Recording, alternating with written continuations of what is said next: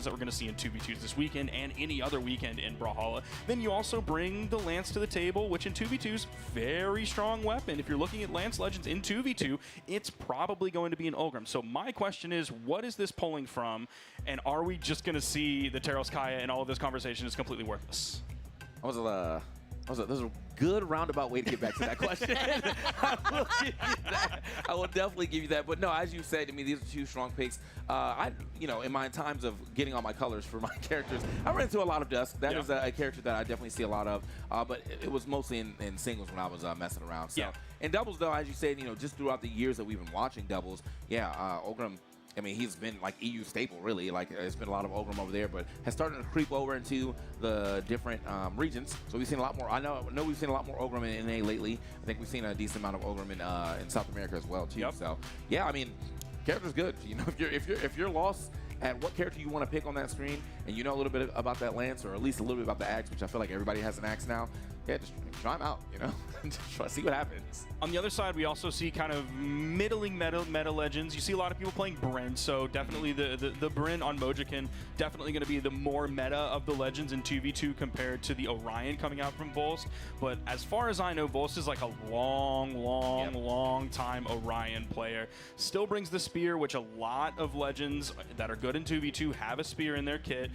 Kaya, Brynn, who are some of the other ones off the top of my head? I can't think of too many. I like Wushang, obviously, as well, but typically that's more like the Gauntlet player type beat. And then on the other side, you have Lance, which we just talked about how strong Lance is in 2v2s, which is one of the reasons people are playing Ulgrim. So we kind of have like pretty solid legends going down the middle for both players on this other team as well. Yeah, I think also when it comes down to like Orion, if you are a Orion specialist, that's great. One, two, like I think about like watching Stingray a lot. Stingray gets away with a lot of Orion stuff that normally I'm like, how does that keep hitting? But he's a specialist. Like you're in your head, you're like, this guy knows this character. So yeah, all those dash hit down six that are hitting, that's great in singles, even better in doubles punish. I mean, I feel like he also has this very good six in general. They cover a lot of space. They're good for controlling people on the side of the walls as well. So I mean, it definitely could be something they try to play around, but we'll have to wait and see as we get into this match eventually. Just have to look back there, see what's going on. If y'all hope we're setting up and getting something nice real soon. Yeah, the players are still setting up here, so we got some time to talk about the teams, the players, and I like that you talked about their different legends. Because I was gonna ask you, I was like, Sparky, you spitting out all these facts about Teros, about Kaya, right? Kind of lores. What is Volst and Mokachin gonna do? Like, what can they bring out? Now, we do see the Brynn and the Orion. I think you're right in that's a pretty nice, well-balanced kind of team standard there when it comes to weapon pairings, when it comes to stats. There's a lot of things that, those two could do together. Now, Sparky, I'm looking for you for your expertise here. I mean, do you think we could see another different kind of legend that could go up against a Teros, a Kaya? I don't like maybe they'll dig deep once like the chips are down and it's like, well, we gotta find something. We have to change something. What we brought in is not working, so we have to do something. But one thing that is scary, and I'll end up talking about this more when we get to see Taya and Munir, but one thing that was really scary specifically when I was looking at some of their previous sets from Spring Doubles was Lance Nair into Axe Side Air follow-up from the other person on your team. That was so scary because Lance Nair has a solid amount of stun time. Unfortunately for Lance players out there, there's not really any good follow-ups that they can do after that, like maybe another Nair for the juggle, but a lot of times there's a dodge that comes out and then you get punished for it. If you go for the recovery option, you also can get punished for that as well. But having an Axe there all of a sudden turns like every single Nair into a nuclear bomb because all of a sudden you have KO potential on Lance, which you don't really have that often unless you've caught the dodge in that, like, not a miracle moment, but for lack of a better term, a miracle moment where you've caught the dodge and you can do the sidelight side air, or you happen to catch a landing side air when you're in red. Taya and Munir were unbelievable at that. Munir was so good. It's like every single time Taya landed a sidelight, which leads into the Nair, or just the Nair on its own, he was ready with an Axe recovery, or he was ready with an Axe side air, or he was ready with a hammer side air, and it was so scary. Excuse me. So if you do the exact same thing when Volst is playing Orion and you have a Lance Nair on that, all of a sudden you have the Brynn Axe side air, potential Brynn Axe neutral signature, Brynn spear side signature, all of that you can bring to the table. That makes that Lance a lot more potent. So that could be something they bring to the table.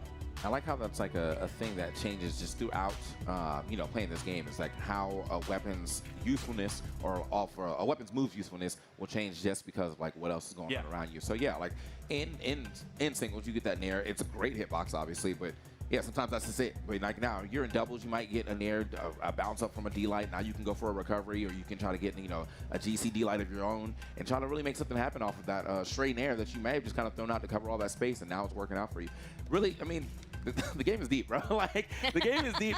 You know, I know sometimes I'll see a lot of people only, like, I'll talk to my friends about it, and they're like, oh, just, you know, I don't really, like, understand it, or it doesn't seem like it's fast. Like, no, once you get, like, in there, you start moving, you start watching some higher level gameplay, you're like, oh, wait a minute. Game is kind of deep right now, brother. Yeah. Game is deep. It's like you're wading into quicksand. And you're like, okay, this isn't too bad. This isn't too bad. Uh-oh, it's got me. And all of a sudden, you start sinking. You're looking around for a branch to grab on or something. And all of a sudden, you realize how deep that seemingly bottomless pit is. And that's why Brawlhalla Esports is beautiful, because you get to see all of the people who have put in more time than you, who've treaded into those deep waters, who have put on the scuba gear or the big submarines that they need to go down to those depths to find each and every nook and cranny that you can in this beautiful video game. I love. Oh my gosh, Spark! Oh my goodness! Oh, the words. Oh my God, the description there. But I think it is so accurate that literally on the surface, yes, it looks like fun and games, but then to see high level gameplay, oh my goodness, there's so much complexity there. And for someone like me, I'm sorry, I know I'm a casual. It's so like not only just incredible to see, but it's like truly amazing. Like what is actually possible and capable to be done with whatever weapon pairing, with whatever legend, or when you guys team up together, like you were talking about, the possibilities between Lance and Axe coming together to make such an amazing combo. Now, you know, we're not going to be super sure what Volts and Mochigan end up picking. I know in the head-to-head we saw that it was potentially Bryn, potentially Orion. I mean, do you have any other ideas of potential weapon pairings that could potentially go up against the likes of Teros, the likes of Kaya? Unfortunately, we don't have Mojikin's core holo that we can look at to see who his highest leveled legends are. If we're looking at Volst, which is really kind of all we can really look at right now, we have his Orion that's level 100. Right below that is a level 86 Olgrim, so we could bring that in as well. Level 86 is a lot of time spent on a legend, especially when you also have a level 100 behind that. So you're carrying over all of that Lance gameplay. But then also you see his third level, highest leveled legend is going to be a Hattori. So you kind of take that Orion that he has spent so much time on, and you split him into his two parts. Your second level legend, you take the Lance, you put it on the Olgrim. You take the Spear, you put that on the Hattori. I doubt we're going to see the Hattori. If you're a Hattori going up against a Teros, like I'm at that point, man, I'm checked out of that. I play Vrax, so I have low defense. I understand all of the pain that comes from playing a lower defense legend. Yeah, I mean, like, I see you're still going down his list too, and he has all the normal suspects in there too. Yeah. I see a Teros, an Onyx, a Wushang, a Mornex. Like, it would be crazy to see him like pull any of these things out. But if one was coming out, in my opinion, it's probably it's Teros. Like everybody has a Teros in the background, bro. Like just play Teros. Every time anyone talks about Teros and twos, they're like, I don't know what to play in twos, man. I've been playing this person, I've been playing that person. I just like I hear Moonir in my head saying, just play Teros. I would do a horrible impression of him, but I'm not going to do that. But I just hear him in my head saying, just play Teros, just play Teros, just lock in Teros, just play Teros. Character's good. I mean, it didn't matter what was going on with the meta of the weapons. I mean, Axe has never been bad, in my opinion. I know there was a time where Hammer was kind of like, it was out the way, but who cares? You're Teros. You have a lot of force. Your Sigs cover a lot of space. Everyone just passes to you because they know every time you get a hit, it's going to change color. So, like, you know, like, you're going to get the job done regardless of what your weapons are, you know, what they are in the meta right now. Most of that usually applies to, like, I feel like singles, really. But even in, he was still a menace in singles, too. Okay, I got an update for you guys. So before the tech that we're trying to solve right now, so players at home, that's what's going on right now. We're trying to fix some tech here. Before the tech, Mochigan, I believe, was on Wushang. Okay. And then Volst, Black Knight. So we got, so what? No, Black Knight is on Orion. Yeah. So yes. So normal pick for Volst, nothing crazy there. Also, like you mentioned when you went down his list, like you have all the usual suspects there. You have the Wushang as well, the hyper meta pick. dude, how long have we been playing Wushang in 2s? It feels like since Wushang's release. That, like, really does. I don't think that character is ever going to be out the way. No, super fast SIGs, very good kid. I mean, everyone loves the gauntlets. So, like, that's never been changed either. Man, that's, dude, the way people talk about some weapons in this game, and then like you look at a 2s tournament, and it's just like gauntlets all over the place. It always feels like everyone's like, scythe this, axe that, hammer that, and it's always like the humble gauntlets, easily forgotten. Diversionary tactics, you know, they know the weapon is good, so you have to complain about like the one thing about another weapon, so that it just gets off your trail. Like, people are like, those gauntlets crazy. You know what else is crazy? Orb. yeah. All right, hold on. Don't get me started. No, actually, hold on. You're speaking. Hold on. Orb. Oh, we need to have. Maybe this is not the time, but we need to have a conversation about Orb very soon. I do love some Orb though. I mean, it's one of my favorite weapons that got put into the game. I actually should have probably been a Red Raptor main, but after you know, watching too much Red Raptor here from I was like, from Radish, I was like, yeah, I'm never gonna be him. So I'll never be him. So like, let me go somewhere else actually. Well, I was just wondering if having the Wushang pick with the Orion changes your mind about anything against the potential. We're probably gonna see Teros and Kaya with kind of Loras. I think it takes away a little bit of the Lance Nair follow-up, but like you also add so many other things onto the kit to like make up for that. That like TK pointed out, the amazing signature kit. Everybody loves gauntlets. All of the things that you can do with gauntlets in so many different areas of the game, wherever the gauntlet player chooses to play, you can do a lot with that. Even though you have that lower range, like we're in 2s, there's a lot of chaos. It can be easier to get around things. So yeah, no, I think it's also a fantastic pick. We mentioned it as one of his more higher leveled legends along that entire list. I think it's a fantastic pick as well. Bryn's great. Wushang's great. I think either way, you can't go wrong. Yeah, I think it's one of those things too that like it probably wouldn't change too much of the matchup anyway, because whilst you are technically somewhat playing a better character for sure, right? That is a more popular character, so most people have even more matchup knowledge against Wushang, or like what they should and should not be doing against that character than Bryn. Again, like it's nice that you want to go up, but sometimes you have to worry about that as well. Like if I wanted to play like a top tier character, but I know my opponent's training partner plays the same character, like I'm like, all right, well, maybe not. Yeah. maybe not. Maybe that's not what I'm going to do here, but we'll have to see if that's what actually ends up happening here. You know, things are definitely going to be stacked against him just in general, as you are playing, the #1 team here, basically. And you got to make this upset.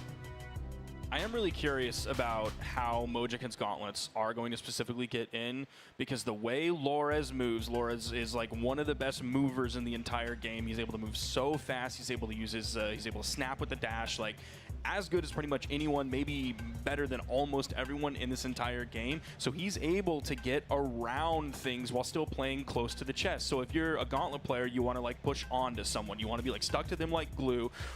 Someone like Loras, it's hard to do that because he's all over the place, and all of a sudden you get hit with a spear nair, you get hit with a bow nair, all of a sudden he does a D-light, you're off stage, here comes the ground pound. Like, that's a regular thing that Loras catches so many different people with. All of a sudden you think the close range is like where you want to play, and it's really not when you're against Loras. And then like, okay, well, we'll just switch targets. I'll go over to Kaina and I'll deal with that. All of a sudden you're eating a hammer down light because he backdashed at the perfect time, or he jumped and he did a gravity cancel D-light. What does that mean? That means you're going to get hit with a lot of damage right after, because here comes the nair, here comes the dare, here comes the side air. All of a sudden it's like every hit.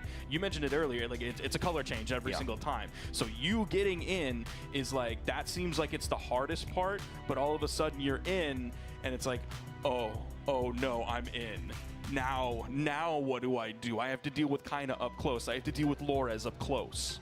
Not the now what, like I finally made, wait, and now you're like, wait, like he's here's like, where you're the real game actually. starts. No, you're in here with me actually. That's great. That's the cool thing that you mentioned about his movement though. Yeah, Loras do be moving. In fact, I think he's the reason why we have to start saying groovement, because we went to, there's levels to it obviously. First you start out, you start getting your tech down, you're moving. And then, you start getting your tech down efficiently and you're schmooving, right? Mm-hmm. But then like when you're in the flow state, now you're grooving, man. You're grooving, bro. It's crazy. And I feel like he's always, he's always got the groovement going crazy. So we'll have to see what happens here. Nice. You know, that badge is actually kind of nice. I might have to get that one instead. Which one do we have? The A pink one? badge? Are you talking about the badge? Yeah, I think they're like spectator. Are you saying? Yeah, bro. I got a. Can you believe that? I got a spectator badge, man. Hey, it's They say you are watching. They say you are watching. That's all Not to do me like that, man. Come on, come on. Here, But looking at the screen, though, it looks like they are pretty much locked in. We're just waiting for the final call here that the tech issue is actually, in fact, resolved here before they can get going. I see a Teros and a Kaya on the red team side. See it? I was I'm like, I think I see it. That's kind of in Lores. Yeah. Which is to be expected. Right.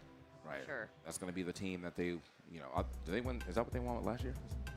Yeah, almost certainly. Okay, there we go. So you know, you bring that championship team right back to the midseason, trying to make it happen one more time. Walk away with some more belts. I realize they brought out one belt though, so they have to like.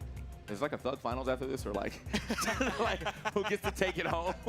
Like, I think the pedestal is built for like one trophy normally, and we have like one trophy. It's like taller than it is wide, whereas like the belt is just like it's just so big. It's just there, yeah. It's so you can't fit.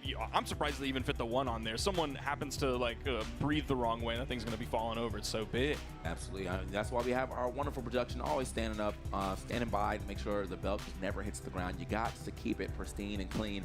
Looks like we're about to get pristine and clean in this first match, though. People are locked in, ready to go on Small Fortress Alliance. 2, Let's get it. Our 1, first match here of mid-season, year 10 of our Brawlhalla Esports. And you can see it on the blue team. When Ann pointed it out, Volz is on the Black Knight. That's the Orion crossover, of course. And then Mojikin is on that Wusheng. She called it out. Okay. Starting off. So right down the middle, though, which is kind of what I want to see. You know, I don't want to see anybody getting absolutely decimated right off the rip. Especially for our first match. Laura's going a little crazy here off the side. Both getting some nice damage out here as well. Hold up, a little turnaround. Now, I do like you saw like very purposeful decision-making from the blue team. Like, Lores went in with that D-Sig all the way, slide charging it all the way down, almost off-screen, and blue team just completely disengaged from it and wanted to push the man advantage on Akaina. That was their main choice there. Unfortunately for them, we're seeing the blue team completely split. There's a KO on the left side. A little bit of team damage there after the sidelight neutral area into the in-light. Most is kind of moving there for a second. At least let Mojikin get back to the stage. Mojikin get a double recovery, a triple. Dude, not enough to KO off the top. One of the reasons people love playing Kai is that stat line, one of the best stats. Oh, he doesn't quite get the save. He gets bonked on the head. That's a full team wipe. This is actually a blue team lead. Volz is the only one on final stock. And he is, oh, yeah, well, going to get sent out of there, though. But still, I mean, being able to be the last person to lose your first stock definitely feels good for the team. Mojikin not taking too much damage here as being the first person to lose their first stock. As of right now, though, right as I say that, he's starting to take quite a bit of damage in that last 10-second stretch. Trying to find his way back in there to maybe support his teammate, but oh no. Oh, okay. Yeah. Ends up being able to he gets caught as well by the GC D-Sig from Lores. Another one of the reasons people love playing Kai, especially that D-Sig. Even that gravity cancel down heavy gets a hit on a Volst as well. It's a KO off the top seed if they can clean up Volst here. Unfortunately, this game is really changing pace for the blue team here on the second stock. Down there gets the KO off the top. A little bit of team damage again from Kaina using that neutral light, maybe to send Lores over like a cannonball. Yeah. I think, honestly, like, with the way that this is kind of shaking out, those first stocks they were able to get, whilst they were very good, it definitely felt like that was more Lores and kind of losing stocks than actually getting their stock taken. And so as of right now, they've been able to just clean it all the way back up, play a little more safe, not do anything crazy off the stage. That's that pass I'm talking about. The dash-in D-Sig is going to go ahead and get passed back over to Mojikin. Getting the stock off. Wait, we're right back in it. Not too much damage here on Mojikin and Volts. That's a good-looking first game for him. Yeah, you were talking about Stingray earlier on the Orion, and we've already seen that D-Sig on the spear, that Stingray, just the iconic play from BCX years ago that we know from him. Oh, the weapon toss down. There was a dodge from Lores. Gets to the down air. Lores continuing to get edge guarded over here. He's able to make it back on the platform. Unfortunately, Volst at weapon disadvantage. See if he can get back in, going in between red team members. The weapon spawn is stolen from him. Oh my gosh, Volst right now, and definitely tapping a little bit of that groovement himself. He's getting all over the place. Wait a minute. Way down there. Oh, not him. Oh my God. Okay. There's the down air. Oh, the KO just like that to end things. I was really respecting the offstage edgeguard game by Volst going in unarmed at weapon disadvantage against Kaina's hammer, and Kaina was the one to disengage in that moment. Yeah, he's like, I gotta get out of here right now. I know it's one of those situations where sometimes trying to get a down air or a ground pound on the hammer can be super scary if they time their recovery in time, but Volst was not trying to hear that. He was willing to go above and beyond and try to get those stocks off. And I have to give it to Mojikin too. He definitely tried to get a clean save there on to Volst, but Lores had them all kind of held down with that weapon toss. A couple of, I think, a ground pound and maybe a down air in there as well too. Yeah, double down air off of the weapon toss. Good pickup also off that first weapon toss. So go ahead and re-grab it so you can get another down air. Unfortunately for the blue team, they did have some lower damage numbers coming out, 282 from Mojikin and 392 from Volst. On the red team, it was actually Lores doing most of the damage. Typically, when we see a Teros on screen, we expect those higher damage numbers, but here it was Lores putting in the work for his team. 573 damage compared to Kyna's 483, but of course, 483 is not too bad whatsoever. That was primarily an axe game for Kyna. He does kind of go back and forth. I feel like maybe in 2v2s, he tends to be more on the axe side. You can live in those straight hits rather than like I'm gonna go for the stomp and the side air, maybe the stomp neutral air, and then sometimes things get interrupted with like a weapon toss or a straight hit here or there. So we'll see if that trend holds through for the rest of these games for Kyna, where he's really focused more on the axe. For Lores, I expect him to mostly be a spear gamer. That's the type of Kaya he is. Yeah, I mean, I don't. Now that I think about it, I felt like I saw that bow in his hand for a couple of shots, a couple of neutral lights to hit. But for the most part, yeah, that spear was definitely going to get some work done. I mean, off the first stock, you know, he tried to get I think a slide charge D-Sig off the stage. Yeah, I mean, like, he loves the spear. And there's nothing wrong with that. You know, sometimes you don't always have to play both of the weapons. That's why they get you two. You end up being a specialist with one if you just really like that weapon / that kit. I definitely end up doing that, I think, with Thea. Like, actually, I like boots a lot, and I was like, you know, this zooming around is kind of fun. So, but don't put a lance in my hand. Like, I can't do it. Cannot do it. So, yeah, Lores is definitely one of the best spear players in the world. I don't know if that's necessarily the case here. Maybe we can figure out the answer to that a little bit more as this weekend plays out in 2s and 1v1s, given that we're at the mid-season championship. Like, pretty much everybody is here. Like, BCX, everybody goes to it. Mid-season, pretty much everybody is here. So we'll see how that plays out a little bit more throughout this weekend, whether or not. I'm trying to think, man, who is playing spear better than Lores right now? I would love to see Stingray versus Lores in 1v1. That would be really fun to watch. It's possible. You know, I saw Stingray yesterday, too. You know, was walking by as I think he was getting his badge. And I was like, how you feeling, champ? He's like, you know, I'm feeling like I'm about to take it. Which, I don't care if you're actually about to take it or not. I like hearing that type of confidence. You know, I ask people that because that's the right answer to the question. Whether you believe it or not, that's the right answer to the question. Like, even if you're like, you know, I usually go 0-2, but today, I'm about to take it, dude. Like, yeah, I like that, man. That's the type of confidence I want to see. So, but it is definitely possible for him to do it. It's possible for a lot of people to actually get that first placement. As we like to say, it's never about who's the best. It's who's the best right now. Who's the best in this exact moment. That's really what matters. That's how you get some of the, you know, the rarity champions or the rarity spots that we've seen, you know, way back in the day. I think Impala, like, I don't think he was slated for anybody to think he was going to get that BCXW, and then boom, there he is, pulled up, got the BCXW, and made it happen. Here we are into our second game, though, right back to the Small Fortress Alliance. So they said it's definitely not the stage. We just got to go ahead and clean it up and lock in. Yeah, no legend swaps from either of these teams going into this one. Okay, nice pickup there. It was a silent neutral air from Volst, and then unfortunately Mojikin didn't have a weapon, so his damage is going to be a little bit limited, but he did come in with the neutral air after that on the unarmed kit. Volst put down some great lance damage on the Kyna over on the left side. Again, a little bit more team damage coming out from the red team. This time it was Lores on the Kyna. Okay.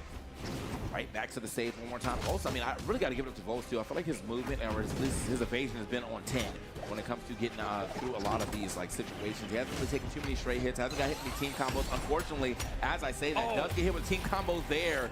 That's after trying to save Mojikin. Mojikin gets sent out first, right after. Volst's like, you know, I'm going to leave this party, too. Now, I guess fortunately for the red team, the side air from Lores did get the KO. It was actually a whiffed neutral air from Kyna on essentially the free team combo. He's a little bit too early with it, but there was enough damage for Lores to get the KO. There's going to be Kyna losing his first stock off the top. Oh, just barely missing that recovery. That might have been a KO off the top. I'm not sure if that defense would have saved Lores there. There's the D-Sig. That's going to do it for sure. D-Sig will definitely be covering a lot of space, especially when they use like that. We're seeing a lot of that dash in D-Sig for the punish. A lot of damage, decent knockback on it, enough to go ahead and sling Lores out of here. Lores trying to sling Volst out of there real quick, though, but does not get the full completion of that passive blast zone. Yeah, those are great side stick from Kyna. Okay, and there we go. There's the run back on it, and he gets the next nair after that for the full double KO off the top. Seems like Kyna and Lores are locking in now, not missing the timing on that whatsoever. And even the side stick that came up from Kyna on the right side, I believe it sent Volst. It might have been Mojikin, I'm not sure. And then Lores was already ready with the weapon toss from that spear. Just great follow-ups coming out from the red team so far. Yeah, I'm not sure about that one there from Wubs. Nice He actually is just going to drop, and yeah, now. Oh, nice one. What was Megd? It looked like he tried to get like a D light off the side and then immediately got picked up himself. I'm about to see that replay again, but yeah, that is exactly how you turn around a situation and take that game. That's champion-type gameplay coming out from kind of Lores. Yeah, last game, it really seemed like they're starting to dial things in. Last game, they had, like, Lores had, like, 150 team damage, and then kind of had, like, 185 team damage, which is a lot. All of a sudden, this game, it's 39 team damage from Lores, 43 from Kaina. We're also seeing solid damage numbers across the board. We also saw the double KO from Kaina, and also here's the double KO from Kaina, and then, like, right after that, we saw the double KO from Lores. Going to be potentially coming in here. Nice GC side signature after that in-sig from Volst. Yeah, there was the down air. Lores comes back up. Here's the GCD light into the ground pound for a double KO from Lores as well. Yeah, it looked like Megd was probably trying to catch Lores coming back up to the ledge a little faster, to the wall a little faster, trying to get that slide off D-Light, but just put himself in harm's way to get actually D-Light ground pounded there. Unfortunate for him. But yeah, I mean, great first game or second game there for Lores, and kind of, as you said, man, I saw exactly what I was expecting to see from Teros, though. Lores does a bunch of damage, passes over to Teros. Teros gets one hit, you're gone. And that's not even to say that he wasn't doing any damage. As you can see on the screen, 593 damage dealt. He was clearly hitting, hitting his opponents a lot. But we're always expecting to see Lores or kind of get those stocks a little earlier than Lores will. Not to say Lores can't get the stocks, but just looking at the stat line alone, you know what Teros wants to do. Now, unfortunately, the blue team hasn't been able to, like, get any real long team combos going too often. It's the occasional, like, one hit, two hit, and then Volst will, like, end it with a D-Sig or some type of signature follow-up. Maybe it'll be Mojikin that gets the signature follow-up after one or two hits. So nothing huge, but you see it's, like, always going in their mind. They're always looking for that opportunity. Exactly right there. There was the D-Sig. That's good. I mean, that's what you have to do in doubles. You want to try to maximize that damage as much as possible, and passing to your teammate will do that for you quite a bit. Unfortunately, Mojikin might be the first one off the stock yet again. They're chasing him down for sure. I'm expecting the D-Sigs to come out from Volst soon. There was a neutral air landing. There's one D-Sig. See if he can go for another one here. Just a down air and the weapon toss. Didn't even need the weapon toss, but it was already going in the perfect direction. And that was really good from Mojikin too. He forced that dodge out. Wow. What a pass right there. Lores is ready to go ahead and stomp him down. Don't even think he needed it, but you know what? Let's go ahead and send a message real quick. I do have that time. But yeah, I was going to say Mojikin forced that dodge earlier by getting that recovery out, which allowed Volst to just cover the ground with that down sig. They got those stocks first, but as of right now, it looks like Lores is kind of in the driver's seat a little bit. Okay, everybody's taking some damage here. Yeah, it's team damage all over the place, especially from the two spear players, doing a little bit of overlapping on one another. Everybody's in roughly the same damage at this point, so it's actually going to come out on top for the red team, just because you do less damage to your team. Okay, Volst still just moving right here. Some more team damage being put on from the red team. Got to clean it up a little bit, but that was a nice little bait switch, kind of like, I can't get all the way up there, but Lores like, I definitely will. Ends up getting that recovery, as I think Mojikin was trying to land again. Did he just take out his teammate? Was that his down sig? Oh, no. There's a D-Sig. Hopefully they can make up for it here. All right, there's the D-Sig and the follow-up. Okay, I was going to say, I was almost expecting the game to really slip away from them there. All of a sudden, we were going to look at 2 stocks on Lores, look at 2 stocks on Kaina. Then by the time we get to the end of the game, they were just going to be 2 stocks, but a little bit redder. But no, it was a great answer back from the blue team. Volst now. Volst, I think he has probably taken on like all of the stocks so far, though. So I got to see this damage that Mojikin's been able to do. As of right now, I feel like the red team has really just been kind of bullying Mojikin. Tried to get a pass back. I like that. And wanted to get a full combo into the recovery, but no hit from Volst there. Oh, man, you just see the big damage coming out from Kaina there. He hit one blue team member, then he got the other one. Lores came in, got a follow-up off of that. There's the side air, going to be in sweat beads. There he is, the clash out. He can't get back in, even with the dodge. Even if he could, Kaina was right there, able to cover it if that miracle happened. Yeah, it looked like he wanted to try to get that dodge to touch the lowest part of the wall, like the pixel part of the wall, but he actually needed a dodge up forward. Yep. Yeah, I think he was clearly going to get either ground pounded or dared or something like that, just to push him way down and pass that blast on one more time. So good games all together, but Lores and Kaina will be walking away again moving their way over, trying to get into that top 8, trying to get that first place spot. Yeah, so they went from a tough Game 5 situation into this 3-0. It started off looking like it was going to be a little bit more even. That second game especially was a lot of Kina Lora's domination. That was the one specifically where Kina got the double KO, and then Lores got the double KO, finishing up at the end with like the dare into the weapon toss down, and then he did the unarmed D-Light into the ground pound. There's another dare that he got. There was another double KO that Lores grabbed. So, like, we look at Teros and we're like, yes, he's scary. He's going to hit you for so much damage. You're going to get knocked out in later stages of orange, early stages of yellow. But, like, Lores' KO potential this entire set was fantastic. I mean, I always say, you got to look at Teros, but like if Lores is getting these stocks like that as well, that means he's going absolutely insane to get those stocks before Teros is able to just kind of get that stray Sayer on either one of his weapons. But yeah, Lores, I mean, say he's moving. He definitely knows how to set up a situation. Yeah, where was he going to go? I think he tried to down air him, so he would have brought him back up, most likely for Lores to get a team combo right after, or he would have slung him past that blast zone. That is that's a Teros down air, so he's probably getting sent for sure. But yeah, it looks like Mojikin just kind of got ran over, as I was saying. You know, 329 damage dealt, still some respectable damage, but 616 taken. That is a lot of damage to be getting dealt, and not really being able to get too many stocks taken as well. So that's still pretty decent, though, in terms of like your damage taken. Like his survivability is solid. It took 616 damage. That's like 205 and a little bit more on average per stock. When you're playing against someone like Kina, who has a high strength legend, you were seeing the signatures come out, specifically the side signature on the hammer. And then you also had Lores, like he was edge guarding very strong. He was hitting the down airs right as you touched the wall. He was doing the D-lights into the ground pounds, using the quote unquote like higher variable force moves that he has, even though he's a low strength legend. He was using his signatures as well, but still it took 616 damage to take Mojikin down. Unfortunately for Mojikin and Volst, they did get taken down. They're going to be going down into the elimination bracket. This is going to be Lores and Kina moving out of pools into top 32 on the winner's side, but the trip for Mojikin and Volst is not over. We mentioned them going down into the elimination bracket. This will be their top 32 qualifier match. It will be off stream, and this will be up against Sean and Dead Trap Reaper. I'm not too familiar with Sean. I'm sure I've met him in the past. I don't know how many times Dead Trap Reaper has played specifically with Sean, but like we see Dead Trap Reaper at LANs all the time, so very familiar with her.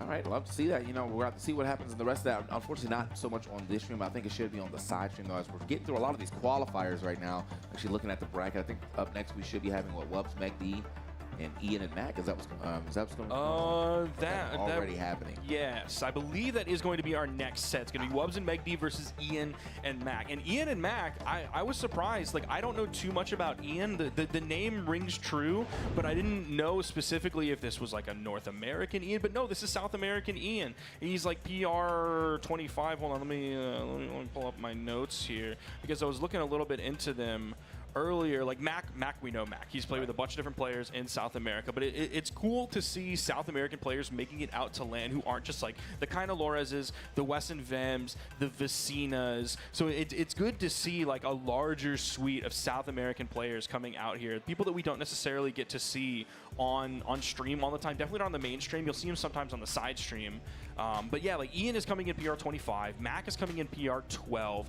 There is not a lot of information about Ian, so I'm not able to really look at any footage of him, unfortunately, because we had to delay South American doubles a week because of technical difficulties. That meant there was no side stream for that. There was more of mainstream streams, so it was more sets than normal on the mainstream, but unfortunately, because of their placement, we didn't get to see them on stream at all. But Mac is a Kaya player. He played Springs with Vecina and got 9th, so we did see him a little bit, but we couldn't really find too much footage of it because there was no side stream. But yeah, there's not a lot about Ian in tournament. In ranked, he has 325 games with Mac this season. Their win-loss ratio is 1.6. Okay. So like it's not great. We see some teams coming in here with like 2.5, 2.79, 2.8. Those are usually the more elevated ones, but it's still a pretty decent win rate. His highest level legend is Teros, and aside from that, his character pool is going to struggle a bit in current meta. His next 3 highest level TK, Asuri, Bodvar, and Val. What's the through line on those?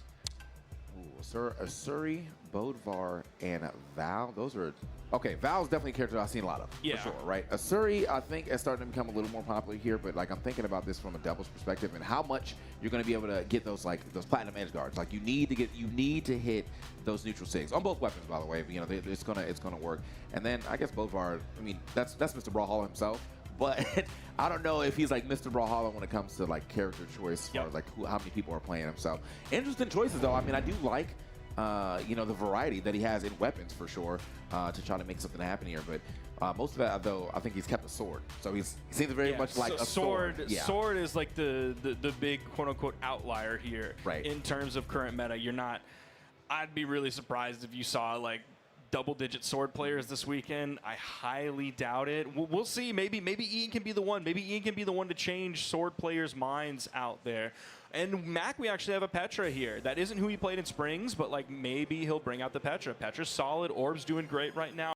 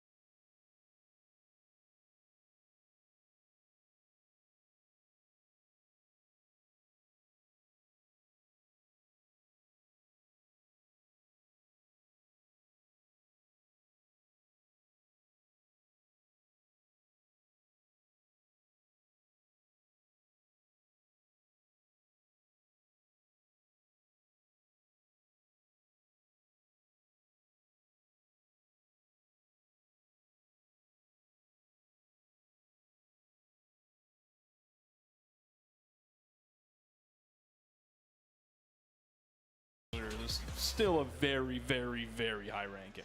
I think I got to do the math correctly here, but the 2.0 means you win twice as much.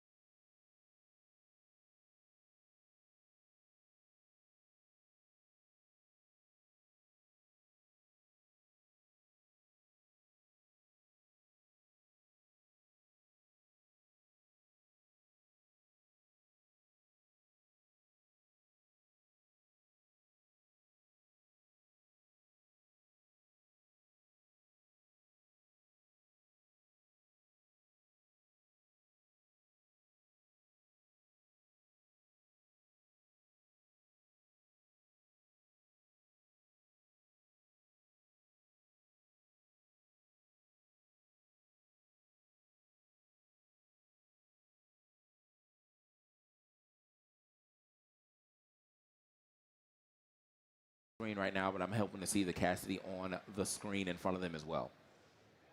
I love that character. I'm pretty sure that was my first main. Oh, yeah? Yeah. Back when everybody had the same, SIGs. Yeah, I was still like, this cowboy archetype is for me. And then they started giving cool SIGs to her, and I was like, okay, this cowboy archetype super for me. And then Brain came out. Now, I don't know, I just, she had all the weapons I wanted. So, right. I just can't play Hammer. I want to be a Cassidy player, but I just can't play Hammer. Hey, It doesn't click with me. I see it done, and I'm like, yes.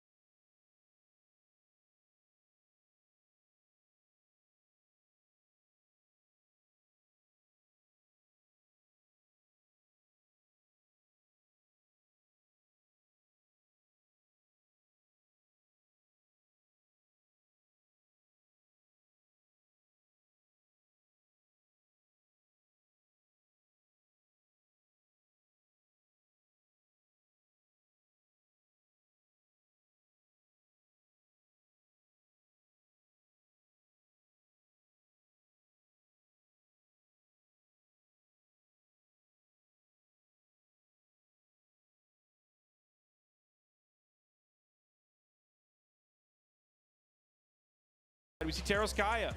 So super duper meta pick coming out from Ian and Mac over here. I'm just kind of surprised though, because I feel like this weapon stat, or these, this stat line, and then these weapons alone, and then her SIGs, I feel like she will be a great character in doubles, to be able to like pop some SIGs out, try to get a early KO, and still do decent damage with the weapons that you have. Yeah, you do really bring up a good point. I'm a little bit surprised we don't see more Scarlet. I don't know if it's just because she's an older legend, and like newer legends tend to bring more things to the table. But wow, that was a great GC sidelight into the down air, turn around neutral air, great target swapping there coming out from Wubs. I mean, I'm just waiting for some of these down tiers to come out here. Whiff of the landscape. Okay, Megd. Oh. Try to get the almost picked it up. Not just yet, but he does get the KO off of that one, and there, it's just that easy. That's why, sorry, that's not why, but that's one of the many reasons that you love to see Wu Shang come out, especially when you're the Wu Shang player. The heavy button, get ready for it. Yeah, and then here on Demon Island, too, not a lot of wall to work with, so yeah, you just slide up a little too high up, your head pokes right over the side, and boom, you're getting sent right back out. Worst angle as well. And you say, oh, speaking of worst angle, good pick up there from Ian. I just say I'm gonna start, really starting to pay attention to what Ian brings to the table here, as he is the one that we know the least about on this screen. Want to see what he's absolutely doing. Ooh. He tried to get the landing side air to get the right red team member and hit him out of the team combo that was going. Unfortunately, didn't have the range for it, so they did get a couple more hits on his teammate. KO off the top. That's 3 for Megd. You see the dominating. Oh, I thought we were going to see another down air from Matt coming out here, but he was too worried about Wubs, so I think he threw out the side air, more worried about that than getting the KO. He didn't want to get interrupted, and then all of a sudden reversaled on. Yeah, I mean, he's sitting pretty high up on that damage, so that definitely would have been an easy reversal if he had, hit that down air, bounce back up right into most likely a Sig, and get sent off that left side blast zone. But the shutdown finally. Oh, nice move coming out from Wubs. The reverse slide charged in Sig right off the stage. He did it. He made sure to release it really high so he can still have line of sight and get the threat on stage rather than just swinging it into the wall. But great movement there from Wubs. I think this character pick definitely plays a lot into what I feel like Wubs. When I think of Wubs, I mean, he's a little bit of a 6-spammer sometimes, and this is a character I think that definitely is allowed to 6-spam and get away with it. But as of right now, speaking of, neutral air going to hit one more time. That's a very wide neutral air for the way that it looks. So he's a very good hitbox on that. Wubs one more time, going to make it all the way back to the stage. This is a terrible first game for the blue team for sure, but that all off the heels. I think Megd was getting so much done in that first stock so quickly. It was really hard for him to try to make that comeback. You just saw that side air back onto the stage from Megd. It seems like they're trying to set up for something. Megd was looking for the starter there with the in-light. He does get the other direction in-light. Out come the weapon toss from Wubs. He chooses the weapon priority over everything. All right, there's the D-light into the neutral signature. He caught Matt going back over his head and gets the KO, securing that one with a 3-stock. And yeah, man, I see the vision of the Scarlet pick, right? Because I've been talking specifically about Nash in 2s for a while now, especially after we saw Yuz and Lopez bring out the Nash at Spring Championship doubles just a few weeks ago. He's basically like Teros, but a little bit worse, just because Axe is so good, and then Teros also has a lot of signatures that are great, and Nash has some of them. Okay, yeah, there was the fantastic in-sig that we saw coming out from Wubs. Beautiful signature usage from Megd as well. So the heavy button for the red team is paying dividends. All things you said about Nash, though, I mean, I feel like the one thing that he does have over Teros, though, is the speed of his Sigs. Yes. They are very fast. For him being a character that actually doesn't have that much dex, the speed of his Sigs are very fast. So he's able to at least swing a lot of those Sigs. A lot more Sigs than I think Teros would do on a regular basis. Just Teros' Sigs cover a lot more space. So it's a little bit of a trade-off you get for sure. But here, neither one of those characters came. We got Scarlet here. I'm just over here messing around. So many neutral signatures on yellow to early stage orange, and that's because she has 8 strength. She's also kind of like Teros and Nash, although she doesn't have the movement speed of Nash. But again, with the way that Dash exists in current meta, you aren't quite as punished. Beautiful side signature from the middle of the stage. That's going to be an early KO onto your teammate, unfortunately, from Ian. I think she's 4 speed and base stance, so it probably would go into the 5 speed just to see if that's worth. But as of right now, yeah, I'm just waiting to see if Wubs really starting to get some of these things starting to pop. I think he's really trying to will it out or figure out his opponent before he starts letting him fly. But Ian, only person on, that's just as I say it, is going to go ahead and lose that stock here. It's the only person on the blue team that still had it. Oh, just barely dropping the down air after that. But that was a beautiful right to left combo. Those are obviously the toughest ones that you can possibly pick up. Great interruption there with the D-Light. And then Megd got the interruption off of that right behind him so he can finish out that combo and get the KO. Ready with that one. I don't think they needed the side air from Ian, but he was still there and he still nailed the timing. Yeah, gotta get, I mean, even if you missed though, and if he probably just went past the blast, that's great, but just putting that little little extra oomph to make sure they go past the blast zone. Very good. Tries to get a weapon toss to potentially stop his teammate from going, but a little slow on that, unfortunately. Ooh, double. Got the pickup right there with the double D-Light, but only grab one. Dude, we're still seeing the neutral signatures come out from Wubs. Like, I mean, that's like the reason why he was also playing Azoth. Like you and I talked about it. I don't know why I would have expected Scarlet to be any different, man. He's just gonna keep throwing it out.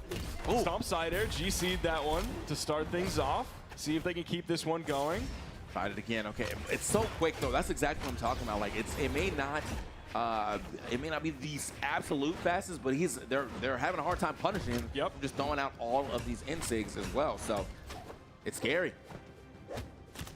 They pick up way high up there. It's like Ian did try to get involved, but couldn't get up there fast enough. Oh, thought he was a little more damage. So he may have been trying to protect himself on the left side as well too. So not a bad attempt to turn around and get himself in light there. Wubs once again, he's still looking for another one. Now.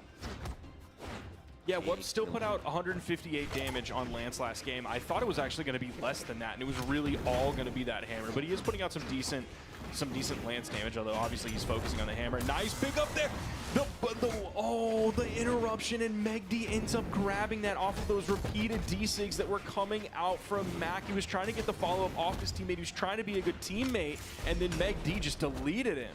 Yeah, it's actually mad unfortunate too, because he just happened to be just over the edge where that is the worst time to get ground pounded. Dude, Wubs was just floating around up there. He was looking to get served up so he could grab like a GC D-Light into the neutral air, a stomp dare, maybe just a dare, or probably a GC Insig. Yeah, it was definitely GC Insig, he bro. really wanted that one so bad. There's a lot of safer options to get away from there, but with that being his signature right now in that second game, I mean, so many N6 registering. He's gotta. I assume he threw out at least like 14, and I think about like 10 of them hit. I'm guessing 14. Was it 14? It was 23, oh, brother. Man, I'm a liar, bro. Sorry. 23 and 43% of them hit. He almost hit half of them. That's crazy. So he hit almost 14. That's a lot. Maybe I was looking at what he hit. Sometimes he maybe just throws them out as a celebration, you know? Just really like that move. Already starting off, trying to get a slide charge reverse Insig there.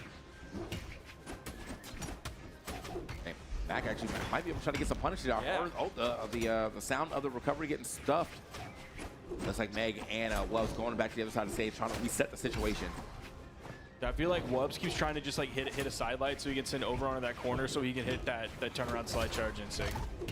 He wants it. So, oh, he tried to get the cheeky D-Light into the recovery off the top, and he didn't, and got punished for it, and then he was taken off the top. He tried to get the reversal at weapon disadvantage, and it didn't work. The range came out for Mac. Shots up. Sends him a little further away here.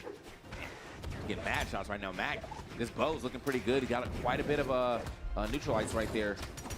Got to get himself a little read on that air dodge, though. Not going to happen for Megd.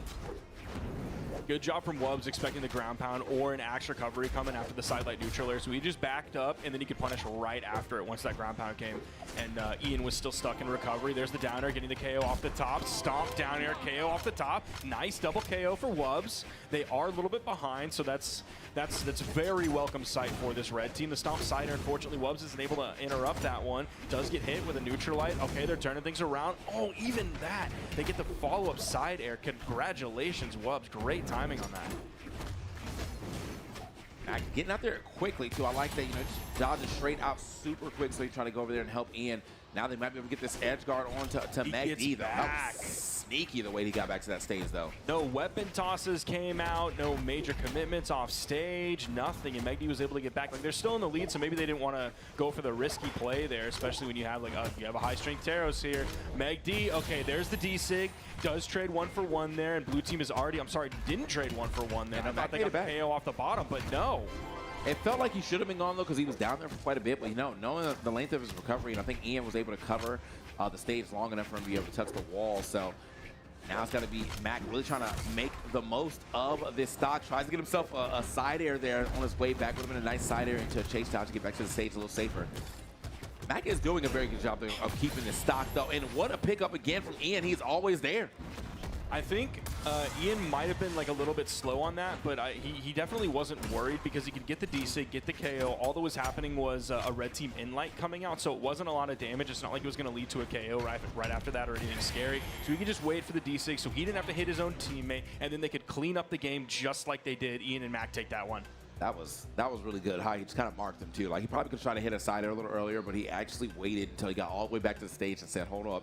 Check this recovery into the neutral air instead, and that works out for him. Getting themselves a game, that's got to feel good. You know, Megd and Wubs, two seasoned players, two names that, you know, if you're in the Brawlhalla sphere and you've been around for a while, you definitely know both these names. So getting the game off these guys, regardless of what happens after this, is still a feat. Next are taking it to Small Fortress Alliance. Let's get it. 1, brawl. No swaps coming out from either team here. Wub's going to grab the weapon for the blue team, and actually Mac grabbed the weapon for the red team, so they both got each other side's weapon. Oh, the stomp sidelight, unfortunately, is like that. That's the correct low damage option, but he picked up the stomp while Ian was still in the air, so the sidelight he wasn't able to get. Ian was just a little bit too above it. The pickup, okay, right back and forth with it, not allowing any of these team combos to happen, but dude. hold up, initiating in-sig protocol this time. Dude, the hitbox on that hammer neutral signature, it feels so devious sometimes, like hammer neutral air, where you can like hit people that are above and behind you just by the way the hammer swings. Okay, got to get the pickup, not enough to go past that blast zone just yet, but I still like the fact that we're still adding some damage up here. Wubs, though, finds a double Sair. Oh, does Wubs get out of this one? Wow, the like instant recovery coming out. Oh, okay, the edge guard does still favor Ian in the end with the recovery to get the KO off the bottom. The in-light, and Megd was ready to follow up off of that one, and Wubs was ready right after that too, unfortunately. Yeah, that was a little unfortunate right there from Ian. I'm not sure what he was swinging at. Maybe just kind of pick up the weapon and also hit the button at the same time, so immediately drop that in-light. But right now, you know, they're only behind by a little bit. We're all on the same stocks here, just a little more damage here onto Ian and Mac right now. Should be able to even this up. Megd, oh, he's ready. Okay. Megd definitely looking good here on the tosses or the passes. Oh my gosh. I really thought we were going to see a KO off the top. Yeah. We saw the GCD line come out from Megd, and he couldn't get the recovery right after that for the KO. They were all the way up there. That would have been a huge KO. Saw a sneaky stock there from Wubs, though. He was able to get that stock off of Ian. And now Wubs getting back down to the ground. No weapon in the hand, though. Does find it one more time. Okay. Wow. Okay, just ends up losing stock off that straight down here. Put himself in a bad position just right in between his opponents. And I thought that he should have been able to try to at least get a recovery started, but he just let that stock go. Yeah, he's been ripping those recoveries like really early to move back to stage. He's done it a few times now as the blue team adds up a bunch of damage onto Wubs. Nice down air, but not enough to KO off the top. Going to be the Kaya defense coming in. Also on this stage, the neutral signature, also not enough. The stomp side air from Wubs, that one will do it. Is it going to be a low recovery? Side sig over the edge? No, it's just going to be a neutral signature waiting for that hurt box to creep up. And it's Mac all by his lonesome against the two stocks of Wubs and Megd. He does have the health advantage here, but shortly that is going to change. See how far they can get. The side sig, and it's the KO, the early stages of Orange. That is why you play a high-strength legend, especially like Scarlet. You have that side signature, has so much movement in it. One of the like farthest moving Lance side signatures in the entire game. It carries your opponent off stage and then has that huge force dump, so you can get the KO on a higher defense legend a lot earlier. That was a beautiful last combo as well there from as well, you know, the team of Wubs and Megd. Gonna make it happen. Yeah, losing the game there, but still on that last game being super dominant, making sure that you knew they were supposed to be the winner of this set. Very good gameplay in between them. A lot of mistakes coming out from Wubs, definitely working out. I think Megd was doing a very good job of always passing to Wubs as well too. Definitely. So yeah, you know, if you're gonna use those many signatures, let me at the very least set you up to make it happen. Yeah, definitely looking at the numbers here, it seems like Megd was much more of the support player that game. He only did 299 damage. He did throw out 5 signatures, 80% of them hit, so a solid accuracy on that. Then on the other side, Wubs did 600 damage. He, of course, threw out 14 signatures, so you were just a little bit ahead of the game when you guessed 14, and he hit half of them, so also amazing signature accuracy percentage. I was just betting on it. I was like, I bet you this next game is 14-6. That's what it is. So, boom. Look at the damage, though, as you said. Yeah, 299, 298, 526. Like, the damage obviously was not the super huge factor here of, like, what caused them to lose there. I think if they could have just played a little longer of a 2v2, then there could have been a potential for Matt or for Ian, I think, to actually take it. But unfortunately, once we got to that 2v1, we had one person in, like, you know, barely yellow, and you had one person pretty like eggshell-wise, so they got hit with like one weapon toss or something like that. That's not really the starting grounds you want when you're trying to complete a 2v1.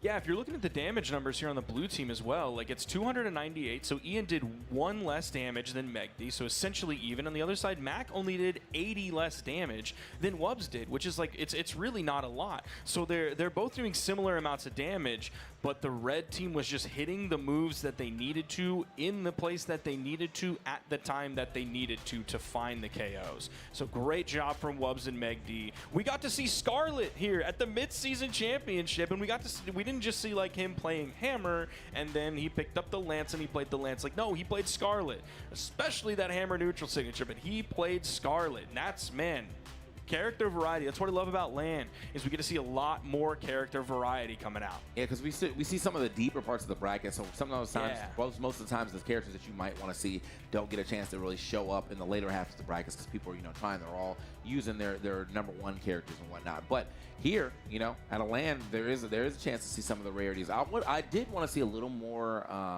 I think Lance D-Sig, I think that like big steam cloud covers a lot of space, but he had a different idea, and also he just wasn't on Lance that often. So if you are going to pick up the Lance and make it happen, he had a full team combo with Lance, so obviously he knows what he's doing with it. But more often than not, I feel like the Hammer was out and the N6 were out. Not mad at you. They were hitting. You know, they were hitting, they were controlling space, they were striking the fear of God in people. So.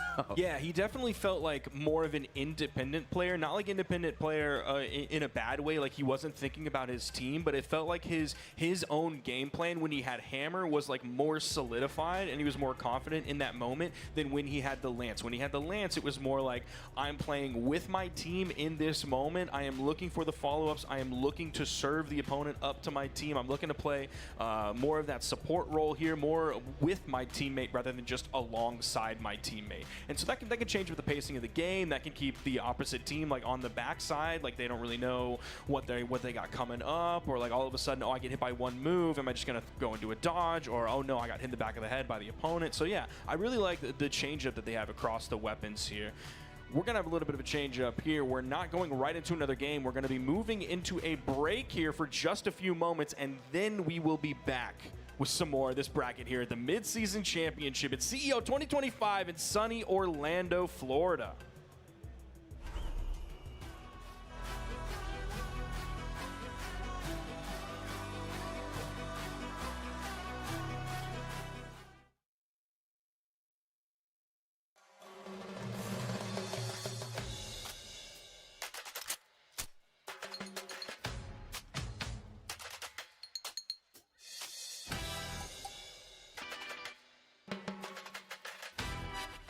Are you ready to dance with danger?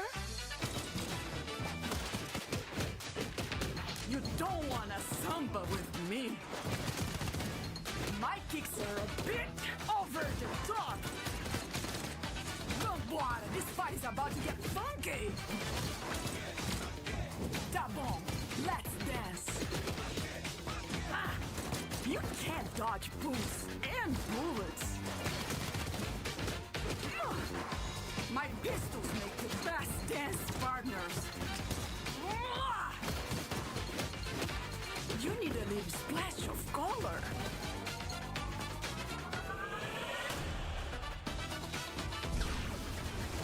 My bullets leave a lasting impression, but my dancing will take your breath away forever. Boas-vindas a Brawlhalla. 간식 시간이다.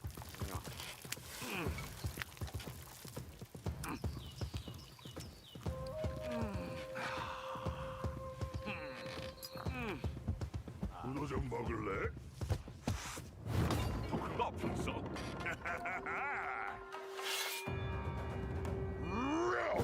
잘 먹을게. 크게 불태워보자. 배고파. 빨리 해보자고. Time to unleash the dragon! Rear powers 의 맛은 바로 이거다! 디저트도 먹어! I'm working up an appetite! 밖에는 거북이, 안에는 드래곤!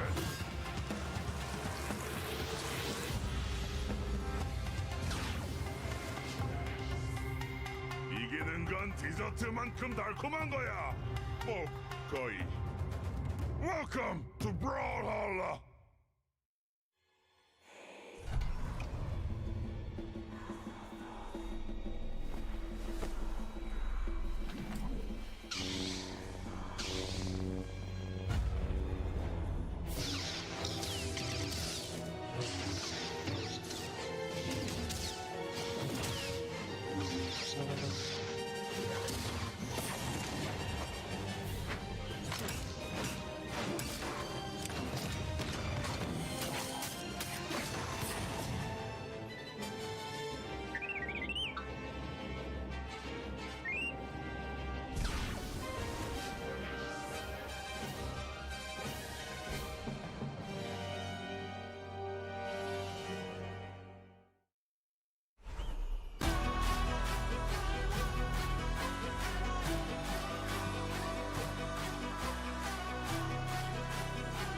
Mid-season, we are back and we are better than ever. It is time to get back into the action. Now, we just saw who was about to play next, but we got to go ahead and get these qualifiers out the way. We got to get to the top 32. I'm TK Breezy, joined with my man Sparky. Sparky, how you feeling?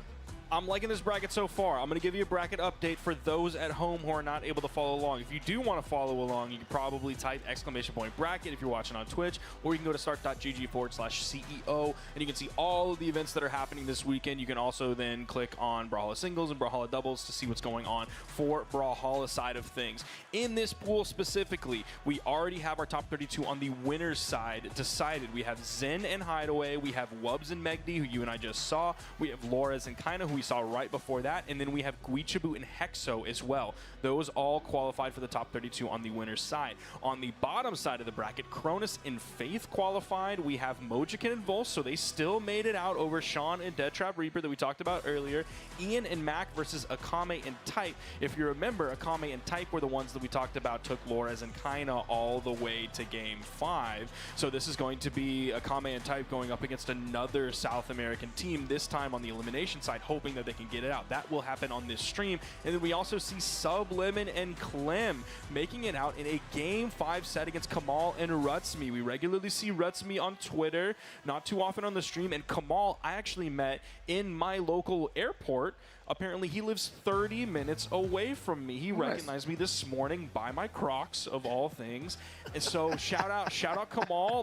That's my boy. That's my Louisiana player out there repping the big LA, repping Cajun country, baby. Unfortunately, out of the tournament, at least for two, still has the ones run. But yeah, that was Sublemon and Clem making it out over them on the bottom side of top 32. I was wondering why I remembered Clem's name so well, but I remember now. I remember now. You know what? I'm glad you made it. I'm glad you made it. That's all I'm going to say. Glad you made it. So here we are, Ian, Mac, Akame, and Type. I think were you talking about Type earlier? Or yes, we talked a little bit about Type. We don't know too much about Type, but he does have some history playing with some very impressive players from North America. We have Jade, Jayd, a long-time player, played with Jade in like 2020, but then also specifically Fakey as well. He played with Fakey in 2020, back before like Fakey's rise to power, playing alongside players like Experience, and of course like Java. He's won tournaments with Java as well. So he definitely has he's played with established players before, even though we don't typically see him like on the stream. Right. Okay. Well, I mean, we're going to see him on this stream right now, but I think maybe it was Type. Then there was Type. Oh, Type. Yes, yeah, we also were talking about Type. Yeah, that's what I was thinking of, but no, that was a totally different reason. We're talking about Type now, who, again, going to be newer to the scene right here. Very, very high PR number when it comes to, like, the digits. Like, that's, we're getting down there right there, but the fact that we're about to make it to the top 32 or potentially making it to the top 32 and going to Game 5, you know, with the reigning champions. Those are two major takeaways. Definitely could see something crazy happen here. On the other side of things, we're starting to get just a little bit into this PR from Brazil. PR12, PR25, Ian and Mac definitely trying to make it happen, trying to keep themselves alive here as well in this pool, as this is the elimination side. Whoever drops here drops before we even get a chance to get to the top 32. Now, if you're looking at the top right of your screen to see the PRs of Akame and Type, you're going to look at PR 769 from Akame, and then Type has PR 1,115. And that doesn't really tell the whole story, because when Type previously played with Fakey back in 2020, he got 33rd at Summer Champs and then also Autumn Champs. So 2 tournaments in a row, almost top 32, very impressive back in 2020, and then 49th at Low Tier City Online that same year as well. Of course, that was when every event was canceled and was then put online, and we were online for a couple of years. So solid, very solid. And then he's also played with Shade in a couple of Moose Wars back in 2020 as well. So if you're looking at just this PR and you're like, who's this guy? What is he doing on here? Like, he has history, and then he just kind of dropped off the map and didn't really play in too many competitive events. That makes it even sicker that he's able to come back here on the Midseason Championship. He has the potential to qualify into top 32 to break that 33rd curse,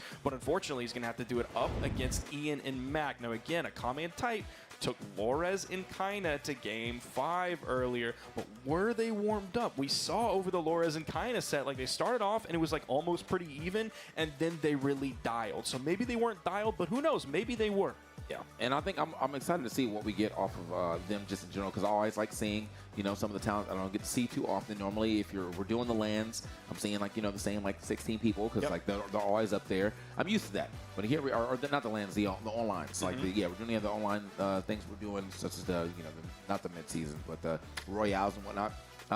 We usually see the same people. When they're here at the land, we do get a lot of variants. And seeing as Akame and Type have already done, you know, something pretty great here in this tournament of getting to a game 5 with the #1 team or the reigning champions, like, I'm expecting to see some greatness out of them yet again with 2 characters that we see a lot as well. I see Rayman quite often. Obviously see Ogrim quite often. So we'll see how this team plays out as we get into it, get everything set up and ready to go. Can we get that viewer vote back up there? Because those were some interesting numbers. I don't know if we can get that back up there. Did I see it on their side, right? Was it? It was like 60 something. Oh, yeah, that's what I thought. Okay. 62% for Akame and Type, and only 38 for Ian and Mac. Like, we just saw Ian and Mac. I'm really curious everything that is influencing this, because obviously we already mentioned that Akame and Type took Kaina and Lores to game 5. Is that what's influencing this, or are they just like, oh, that's the North American team? Yeah, I think it's a little more of that. It could be all the NA heads in chat being like, well, we gotta root for the red, white, and blue, brother. The NA hopium is super high right now, but at least that's what we're thinking as we get into our first game between them. Oh, hold up. We got some movement. I didn't even realize that he is definitely not on what this is not the team that was on the screen earlier. Hold the phone. I'm seeing some Onyx instead and a little Devil Jin, the Zariel crossover. Oh, I'm liking this team a lot. Yeah, we're getting some of that North American flavor here that is going to be the okay KO right off the top. 30 seconds into this one. The cannon neutral air coming out from Type. Just jumping around, trying to find his opening. Okay, we saw Mac over the sidelight into the neutral signature, extending that one off stage. And Ian actually rotating in, hoping they can get the KO.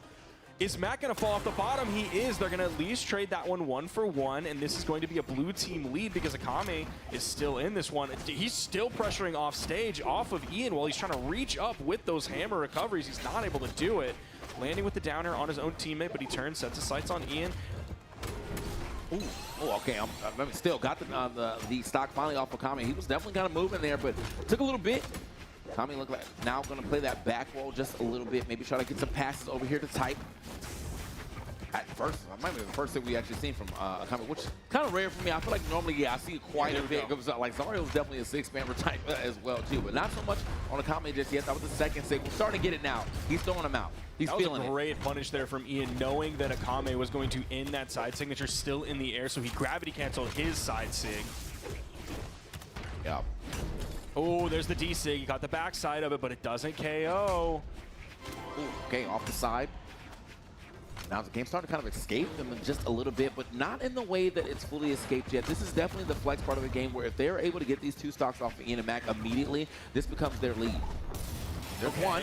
There's the silent into the recovery to start things off. There's the down air. Mac gonna disengage. Akame using his dodge to gravity cancel a neutral signature to touch over on the wall, and he gets punished right after that with the down air. Oh, but Type is already gone. No, that's not the way. The way that this game started, the way that it's ending right now, it definitely felt like maybe just Mac and Ian needed time to readjust to the opponents they're playing. But Type being gone already like that, that is not going to spell great for Akame to try to make this comeback. Ends up getting at least a down air for the first stock. Hold on. Now he's still going to have to deal with a full stock from Ian and a full stock from Mac, and they're going to wrap that one up very quickly. But there was an opening there for a second. That extended edge guard, the overextension just a little bit from the red team, and he was ready. Like, you got to watch that bow ground pound. It's so scary. You got to watch the bow down air as well, because it can send you under the stage, or if you have just a handful of options left, you don't have enough to like maneuver around the corner of the stage and get up to the wall. Yeah, I'm just wondering, like, there was that neutral signature dodge burn, and out came the down air from Mac. He was ready with it. I'm kind of, wow, he actually just got, that was super early too. So yeah, I mean, that was just unfortunately losing stock, but I'm wondering if we're going to see a swap of characters. No, we're going to keep it going here. Same stage and everything. They did have a very, very hot start. Oh, this could be scary. See how much they can keep going with it. Okay. And he keeps it going even further after that. He even got the GC sidelight on the spear. That's so much damage on the Type. Both blue team members are in orange. There's been hardly any damage whatsoever on red. Ooh, and you saw him actually trying to get as much of the team combo as possible. Ends up eating a Sig there, but still living to see another day there. At least doing some decent damage here over to Ian, who might end up losing his stock first. That was very close. He does manage to make it over. I like that that down air to go ahead and get around his teammates so he can get back to safety, but oh man. That's going to completely split with the blue team, take one out on the right, and that was after a great interruption from blue. I believe was Type getting the interruption to save Akame.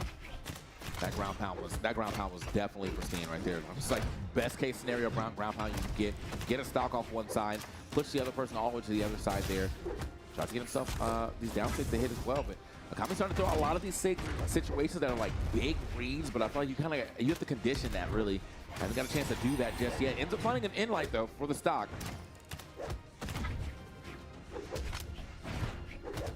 Type right now, I think he's having the hardest time. Oh, the down air sent Ian down there so he could get the KO, and then he gets the double off of that. Oh, that's so tough for blue. Dude, I feel like I'm just like not seeing very much from the cannon coming out from Type. I'm not seeing like any major momentum. I'm not seeing like the huge damage output so quickly that cannon can do. I'm not seeing just like the aura and the threat that it has when it's just launching bombs, throwing out neutral airs and everything like that. We do get the KO. It's gonna be 4 stocks to 2, but still we did get the KO. I feel like Ian was looking for a snake off the top. He was looking for the down air. Yeah, I think Type really wants to try to make it. He's got to kind of make one of those desperation plays to get back in here. Wrong person getting picked up, so that does allow Type to get back onto the screen. Misses the combo, though. That would have been huge for them, but could not get the full combo now. What? Mac? What a way to get out of that and still get a hit as well, too. He said, I will not die, not lose my stock here to this down sake, but I will actually get a hit here on to Type as well. Now, Type, as you said, the cannon has not really popped off too much outside of, I think that the opening gambit here of the set. He hasn't really been able to do much with the cannon since.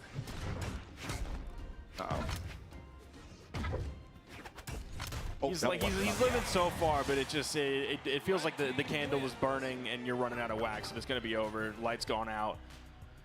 Yeah, this is a rough outing right now for Akame and Type.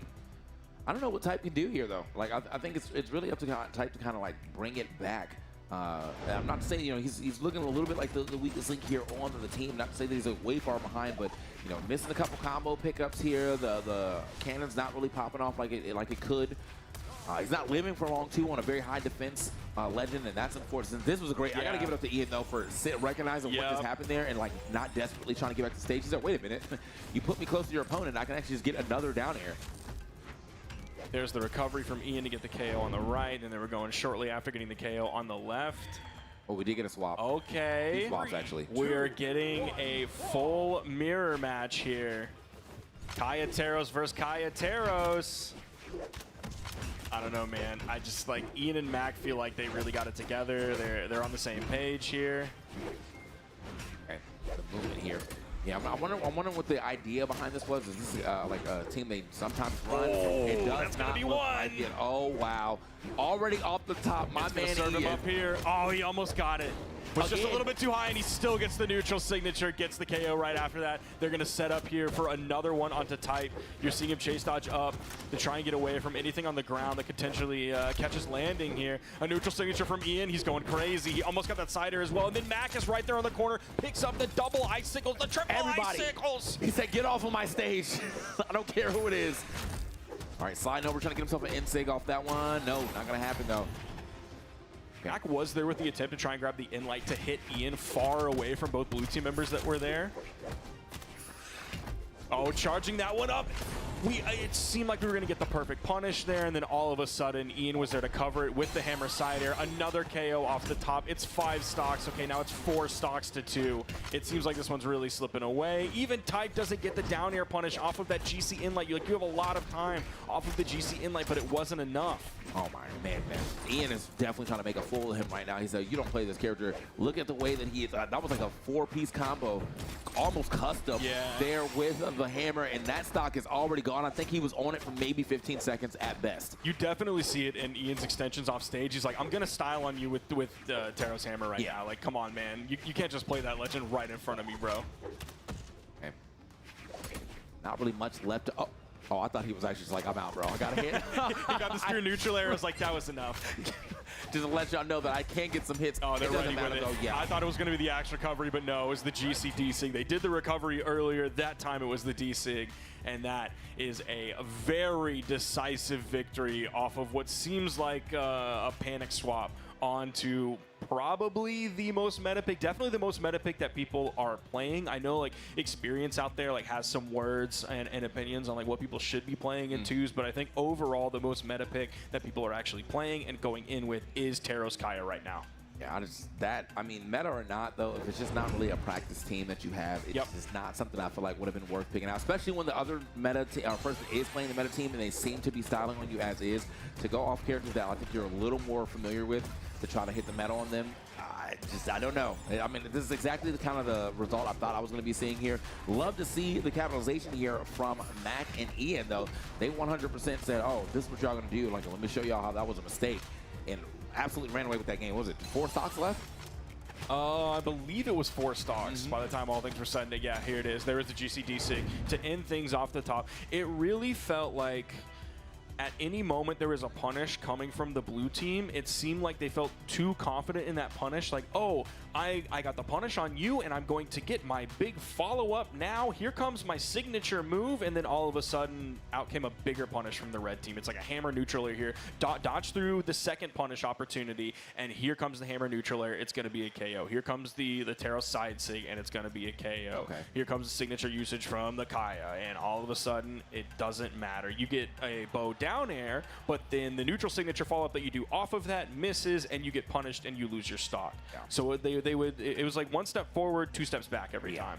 No, I get that, man. That's one of those things you really have to pick and choose like what your follow-up is. Sometimes you cut the combo short because you get a safe hit and you just get out the way, or you try to go for, you know, the big damage move, the big sig at the end. It may or may not get the stock, but then you get hard punish. You're in the red. You probably gonna lose your stock too. So yeah, you know, just a little bit of decision making that you have to make in those split-second moments. Not to say that like you're always gonna make the right one, but just to be, you know, something you got to be wary of in those moments to try to maximize 1, your stock, and 2, the amount of damage you can do, and potentially another setup for a chance to take the stock maybe like 5 seconds later.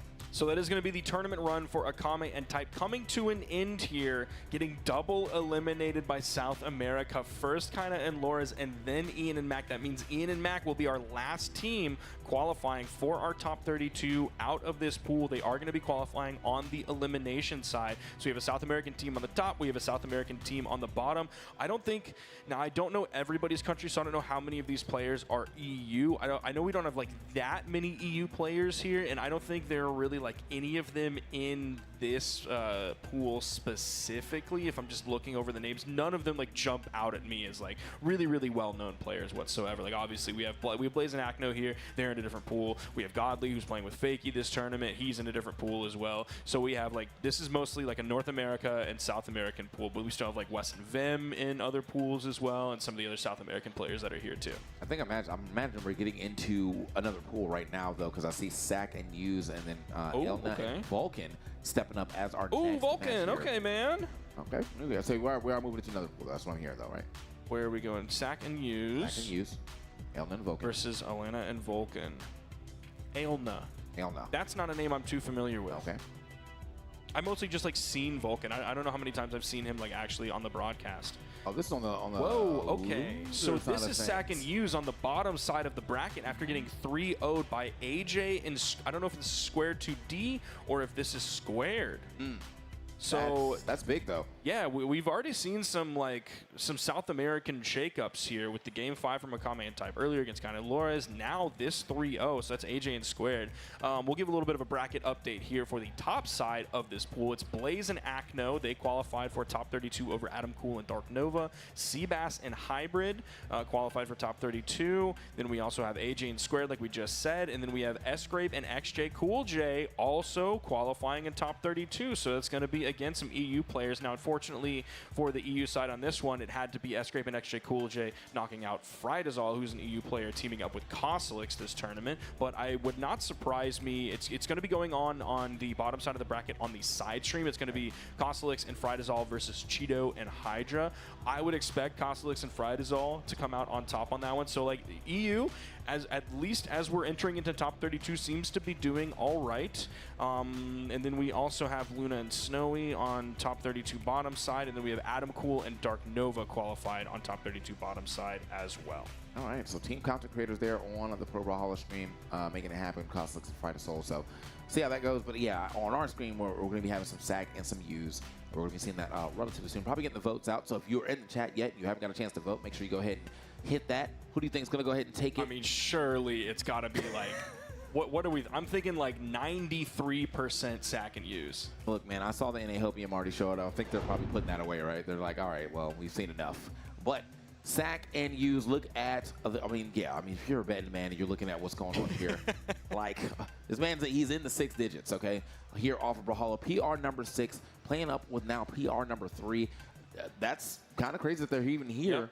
In the elimination side of things. So, I mean, AJ and Squared had to have an actual dominant, knockout game to put them down here. Elna and Vulcan, though, they have, they place in the money sometimes. They got a Virgil to their name. They got a Virgil on each of them. Okay. I'm curious how Sack and Use are playing, because Sack is actually coming off of a victory in the Spring Championship alongside Reaper Black. That was huge. It's like Kaina, Lores, and Sack all kind of came up in the same time in this region, and obviously, like, Kaina and Lores kind of catapulted into the future. Right. And they became, like, some of the major leaders of this region, and Sack took a little bit of a backseat. Not a huge backseat, right? He's not all the way in the back of the bus. He's not in the trailer, nothing like that. But it was definitely a backseat to some of the other players in this region, like Use, like Kaina, like Lores. And then all of a sudden, he's going to team up with Reaper Black and come out here on top in the Spring Championship doubles against a lot of the other amazing teams in South America, like Wes and Vimtank Kilo.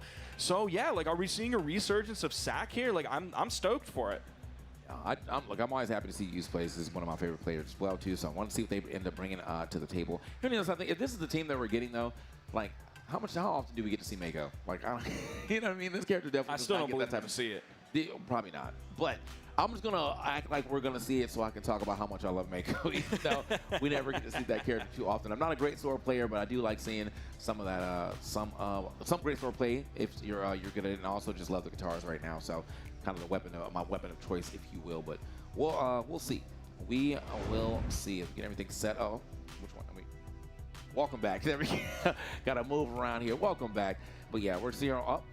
Wow. Okay. 96 to 4. I mean, somebody's cashing. Somebody is just like, I'm putting this 10 here and I'm cashing all the way out. Yeah. I mean, you look at Elna and Vulcan, and you see, like, these are players who have teamed with each other for a while, because they're both right next to each other in PR. Elna is at 264, Vulcan is at 263. So, like, they've certainly played twos, and they play them together a lot of the time. Meanwhile, Sack and Use, there was a battle before the crown that was put on by the highest. At the end of last year, they got 5th at that, and they also, like, here's the big one, they got 5th at BCX as well. So they were really, really close to the podium on that one. Couldn't quite make it, but still a top 5 team in the world as of BCX last year. Of course, U's went on to win that in 1v1s, and kind of Lores won in 2v2s. So, like, yeah, I mean, you're looking at like one of the best teams in the world against a team who plays together more than the other one. So maybe they'll be able to bring that chemistry together. Like the what do they say? The whole is greater than the sum of the parts. Right. Yeah, I'm think that might actually be the biggest, like, the closest we've ever got to 100%. Like that I've been able to see. Probably. That was probably. Yeah, I hope they didn't look up, because I feel like that would have spelled that would have definitely had me shook if I looked up. Like, I wonder what the chat thinks. Chat thinks you're going to get bodied. Okay. Chat says, I don't care. I might win 1 point off of this, but I would not bet. I would not bet odds. I would bet with my heart. My heart says these guys are going to slap. I feel like even at that point, like, we usually, even when it's like names that are gigantic, like huge pillars of the scene against like lesser known players in a pools match like this, I feel like even then you have like more odds players who are like, I mean, I can put in 1,000 and I'm making big money if it hits, right? Just as long as there's just that little bit of a chance. But 96%, it's gotta be one of the highest. I don't think they keep track of that stuff. Maybe they do. Maybe Pranav is keeping track of that. But yeah, that's almost certainly one of the highest that we've ever seen. The biggest split ever. Yeah. So yeah, we're just getting everything set up on here on the stage. If you guys are enjoying, though, thank you for watching right now here at the Brawlhalla stream. And if you are not watching both streams, make sure you go over to twitch.tv/Pro Brawlhalla, as we will have matches all day today and tomorrow on both streams. And then Sunday, obviously, we'll be back here for the finals. I think it's top 8 and top 4 respectively, for doubles and singles. And yeah, all on Brawlhalla, man. We're mid-season. As you said, we get a lot of people out here. Pretty much everyone goes here. Everyone does go to BCX, but like, you get a good amount of people who will go to both. And yeah, we're seeing a lot of the greats starting to show up right now, actually. Yeah, keep in mind, if y'all want to follow along with the bracket, make sure to go to start.gg/CEO. If you are on Twitch, that's going to be Sack on your screen right there. If you are on Twitch, you can type !bracket into the chat, either on the main stream at Brawlhalla or the side stream Pro Brawlhalla, and you can see, you can go through the bracket and see which sets are marked to be played on which stream. Okay. You'll see if it says Brawlhalla, it's going to be here on the main stream, and if it has a little Pro Brawlhalla flag, then it will be on the side stream. So you can follow along with your favorite players. You can move around between both streams and figure out exactly what you want to watch and when it is airing. Okay, it looks like we probably did a quick button check there, and I'm looking at the characters on the screen now. It looks like it might be a Mako, or it could just be a button check character. But I'm looking next to Mako. Dude, if we see Mako Arcadia, like, what is going on here? I feel like if they redo the poll after they lock in Mako Arcadia, it's going 99. No disrespect. No disrespect. I feel like double greatsword seems like so hard to pull off in the current, just in the current state it is, but also just in general, that weapon needs a lot of space. Yep. And now 4 people on the screen, like, I don't know how you're supposed to be able to get all that space without never hitting your teammate. But miracles can happen. I mean, they used to say the same thing about Lance, right? Lance likes to have a lot of space in 2v2s, and look how strong Lance is. Maybe they got something. Maybe they got something special here.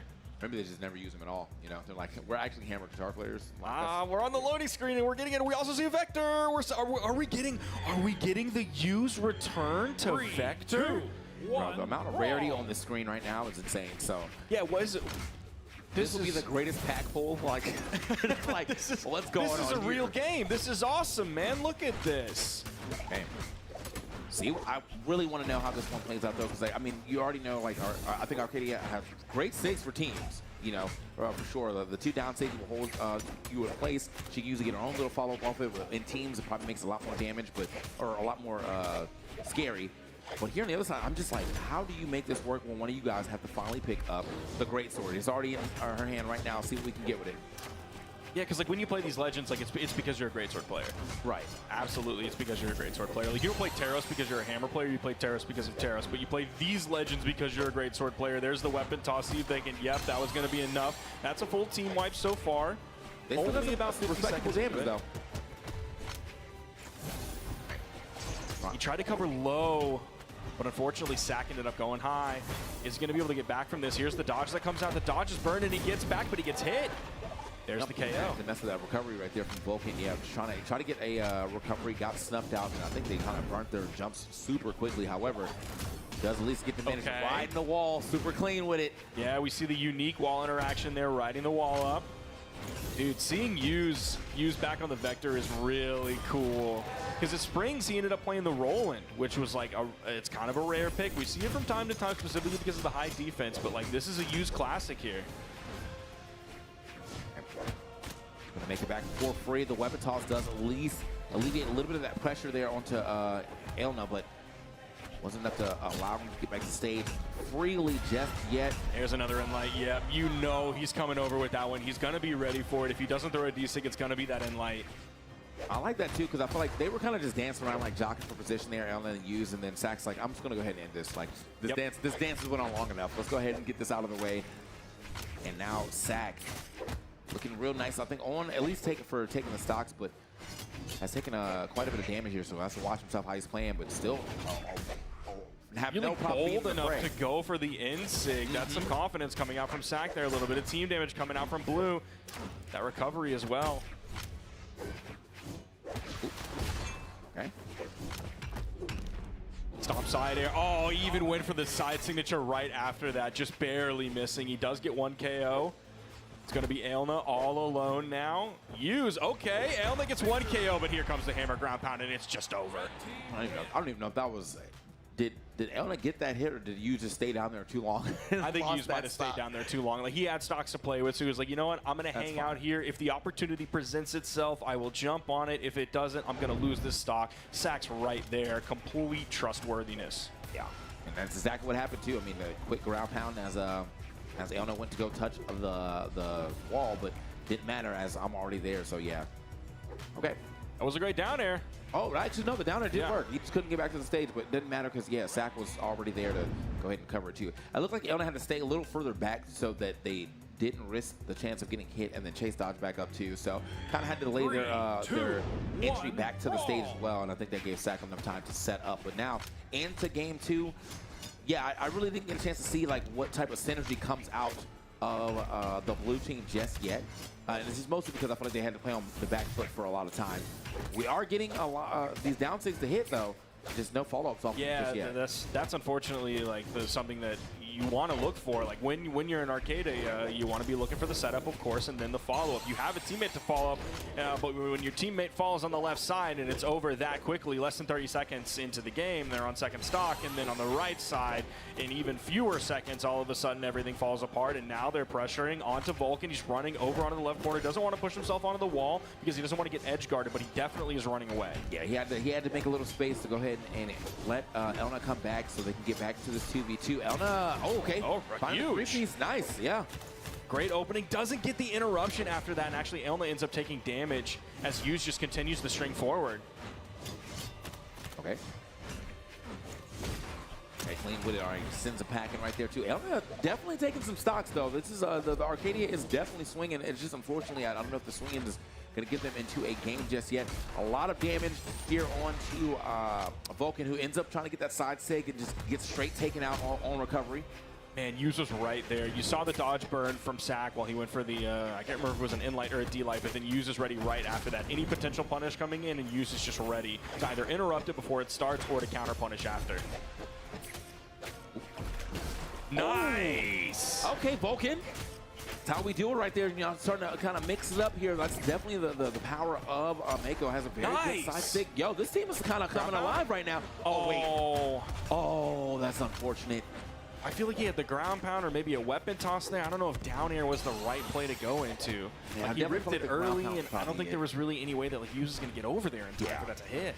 Yeah, ground pound such a wide move to have on the spear. Honestly, all the ground pounds here in this for the blue team were pretty wide, except for the guitar. But unfortunately, might not even get a chance to see any more of those ground pounds now. We have a full stock still on to Sack, and now Hughes losing that second stock, but may not matter. Wait a minute. Oh! Yo, Elna is playing out of his mind right now. If Elna takes out Sack, that would be huge.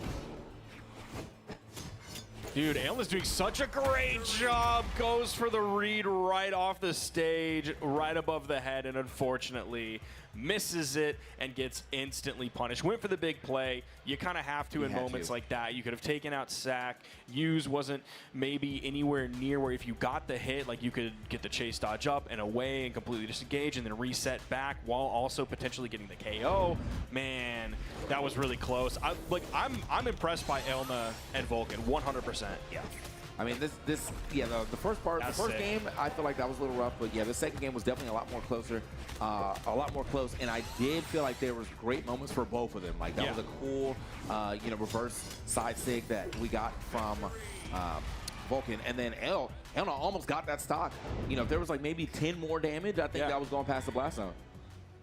Like two, I think, pretty early quick ones that we saw Ailna get with two, I can't remember if it's the same signature or different signatures, but yeah, like the way they were working in those just like cheeky signatures in there as like the third hit follow-up, the red team just wasn't ready for it at the time. Maybe they will be this game. Okay, trying to get that on the other side, not gonna happen. No, Use doing a lot of damage here onto Vulcan. Vulcan just running and trying to find their way back down to the ground. This skin makes it look like Mako was always holding a sword. Yeah. It was throwing me. I was like, wait, when did she get that weapon? That's not. Just a very long tail. Got it. There's the in-light. No major follow-up until the neutral signature. And that's going to be the full team wipe. Sack grabbing one and Use grabbing one as well. Yeah, it looks like he was trying to get just a little overzealous with that slide off neutral or down sig. And oh my gosh, we're gonna have to see the replay on that. No way, Ailna gets the KO off the top that quickly. That was huge there from Ailna. That now they've been able to get back into the game. Not too much damage on them. Let's see if they can turn at least one of these interactions to a nice team combo. We got to get a little more damage here in their conversions. Have not been able to see that too often, but Use now trying to handle Ailna. Oh, back-to-back neutral airs coming out from Sack. Almost got the GCN sig. The recovery right after sent Vulcan down, but he's able to get back. The on-stage ground by chasing down. There's the downer in the neutral air. Sack's done. Yo, Vulcan right there absolutely played Sack. Got him with a crossover, and then the perfect angle down air. And then the neutral air at the end just forcing them to stay under that stage. No way Sack was coming back. Ailna's stock is winding down here, and that's going to end up putting them behind. Yep, here it is. It's 3 stocks to 2. No. After those 2 amazing KOs, one off the top and then the one off the bottom, they're still behind. Vulcan's in the orange. This game's really starting to wind down. Use and Sack are already up 2-0. There's the side light. Use is going to stick to the ground. Doesn't push into the air. The D-light, gets interrupted. Back-to-back in-lights coming out from Use here. Vulcan, that last 10 seconds was just him trying to find some ground. Still not able to do much. Ends up hitting his teammate here, but that's fine. Okay, that could have been big right there. I thought that was neutral air, but no, happened to be a forward air instead. I feel like we're ripe for a big play on the Sack, taking him out of this game. Staying low to get below the D-sig from Use. Okay, Use now starting to draw some of these down sigs. Nice. Get a little desperate another with GCD sig. Oh. Sorry, down heavy. Oh. D-sig. Yo, the water. Huge pickup. Oh, he was almost ready with the recovery. Dude, if they get Used down to final stock and then go crazy mode. They got to get a crazy team combo right now.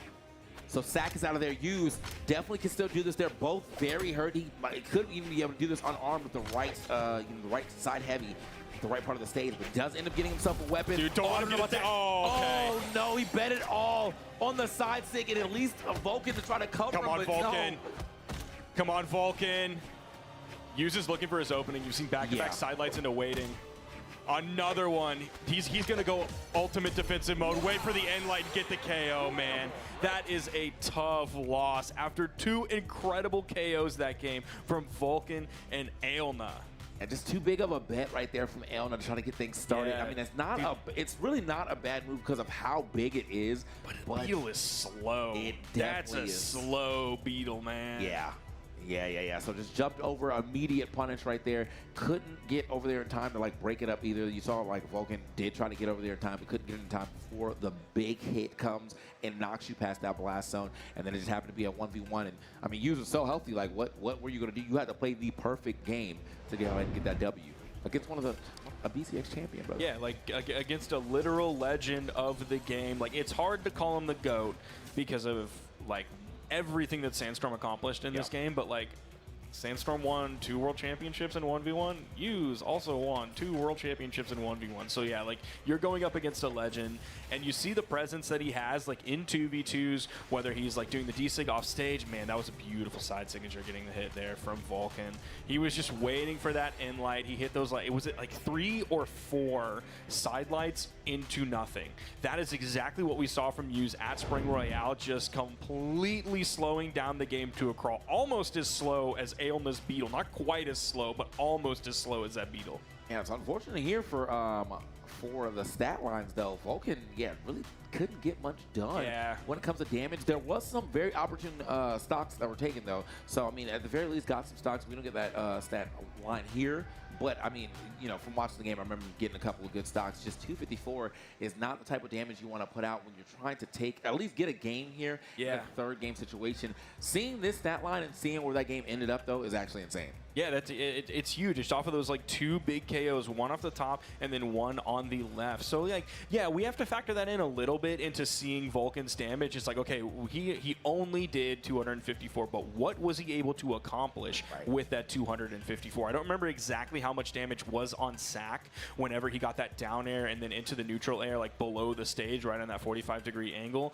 I don't think he was super in the red. I don't think he was like super in the yellow either, but still, man, we saw some cool stuff from that game. We saw legend variety is used back on the Vector, like for good now in 2s. We got to see a double greatsword team and not just like the double J Yuns or even like the Magyar, because Hammer is so good right now. Like we got to see Mako and Arcadia? Yeah, I was very surprised to see that. I was almost surprised to see my favorite co-host coming back. Sheepy, how did you feel about that last match? I mean, it's just like what Sparky was saying. Like, it's cool to see more than the typical, you know, legends that we usually see from these players. Like, I actually love Arcadia. I'm gonna be real. I actually love Arcadia. Her design, her lore, everything like that. The Beatles, come on, y'all. And to actually get to see her go compete and play a little bit. I mean, I know Sack and Yuz took the W, but it's still nice to see some of this kind of like mix up, something a little bit different, you know, besides the standard things that we usually see in competition and things like that. Yeah. But I wanted to ask how you guys felt with those last couple matches that you guys have seen. I mean, it feels like a lot of these players that we expect are already moving to top 32. If I can I talk about that real quick? Can we talk about top 32 real quick? Because here are the folks that are already sitting pretty on the winner side of top 32. Of course, you've got your Zen, Hideaway, Wubs, Megd, of course, Loris, Kaina, Kuichibu, Hexo, Godly, Fakey, Flower, Jakey, that rhyme. Bars. Taya, Munir, Markimu, Future Bubble, Wes, Vem, and then Jao and Bunny. Am I saying this right? I think it's J44L and Bunny. J44L. Oh, or I could be wrong. I could be wrong. I call J44L J44L. J44L. That sounds better. But they're in Balloon Boy, Radish, Raid, Money Holla, Blaze, Acno, Seabass, Hybrid, AJ Squared, S-Scrape, and XJ Cool J. Those are your folks on the winner side, ready to go, top 32. Of course, we got a lower side, elimination side, right? So let me read this real quick. Sub Lemon, Clem, Halo Prince. Hey, what's up? Who's Halo Prince? Halo Prince. And what is this? Is this Simba? Yes. Ian, Mac, Athena, Renovic. I don't even know how to say this name, but you're paired up with Yami. I'm not even joking. I don't even know how to say this name. I'm so sorry about that. Udia? I don't even know how to say this. Oh, Udiagok. Yes, thank you. Yeah. You can say it for me. Sack, Use, Seeing Shade, Snipes. We're waiting for another opponent there. Sweaty Meat and Slobber. Y'all know that one. I'm not going to say the whole thing. Mochikin. I can't believe y'all made her say that. What is... I would have just skipped over it. I can't believe y'all made her say that. Mochikin, Vols, Stingray, Sandstorm, Cronus, Faith, Adam Cool. I can't see all these names. Dark Nova. Dark Nova. Shirogane. I can't see this one. Shout out Shirogane. Jargant. I can't see this. Luna, Snowy, Jeff, Vicina. Those are all your folks on the elimination side of things here. So a lot of folks in top 32. I know we're waiting. I know we're waiting for one. I don't know exactly how many because you see the full list. Yes, I'm seeing the full we're waiting list. for Kosalix and Frydazol versus Cheeto and Hydra. That's going on Pro Brawlhalla right now. That's a top 32 qualifier on the bottom side. And right now, Kosalix and Frydazol are up 2-0. The set's only been going like 10 minutes, so it seems like they're moving through that one pretty quickly. I expect it to be wrapping up soon, but yeah, Costlux and Frydazol are up 2-0 as we kind of expected them to qualify on the bottom side once they got sent down 3-1 style by S-Grape and Extra Cool J. Yeah, I just love talking a little bit about the bracket and seeing where everyone is at. So, I mean, bear with me. If you guys want to follow along, this is on start.gg, but on the CEO page, all right? And just follow Brawlhalla Doubles, okay? But I do want to kind of recap with y'all the last 4 matches that you guys got to commentate just now. Of course, starting with Loris, Kaina, Mochigan, Volst. Yeah, I mean, I have to give it up to, Volst and Mochigan, honestly. There was a couple of, it was a rough match. It was a rough match for them for sure, but they definitely did what they could do. I think Volst was definitely schmoving in that match for to be able to keep up with Loris and Kaina, but I feel like they had a really easy time of bullying Mochigan, and that ended up being like kind of the tale of the story for that specific set. So as far as characters go, I mean, like before we get into all of it, I just want to say like the character choices of this set or this block for us, absolutely insane. I got to see a lot of rarity here that I don't normally get to see when like we're doing stuff from the office and whatnot. So that was nice. And we also still got to see like what you're probably going to expect from the later stages of the bracket, where it's Teros Kaya. That is all the rage right now. Everybody loves the Teros Kaya right now. You're going to see it from a lot of different teams all across the region at every single different skill level. But yeah, that was a really cool set. But yeah, it's tough. Yeah. Unfortunately for Mojican and Volst, like they're just outclassed. Obviously, there's no disrespect there. Like we're talking about Loras and Kaina here. We're talking about the people who won CEO. We're talking about Kaina being the unified champion, having both belts over his shoulder. And then after that, we moved on to Ian and Mac versus Wubs and Megd. Like that was a great set as well. We got to see more South American players, 2 South American players that we rarely see on the mainstream. Like Mac every now and then, but we really don't get to see Ian too often. Wubs and Megd also kind of handled them, though. Yeah. And we got to see Scarlet. Yeah, we got to see Scarlet. We were asking for the Cassidy, but I still got a rarity pick as well. I mean, Scarlet it made sense for Wubs. He was still dropping maximum NSIGs in there. So, like, I was like, once the first one came out, I said, there it is. That makes a lot of sense. So, Ian and Mac, though, they were able to grab a game, and then we actually saw them a little later actually qualify on the loser side of things to get out and to the top 32 still. And it was a very dominant qualification match for them. So Ian and Mac definitely making it happen. Wubs, Megd making it happen a little faster, though. And yeah, as I said, right there, I'm sorry, I wasn't even looking. There's Ian and Mac Scores right on there, the screen. Yeah, they got that very, very early or very like quick game against Akami and Type. I think Akami and Type, for their stat line as far as their bracket goes, they did take Lawrence kind of game 5, so that's great. Yeah, that's huge. And unfortunately here, though, they just kind of got ran over. The Gauntlet, or not the Gauntlet, the Cannon just did not get a chance to cannon from Type.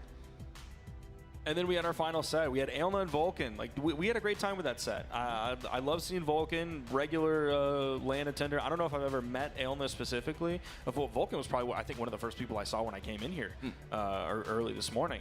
And then on the, again, I feel like it's the same story of Mojican and Violet, Loras and Kaina, Aelna and Vulcan, and Sack and Use. Like we're dealing with teams that are in completely different echelons, but like you got to remember, guess what? Kaina and Loras were like at that spot at one point. Same thing for Sack and Use before they had their rise. So man, I love LAN. I love pools in LAN specifically because, like, yeah, you get a lot of 3-0s, you get a lot of 3-1s, but you also get to see a lot of the faces that you don't normally get to see on the stream. You get to see character picks, legend picks that you don't normally get to see on the stream, and that's what's so fun about the LAN environment. I think also, too, with even just looking at the stat line here, like as far as like the sets go, every set, the losing team had like a moment of greatness. Yes. Like a really good moment of greatness. And so it's just like you obviously have the tools to be able to make these things happen. It's just now assessing the game a little faster so you can make those situations happen a lot more into a W. And I mean, that's what we love about our, offline events too. Like, you get to see all this variety. You don't know what's going to happen. You get to see new faces, and people rise up to the occasion as well. But speaking of grand tournaments, of course, I got to talk about again BCX, our biggest grand tournament. It's because it's the World Championship, and so that is taking place November 21st to 23rd, all right? And folks, you guys can get your tickets and figure out your hotel and all that jazz now at brawlhalla.com/BCX. BCX. You do not want to miss our greatest celebration of year 10 years of Brawlhalla at BCX 2025. We're going to be at a whole new venue, the Gateway Arena. Don't miss it. Please plan now, plan ahead. Brawlhalla.com/BCX. Get your tickets, get your hotels, early bird. Just saying, still available. All right, so get that before June 20th so then you can get that swag bag, okay, y'all? All right, that's my shout out here for Brawlhalla.com/BCX. Don't miss out on our World Championship. If there's one that you gotta go to, it's that one, all right? Okay, y'all, we'll be heading into more doubles action at the Midseason Championship right after this very quick break.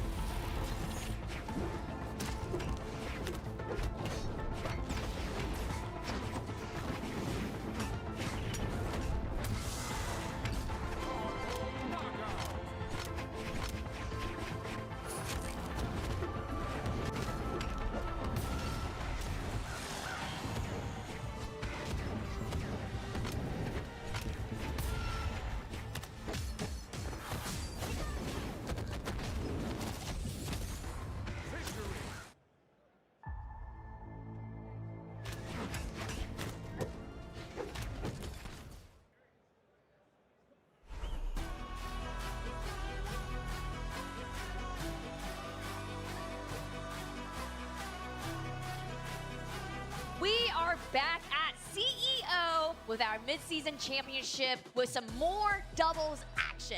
Now, with me on the desk now is Turn Down for Walt and PJ. Guys, how are you guys feeling so far about our doubles competition? First CEO for me. This first this is first second one. Okay, let's go, dude.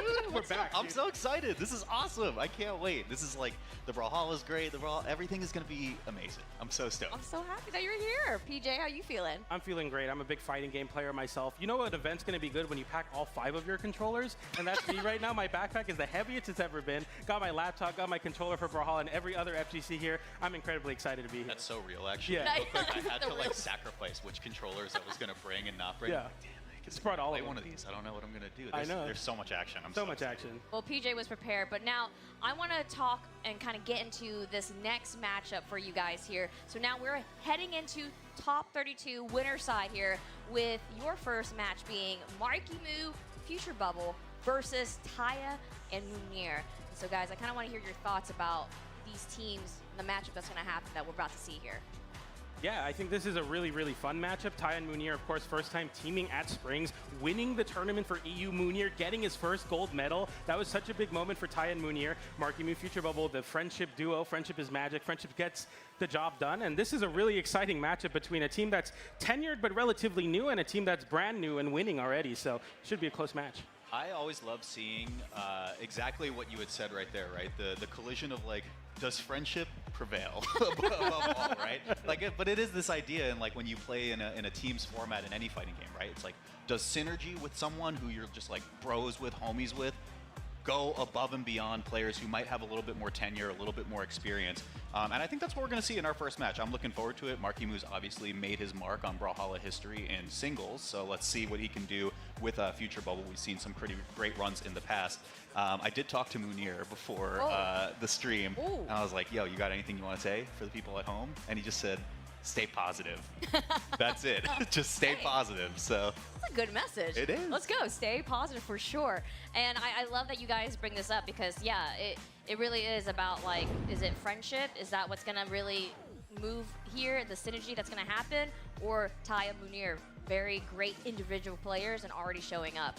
But still relatively new. And so we can look at their head-to-head here and kind of just compare the two. Yeah. And honestly, I feel like it's sort of similar as far as earnings and things like that and placements go. Do you guys have any thoughts about this kind of?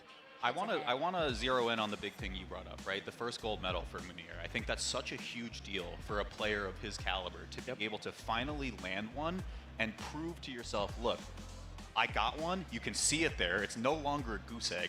You can see I can get this. I can get there again. That's the big thing for me, and I hope that he's able to carry that momentum forward now that he's been able to kind of reach the ceiling one time. No, I absolutely agree. I think it's so important, like you said, for a player that has always been so close to finally tap one in and get a win. That's a big, big deal for Munir. And of course, Taya, somebody with 2 gold medals themselves, very tenured players. But of course, this is their second event teaming together. First place at Spring Championship. Can they remain flawless is the question. Marky Moo and Future Bubble, of course, coming in with a lot of experience at this point. 5th at Spring Championship, 4th at Max Mode, 9th at Winter Championship. So all things considered, a team that obviously has the power of friendship. But I think Marky Moo in general, kind of the aura of, I want to say, love around him. He has the support from his dad. His dad drove him here from Maryland, drove straight from 3 p.m. today, yesterday, 3 p.m. yesterday, all the way down so that Marky Moo could sleep comfortably in a nice big car. He was telling me about it. You know, he has so much support and love around him that for me, it's always hard to not root for Marky Moo and not expect him to win. He just embodies the Brawlhalla love so much. So it's exciting to see. And of course, he's on Mordex. Is there not a more Brawlhalla person than Marky Moo? That's my question right now. That's so sweet. I mean, we love it. We love to see the support that, you know, our parents and families give to our players and stuff like that. But that's so sweet. I'm so glad that you brought that up. Yeah. That's incredibly awesome and wonderful to hear. Now, as we keep looking at these players and these matchups as they're getting ready to go into the game here, I do want to kind of grab maybe, perchance, your predictions. Who do you think is going to take it? You want to go? You want me to go? I think I know who you're picking just based on what you just said. So I mean, I'm just gonna be a little contrary. Munir's my guy, dude. Okay. I mean, like, look, I've been saying Marky Moo's been around the block. He kind of cemented himself as that dude to watch out for in Brawlhalla. I want Munir to keep on going. I want Munir and Taya to get a W here. I got a real simple strategy this weekend. You know, I pick my favorite unless somebody locks in Thor, and Munir's a Thor player. If he locks in Thor, I want Munir to win. But I have Marky Moo and Future Bubble. Okay. I have Marky Moo and Future Bubble taking it. I think this is going to go Game 5. I think this is the beginning of top 32. This is when the matches get exciting. Yes. It's a very top-heavy bracket. These matches are going to be very, very close and hyper-competitive. This is the best part of the 2's bracket, I think. Yes, we are definitely heading into top 32 with this match. This is on the winner side. So all that means is that if the team loses, they just go down to the elimination side of things. Now it looks like they're getting started real soon here. And so you know what? I'm going to actually just go ahead, give it to y'all to take the action away. Go ahead, Walt and PJ. Let's do it. Bro, what are you thinking, man? Let's get into our first game. We're already talking stages. Really excited. I mean, you're seeing a pick from Munir and Taya. They're very, very disciplined and very heavy meta pushers in terms of Munir playing the Teros, Taya playing the EU Ogrim, the classic Marky Moo on the Gauntlets, Future Bubble on the Pearl, the Kaya. A team composition that's very, very strong and both very stylistic to their region, EU and NA representation. We get into game number 1 on Suzaku Castle. Very small stage. Very worried about the blue team if they can keep up with the damage the Teros can output. Yeah, and I'm looking forward to seeing specifically Future Bubble on bow and Marky Moo on the cannon once we get that online. Obviously, Gauntlets have just been such a carry weapon for a lot of players in this format, but keep it in mind as Future Bubble is just getting juggled right away. Munir is going crazy right now. Why did the target switch immediately? Come on, dude. What is happening? Oh, and the What are you doing? signature. Stay positive. Stay positive. Munir is playing incredible on the hammer right now, getting so much damage and also confirming both of those stocks. Incredible play from Munir to start it off. Yeah, dude, so heads up for him also to get the gravity cancel center stage, target swapped on to Marky Moo as Future Bubble was like, please help me. He's carrying. He's actually carrying. Why am I standing up already, dude? This is insane. He's doing so much damage. The win opportunity online, going for the N-stick, trying to catch Marky Moo, jump back to center stage. The red team continue the team combos. N-Light into it. GC D-Light recovery. So much damage output from the red team. Blue team scrambling for a semblance of control. They can't get much, though. Okay, Marky Moo dodges out, though. Future Bubble there to pick up the pieces, gets the shutdown, but it was a necessary one. Look at the pictures on the screen right now. Taya, target to look out for, going through on the recovery, able to touch the wall. Munir playing a little bit of defense. The blue team holding on here, and both get caught by the side air. It gets a KO onto Marky Moo. This Munir with the big combo. Taya dropping the ground pound, though, but Munir saying it was a bait anyway. The side stick comes in anyway, and Munir is getting all of the stocks, all of the damage. The red team with the team combo. This is Marky Moo, and it's over. I don't know. I don't even think we need a Thor switch, right? Are you on my side or not? Yeah, like, we don't. What's happening here? Don't do it. Wow, what a showing already, Munir and Taya. And this is kind of what I was alluding to, right? Like, they get the gold medal, and then they're like, dude, we're kind of goated. I think we can win. That's crazy to see. Taking one over on Marky Moo and Future Bubble. Some adjustments are necessary. That's the now. Royale winner. And the red team already showing some crazy, crazy aggressiveness, especially on the back of Munir. We see these signatures coming out. We find the KOs getting confirmed. This is what doubles is all about. Suzaku Castle, maybe a tactical blunder from the blue team. They got KO'd so early. Yeah, and I wonder, maybe we change the space at least a little bit, right? You think we introduce soft platforms here? Like, Yep. like, what do you think went wrong after that first game that it was such a snowball for Munir and Taya? I feel like where Munir was positioned in center stage, he was able to kind of capitalize on a lot of what Taya was doing. Lance is a really strong weapon because it holds your opponent in place, and it's very predictable angles where Lance can't follow up, but your teammate can, and Munir on the hammer looks so clean. He's put himself in center stage, always ready to tack on more damage. We talk about Teros needing 9 hits to get a KO. Imagine only needing 4 hits because Taya is doing the rest of the damage for you. That's a very, very potent team comp, and already they're showing we want EU, and it's not just region dependent. We can do it at LAN and NA too. Even on the other side, just for reference here, Munir, 543 damage dealt on that hammer, an absolute weapon coming through in this first game. Let's see if they can maintain this momentum or if Marky Moo and Future Bubble have something else to say about it. Big opportunity for Future Bubble here on the bow, controlling that space on the ground versus the axe, and it's working out really well for the blue team. The damage build's going in their direction as well. Marky Moo sidelight into recovery, exhausted recovery. Munir avoiding, picks up a hammer though. You got to be careful all of a sudden. Watch out, that's already first strike. Okay, Munir off the left side. Let's see if Taya can get out. We did see Sweatbeads online, so it is a quick 2v1, but yeah, great avoidance from Taya to not get picked up. Swept that one up, throws the weapon to cover the low angle, but Marky Moo safe and sound. Oh, hang on. Damage there. That was really sick. Getting the extension there, going for the downer on a dodge down read. I love that for Marky Moo. Future Bubble's playing incredibly well on the bow right now. Very important for the blue team's chances of winning this game. Okay, Taya a little bit zeroed in onto Future Bubble here, so now Marky Moo gets to split this one off. Munir already on last stock here. What a turnaround from Blue Squad, and they're going to pick up the double. Blue team untouched. Yeah, they haven't even lost a stock yet, and already Munir looking very, very bad. But getting the double KO there, getting himself back in the game, is going to be very important in his chance to potentially steal this game away. The red team have incredible 0 to KO potential, incredible damage build. You have to be very on top of your game as a blue team here. Okay, watch the 4-player scramble though. Munir, great target swap once again. That's the big difference I'm seeing between red and blue team. The way that they are instantly changing their sights over to the other member. But when it matters the most, Taya picks up the stock. There's a window of opportunity as Future Bubble comes off the respawn. Markimu not able to get too much more of a reply stock. Taya getting that very point forward, just trying to get those Lance moves to connect and get that damage built up. The Nair comes down, the juggle continues. Munir going for that big swing on the downlight, gets punished, but not by much. And Mark getting the side air into recovery, doesn't KO though. Taya landing back onto the stage, gets back. Munir getting the end light there, and the red team with a chance now. The blue team scramble to pick up weapons. They finally do, both red team members on the left side of the stage. Munir has got to play this so safe. Only one actually Future Bubble down on last stock as well. So targets are pretty clear at the moment. If they can find the window by getting the KO onto Taya, easy 2v1 onto Munir. This could be huge. Let's see, what a swing! Taya makes it back. That's enough, okay. They get the 2v1 that they wanted, and there it is. It just turns on a dime with that 2v1 combo. Munir hung onto the stock for as long as he needed to, and now this is looking like game 2 is going straight in the bag unless Markimu can pull out a crazy 2v1. I always talk about it. You make this comeback one of the greatest comebacks in Brawlhalla esports history, but I don't think it'll happen here versus this red team who get the extension on the D-Light, gets the GC side stick. Not enough to KO, but Markimu now disarmed. Taya looking for the edge guard. Munir with the hammer to hold the stage. A recovery comes out, and it's all but just a formality for the red team now. There's recovery though. If you get a KO on Munir, maybe doable, but that's gonna do it right there. 2-0. Munir and Taya. This is like a new form of this team that we've seen so far. They're putting in so much work, PJ. And an even damage split this game, 444 on Taya, 442 on Munir.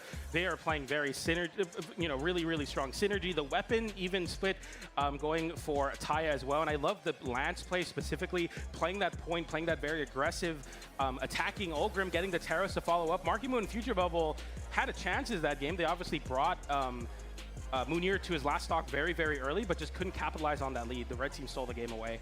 One of the things that I want to point out, and I don't know if we'll get replays after this game, because it looks like we're already striking right now. Let's see if we have it here. There was one edge guard in particular from Future Bubble. Again, not necessarily problematic on the side of the blue team, but I do think it led to a bit of another snowball from red, where we see a bit of a tunnel into an edge guard. You see like, oh, I got him off stage. Let me force the jump with the weapon throw. Let me at least force a spot dodge, something.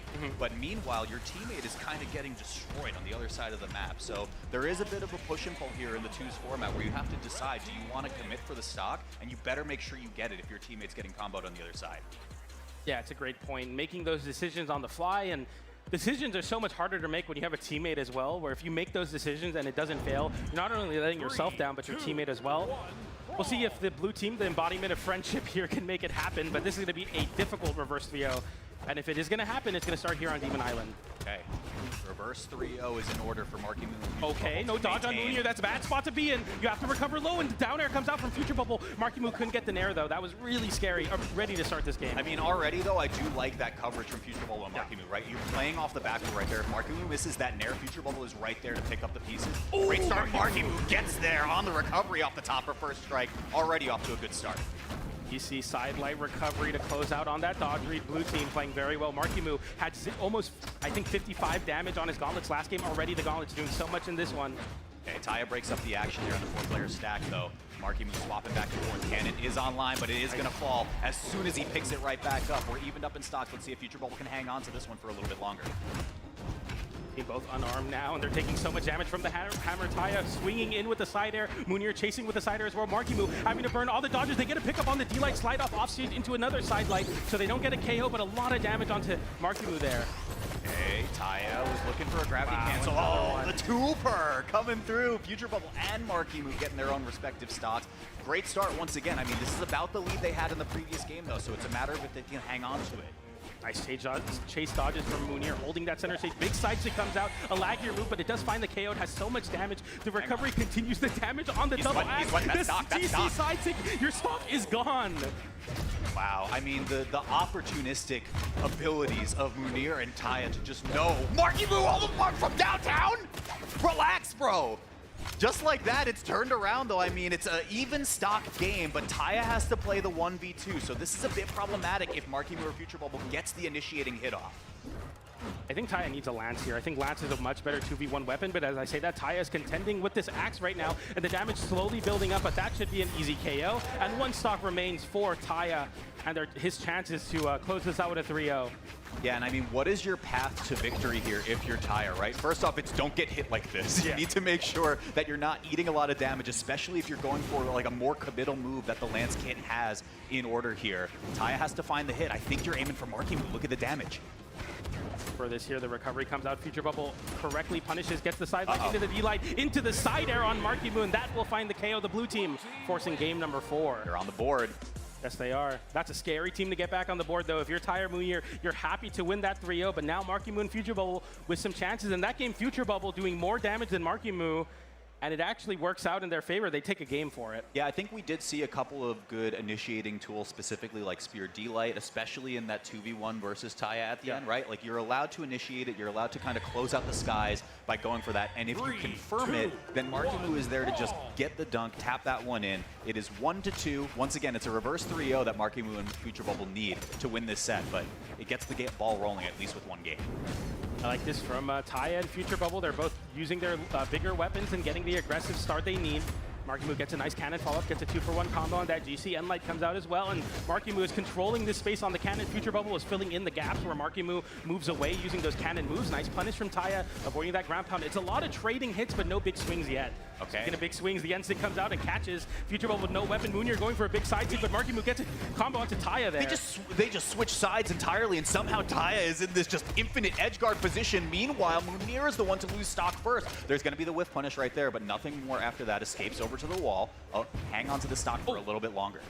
Then it comes out, no punish. I was expecting Marky Moo to be ready for that, but Taya gets away a little bit there, gets the D-Light into side air onto Moonier. Moonier trying to position himself off stage. Edgeguard Taya going so deep. Weapon toss upwards, some team damage. Oh no! Actually KOs his own teammate Moonier with a big axe blunder. Super unfortunate from the red side, and you gotta wonder, especially with that stock trade there, we are 2s across the board. Is it starting to slip away from Moonier and Taya? I don't know. Let's see what happens.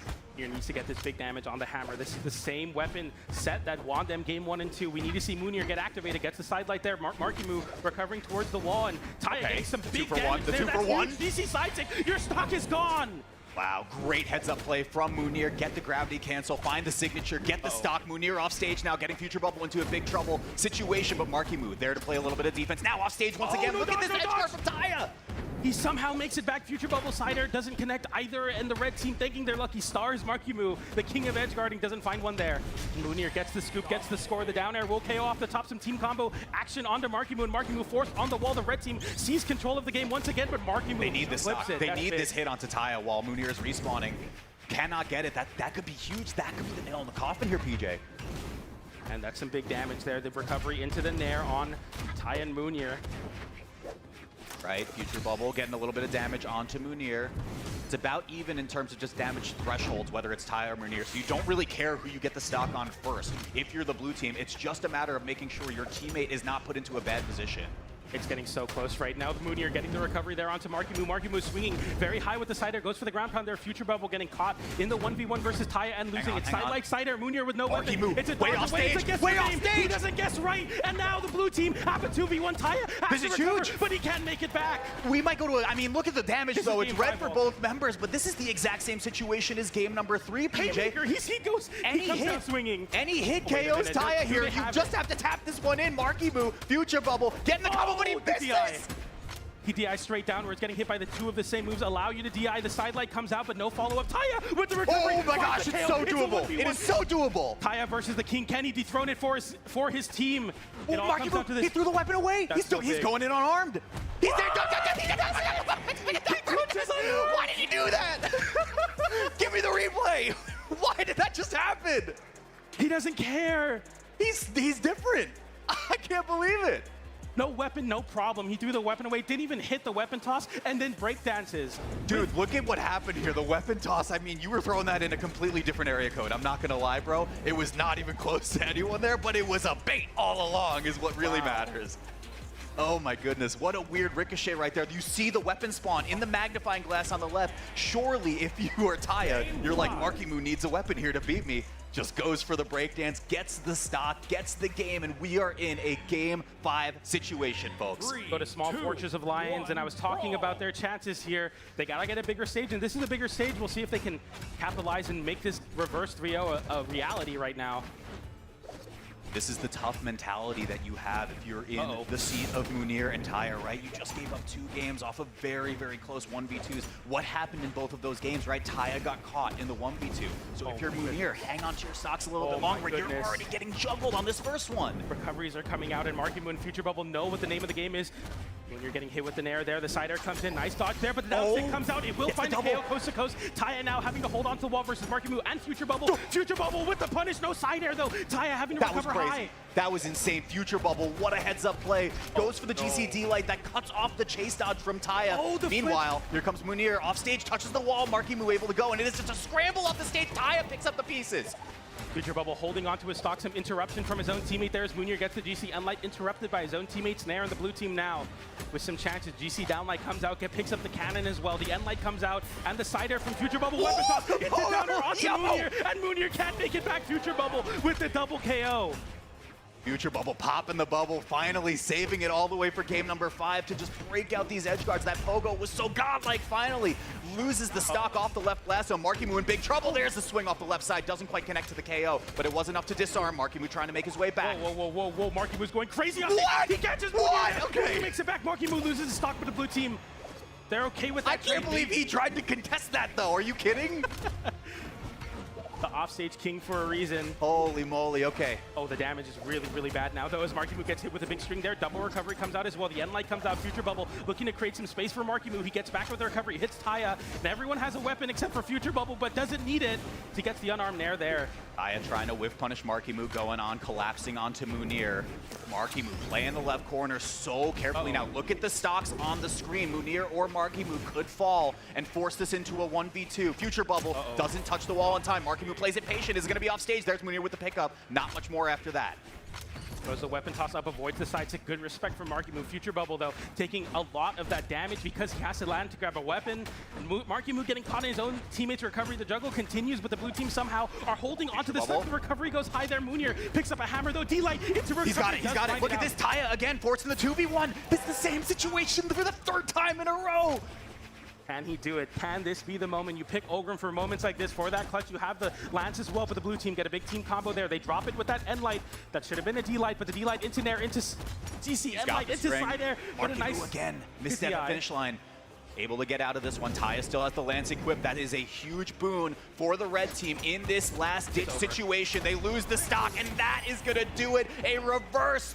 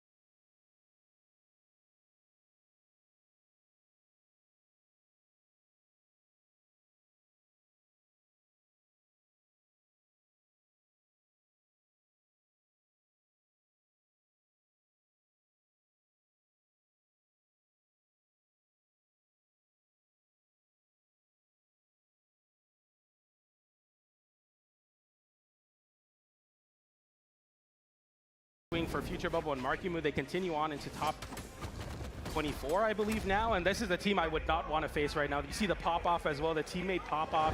Man, that must feel good. That must feel amazing. Look at them. Congratulations to Markimu and Future Bubble.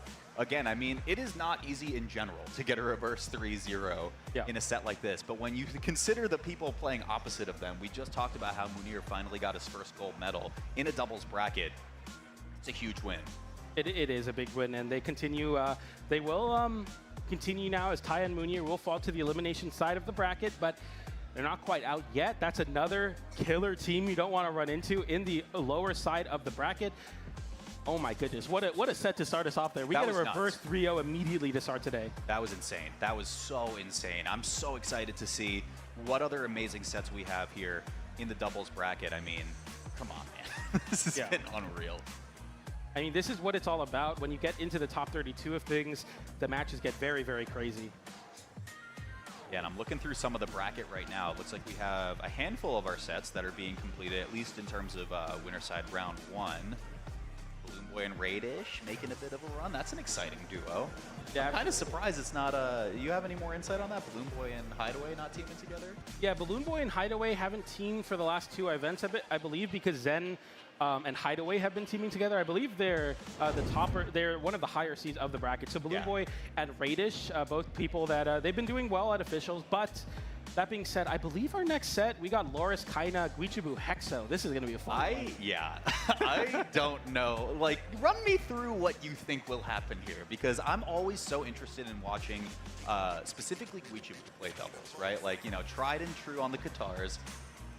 In doubles, I'm not so sure. I'm going to be honest, but you put it up against Kaina Loris. That's a tough draw for sure. You know, Guichibu Hexo is a really funny team because they KO you at 0 with like a signature into Blaster's recovery. That's really funny, right? But somehow Hexo has this, it's a thing in like every game where somebody just has like a global taunt where everybody's attention gets hovered into one player, and Hexo's 1v3 sometimes. Yeah. Where it's like, I'm just like, what is Hexo doing? Hexo's just getting hit. And it's like, it doesn't stop, and then he picks up Blasters and then goes for a crazy string into an N-Sig and then KOs you, and I'm like, that's the GOAT right there. Dude, under sometimes pressure, you just gotta pull aggro. Yeah, it's literally just that. You take the global taunt, you're the anchor, you take all the damage, and then somehow it happens. And Guichibu, of course, on the Queen Nai, they're both 2 legends that have high defense, do a lot of damage, and signatures that lead into KOs, versus Loris and Kaina, the innovators of this current Kaya and Teros meta. Should be very fun. Yeah, dude, okay, I can't remember now. I think it was like, I want to say it was like Winter Doubles or one of the more recent doubles events that we had, but we saw like an inordinate amount of Queen Nai, right? And we were like, defense meta's back, baby, let's go. Yeah. But I think it's so interesting that you put 2 players together who are usually on Legends that have quite strong signature kits, right? But you also throw in the Queen Nai that has such a high like tankiness about her. Yeah. Very hard to get KOs, very easy to confirm KOs, especially when you have the teammate there. I'm interested in seeing how this one goes, but when you match yourself up against Loris and Kaina, it's like, damn, bro, I don't know. Yeah, I don't know what to do about that one. It's going to be tough. I mean, yeah, that's just the way the meta has kind of shifted. People realizing that what you're looking for is a high defense, high strength, you know, because of the dash-heavy nature of the game. The speed stat tends to be something that you're not too worried about, as well as dexterity, not having a lot of influence on combos that are very important to certain weapons. It's like you either want 9 dex or you want more than 2, and most legends will have more than 2 even after losing a dex in whatever stance they're picking. So all things considered, this Loris, Kaina, Guichibu, Hexo, you know, obviously the super hyper meta Kaina and Loris pick of the Teros and the Kaya, it's really, really strong. But then on the other side, Guichibu, Hexo, it's a lot of fun. Yeah, I mean, we haven't even mentioned as well for the viewers at home, which I'm sure most of you watching are aware, but this is the Brawlhalla 2's world champions we're talking about here, in Kaina and Loris, right? And there has to be some type of, I don't want to like fully put myself in the minds of the players, right? But there needs to be some level of like mental game that goes into that, where you're like, man, we're the world champions last winter. We're coming into the mid-season right now. Let's see if we can make another statement here, go on a crazy run. I'm wondering, actually, they won CEO last year. Kaina won. He won both belts at CEO. He won doubles and as well as singles. And then he won 2s at BCX and got second. Right. And he was close to getting a clean sweep. 4 titles is nuts. Which is 4 titles in 2 years. Yeah. But he ended up with 3 titles, which very, very few Brawlhalla players can say they had. I believe Sandstorm was one of the players that was able to sweep a year. But all things considered, a team that, like you were saying, the mental game of like, we've been here before. Can we replicate the success? You know, obviously there's a lot of things going on. I was talking to Kaina a little bit earlier as well, and he's talking a lot about, you know, change being a big thing for him right now, going through a lot of different things.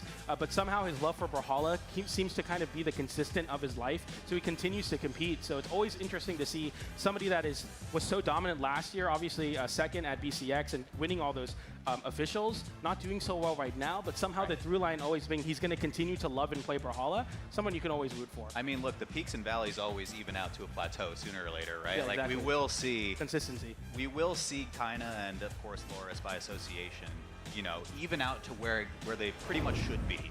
Right? That much is certain, especially with a team of this caliber. I mean, just look at the spreadsheet that we have. Look at the rap sheet. Look at the resume of these two players, Loris and Kaina.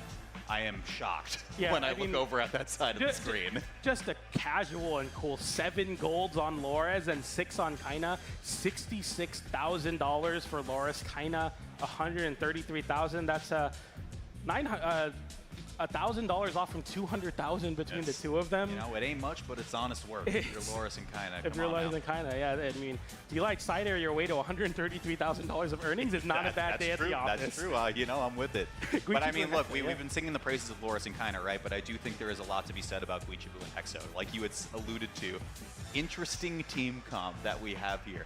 I'm really curious to see how the clash of something that you've described very aptly is, you know, very meta standard from Loris and Kaina matches up against something that's a little bit weird from Guichibu and his teammate. Guichibu and Hexo, of course. I mean, I don't want to spoil the surprise of what they're going to do to Loris and Kaina, but it really does come down to Guichibu hitting an N-Sig and then Hexo getting a Blaster's recovery and it KOing incredibly early. It's one of the most fun and somewhat cheesy ways to get KOs into. And that activates the global taunt. Yeah, exactly. And then everyone's like, perfect. Wait a minute. And then they're like, wait, we need to get Hexo right now. And then the global taunt happens and then Guichibu hits you with a D-Light or a D-Light into N-Sig on Queen Nai because you're focused on Hexo. And then they win games. It's a really, really funny and sometimes almost a little bit goofy the way they win, but they win anyway. And this is a team that you cannot laugh at if you're competing against. They're incredibly strong together, and one that if anyone's going to upset Loris and Kaina, it might just be them. It might just be them. We'll see what happens in just a moment. It looks like we're getting ready to select our map for game number 1. Locked in right now. You see Loris, Kaina. He's a serious competitor. I love that about Kaina. He's very, very much so locked in. And on the other side, Guichibu and Hexo. I believe Loris and Kaina had a bit of a scare before they had to do their intro, placing the belt back on. They went to Game 5 versus a team of somebody that I believe is a Xbox player, one of the Xbox grinders, if you will. So shout out to the Xbox Brawlhalla community because they seem to develop talent really well. That's where Marky Moon Balloon Boy come from, I believe. Yeah, I'm seeing it's Akame and Type. Yeah, Type is a long-time Xbox grinder, almost beating the world champions in 2s. I mean, it's crazy to think about, right? Like we had said, you know, it all evens out eventually, and it does seem like at the very top level of Brawlhalla, there is some level of consistency, right? Of people that are supposed to appear there are going to appear there, right? Yes. But when you get crazy shakeups like this, Loris Kaina almost falling to Akame and Type, it gives me a lot of hope, right? For some of the new gen of Brawlhalla to be able to step up and maybe make some big upsets. Going to be very, very exciting match. I'm sure the players now are going to be going over to the striking phase. We are in top 32. The winner of this move on to fight Zen and Hideaway. Ooh, as if you thought this match was hard enough as it is. Your next match is Zen and Hideaway for winners quarters final. Then you have to play again to get into top 8 and then again to get into top 4. Of course, today we'll go all the way to top 4 and one of these teams have great prospects at getting there, but they have to go through each other first. We got Loris Kaina versus Guichibu Hexo. Moral of the story, no free meals over here, but it looks like we are getting a free first game because there's something going on here, so we will be resetting in just a moment. Yeah, of course. Anything that happens within the first 10 seconds allows you to reset, so they're going to go to a quick reset here. I see you in chat typing, oh, Guichibu Hexo took game 1. Don't do it. Don't do it. We go to a quick reset, though, yeah. It looked like Small Fortress of Lions maybe won't be the pick. Maybe it was a misclick in terms of the banning, but regardless, that will be a good stage. No, it looks like they're just going to go right back to it, so might have been a quick little reset happening here, and we get right into game number 1. And as we load back in, I want to remind everyone at home what PJ had pointed out. If you were on the side of Guichibu and Hexo, N-Sig, Blaster Recovery. It's going to be great. That's your golden ticket. You can write your ones in the chat right now if you see it, because it's going to be great when it happens. Let's see what happens here, though, in this first game. Already off to the races here. Kaina and Loris with some damage. Guichibu picking some up. Go Sweat Beads. This is actually disastrous for Blue, but somehow touches back down. You love to see Kaina back on the Teros and getting some work done, and Loris on the Spear. Guichibu can make it back, getting hit with another Pogo. GC Ensig, but no dodge to follow up. That's your stock gone. All right, there's the highlight for the game. I mean, single-handedly just completely denied Guichibu back to the stage. Hexo gets disarmed there on the way up. Oh, There's another one. Cyclite into the Hammer Nair, getting the KO that early on is very, very important for the red team. And this team comp, I mean, this is the team comp that won VCX for a reason. They are so good at playing this. Kaina is so good at getting those follow-up hits to tack on that extra damage and find KOs. Laura is weaving in and out, using that movement on the Kaya. Really, really king stuff. But a KO comes out for the blue team. That will be a great way to get back in this game. Yeah, recovery enough to do it. Do they get a little bit of a window onto Kaina? Hexo goes all the way down, doesn't miss on that interaction. Guichibu trying to find some action here as well. You saw the gravity cancel come through, interrupted by one of the red team members. Kaina bats him away off the right side. Now they get to focus. Loris back on the pogo stick once again. Goes for the edge guard, finds it. That sweat beads as well. It is just down air city if you are Loris, and the double edge guard happens on the other side of the map while I'm completely focused on Loris. Kaina flipped it there as Guichibu went for the big edge guard, missed it. Kaina GC downlight into ground pound to close out that stock, taps it in. That will tap in that KO onto Kaina on the left side though, on the right side though. Okay, Loris, the Nair to break up the action, especially when you're in stack position. Kind of wonderful with punish right there, but Guichibu able to enter right back. You cannot let Loris get this momentum off stage when the spear is online. I mean, I'm curious how much damage this is already going to be in this first game alone. Oh man, Kaina getting that big damage as well, going for the D-Light side there. Doesn't connect it. Loris even unarmed, fighting back on Guichibu. Brother, getting the punish. are you kidding me? Up into ground pound. This is like goodness. This is round one, isn't it? Like, come on. Save it for top 8. It's ridiculous. You got small children, you got to look away sometimes, because man, that was vicious from the red team. Loris and Kaina taking game number 1 in incredibly quick and easy fashion. They make it look so easy on this team comp. Both of them above 400 damage on Loris, above 500 onto Kaina. Guichibu 182 damage, couldn't get anything going. Yeah, and we'll take a look at some of the replays. This is one of the big things I pointed out in the previous set as well, right? Like, the trade-off that you get from tunneling onto an edge guard or going for a stock versus supporting your teammate. Loris and Kaina are excellent at this. This is the flip situation you brought up before. Amazing GCD light ground pound on the right side for Kaina to flip that situation. But when Loris is just going to work with this edge guard, pogo after pogo after pogo, the question is Kaina getting owned on the other side? But if he's perfectly in position to just cover your tracks, it doesn't even matter. Go off, King. Get the edge guard. Make the highlights happen. And that's going to be game number 1 for Loris and Kaina. Are those numbers right?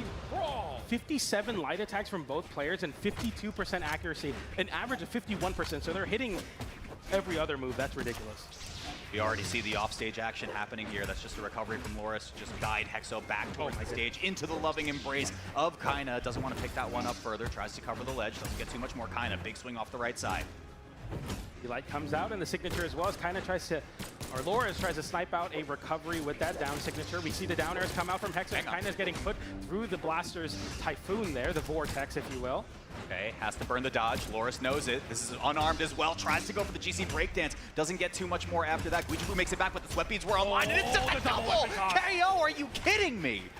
The red team make it look so easy. You send both off stage, you throw the weapon, you walk away happy with a stock lead for both of the red team members now as they get some action started here. The blue team looking to get something going, but the red team seem to be in so much control of the damage. The Ensig comes out, finds the KO onto Kaina. Loris in a 2v1, even unarmed fighting back, but the sidelight into Ensig will be a double KO for Guichibu's Queen 9. That was the first confirmed signature from Guichibu as well. We didn't even see the connecting piece from Hexo that you talked about. Oh my gosh, the alley-oop. Oh my goodness. Hexo fights his way out on the right side. Guichibu signaling off into a 1v1 onto Kaina, but look at your teammate for just a second. Tries to get the Nair. Recovery comes through. Chase dodge as well. Guichibu can't make so much more happen.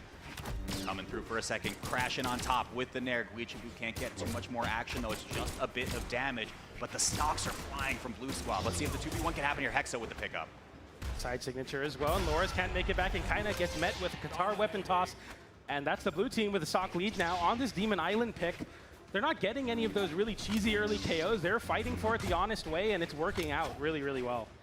Yeah, I mean, you keep it in the pocket for now. Hexo gonna get sent off the left blast zone. Guichibu desperately trying to touch the ground. Look at the sweat beads coming out of this man. It's a full exercise happening here. Hexo trying to go up top. Guichibu off stage. Okay, kind of breaks it out. Hexo getting the damage on Loris in the blasters. The side air comes in, interrupts the down signature with the end light there. Very, very important. The blue team now continuing to hold on to this stock onto Guichibu. The high defense for a reason there. Now we get a big string as we both trade some damage there. The end light comes out, but Guichibu loses the stock. Wow, and what a heads-up play from Loris as well. Offstage once again, goes for just the ground pound outright, gets the stock, forces the 2v1. Guichibu's got his work cut out. The down sig. We've all been hit by it, and it works even at this higher level. The red team make it happen so quickly. God. The double recovery is so clean. Doesn't KO quite yet on this high defense. Clean knife pick, but another D-sig off the stage. Works out. They go for the N-sig there. Guichibu can't get it to connect. Okay. Stomps it, weapon throw comes through, kind of doesn't want to force the angle. I mean, they have this one very, very close to secured. Guichibu has to play so careful. Look at Loris. The aggression from Guichibu gets the down air there. Loris off stage, kinda with the hammer online, just one whip punish away from taking this into game number 2 with a 2-0 lead, and they find it there. Wow, that coverage was unbelievable too, right? Completely doomed position for Guichibu. If you go low, you get picked up with the stomp Sair. If you go high, you get picked up with anything else from Loris, and it looked like it was the D-Light to just cover the anti-air, get that position, scoop him out of the sky, pick up the KO. This is a team that is so seasoned and so ready, and the mid-season championship winners of last year for a reason, and they look to continue to hold their belt. They make it look so easy sometimes, though. Some of these KOs, it just looks like they know exactly what to do. Yeah. They find the double KOs, and they just walk away like, yeah, that's what happens here when you fight us. Look, man, I'm just so impressed at how quickly Loris and Kaina have been able to turn plans that haven't gone exactly right into situations that flip stocks or create full advantages for them. Meanwhile, what's happening here? Come on. Can't even have time to explain anything as the red team with the aggression here, looking for that edge guard onto Guichibu with those pogos. Doesn't get the side air though. The blue team getting some damage onto Kaina, but they can't get these extended strings as Loris interrupts so much with the spear. The D-sig comes out, no side air from Kaina to follow up. That would have been a KO though. Signature creates a little bit of space. Loris now playing the back line for just a second. Kaina aggressing forward. Haven't seen Hexo get too activated so far in this set. See if these blasters can maybe come offline. There's the offstage, gets the double, and there is exactly what they needed to get this one started. If you get both of the teammates hit by a singular sidelight on Katars, it's so easy to get team combos afterwards and set up for those crazy double KOs. Speaking Look of at this, look at this, Guichibu! But off stage, Loris He's can make crazy. it back, and Guichibu didn't make it back, and Loris taps it in as well. That's a double KO, essentially going to the side of Loris. Guichibu kind of mind-kipping himself there. Sometimes you get lost in the sauce, and I don't blame you for it, bro, okay? That was crazy to go for that. I mean, if you land that, clip it and ship it right now. But just for the moment, in this 2-0 lead for Loris and Kaina, you're evened up on stocks because of it. Ground pound comes out, catches Loris there. Hexo looking for the scoop on the Nair, but doesn't find it. The recovery into the wall. Loris getting the side air there, and they're fighting for the wall here. The blue team tries to get involved with Guichibu there, but he can't get much, and Loris somehow makes it back. The N-sig comes out, hits Kaina, doesn't KO though. On the other side, the side air comes out from Loris, disarming Hexo, and the blue team now having to struggle to land. The side stick comes out, D-Light into side air. Wow, okay, favorable trade though. Kaina gets position at least while the respawn comes through for Hexo. Hexo will grab weapon first, potentially. Now Loris gets the bow. Base dodge up, tries to find the alley-oop into Guichibu's neutral sig. Doesn't get it. And there comes out there. Here's the 2v1 combo. D-Light into recovery. Oh, and you see Hexo going for the chase shots up recovery. Doesn't find it there. Loris having to get back down with the sweat beads. We find the KO onto Kaina though, and we know what this blue team can do with a 2v1 combo, but Loris doesn't care. He splits the teammates up and he fights Hexo one-on-one. The N-Light comes out and it will KO coast to coast. Hexo's got to get out and dodge right now. Yeah, exactly. Don't even try to get whiff punished in these positions. Wait for your teammates to come back. Well done here. It's one stocks across the board. I'm looking at Loris. Guichibu tries to what happened? What just happened? He got KO'd off the top of Kaina's recovery, and now Guichibu in a 2v1 Loris with no weapon. GC off the wall. N-Light off the wall. Oh, Guichibu. Yeah, you gotta go for it at this point, right? You're down 2-0. You gotta make a play happen. Loris, the target to look out for. If you can push Kaina away for just a second, you're a single neutral win away from securing the stock onto Loris and forcing the 1v1.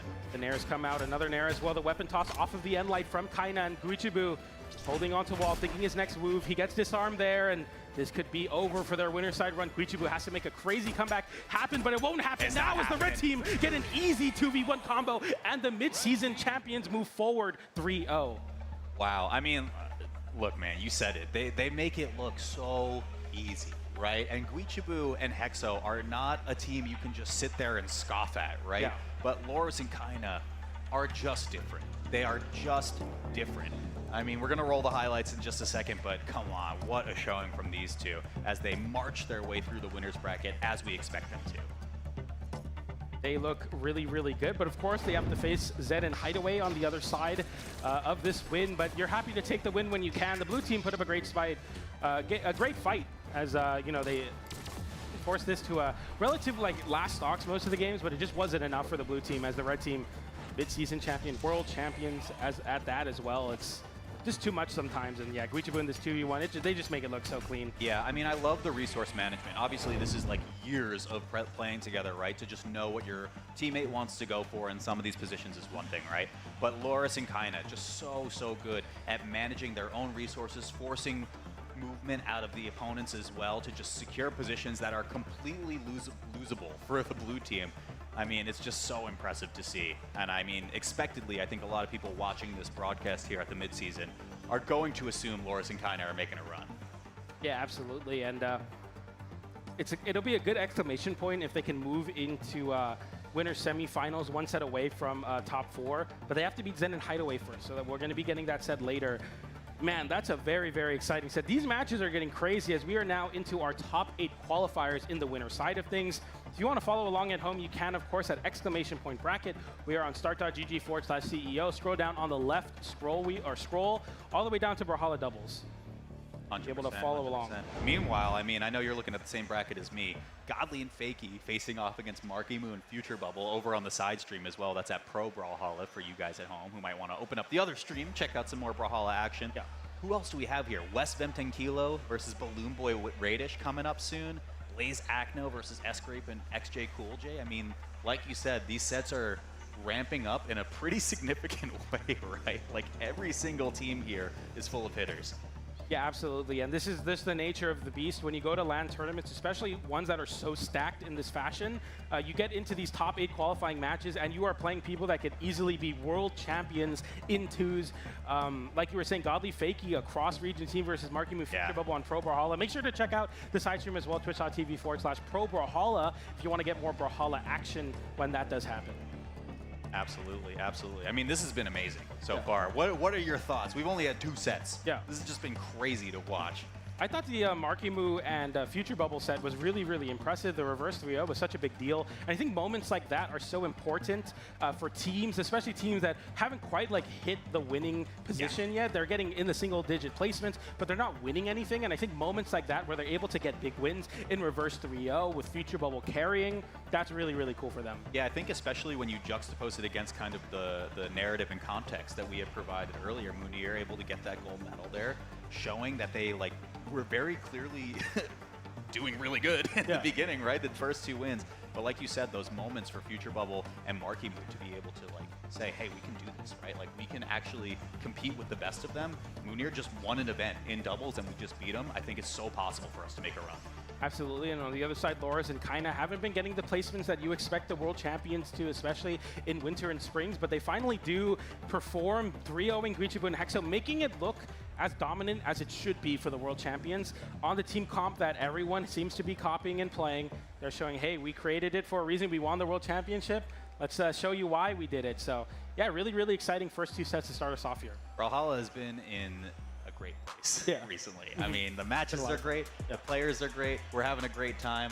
I think we're going to go to a quick break, if I'm not mistaken, before we go to our next match, or do we have one queued up?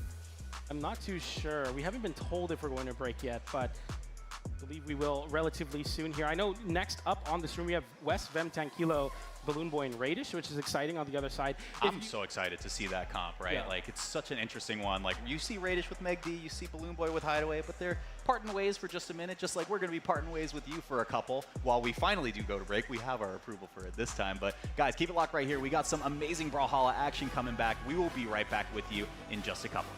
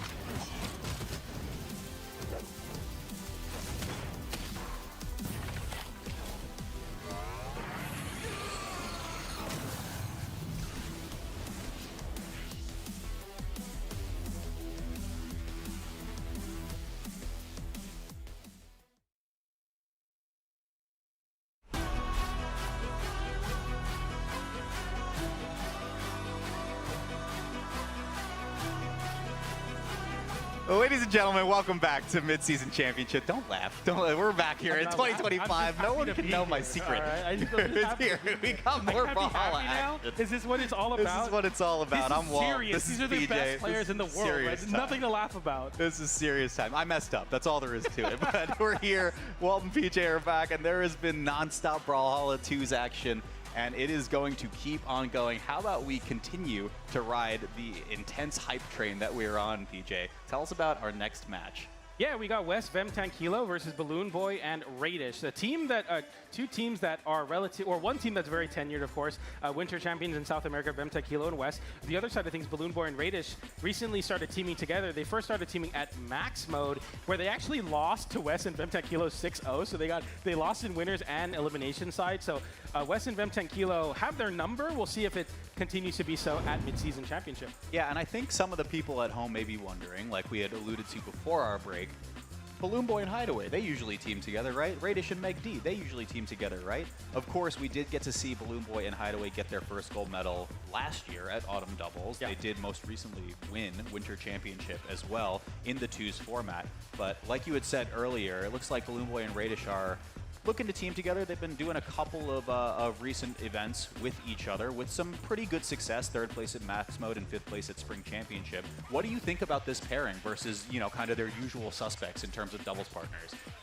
I really like this team comp. Of course, Balloon Boy used to play with Hideaway a lot, and then Radish used to play with Megd. But both of them, you know, I believe Megd is playing with someone else this weekend, and then Balloon Boy or Hideaway plays with Zen now. So, you know, two people that needed teams, especially at Max Mode, and they both ended up teaming, and it works out really well. Two legends that obviously I think Zariel is very picked, Gauntlets and Bow, but Balloon Boy is very known for having a very strong bow. We might even see some Diana and Radish on the orb and the boots. He's kind of the only one that can really get it done at this upper echelon of play. We have Red Raptor and Orb players of all levels, but Radish seems to be on the pinnacle of North America Orb, so it'll be exciting to see this team comp that is relatively new, but happy to take some names and ready to do so here at Midseason at CEO. And we are seeing Wes on the Magyar as well. If I'm that not cannot be right. Is that right? I'm seeing this on my stats, and I'm seeing it on the screen right now, which is concerning. I don't know how to feel about this. You know, I will say, Greatsword in 2. Okay, I'm not going to make a statement on Greatsword here because either I downplay Greatsword and people get mad at me, or I upplay it and then people get mad at me. So I will talk about Hammer on the Magyar. The Magyar Hammer is really good. Hammer's in a great spot right now. We can talk about Hammer all day long, as well as Vem Tankilo playing another Hammer legend in the Teros. So we could easily be seeing that, but. Are we seeing Magyar? You know, the TV is small. I know Sparky was saying that, and that wasn't just Sparky making something up like he usually does. But actually, it's hard to see sometimes. Oh, okay. You can't be doing that. Not to Sparky 878. Come on now. All right, let's get into our first game. Yeah, this is the big question. I think it is Magyar, right? It has to be. I can't see, right? man. Right? Wes is looking at the camera. I don't know. Is he? Can he hear us? Is that what it is? I mean, we're gonna find out in a second.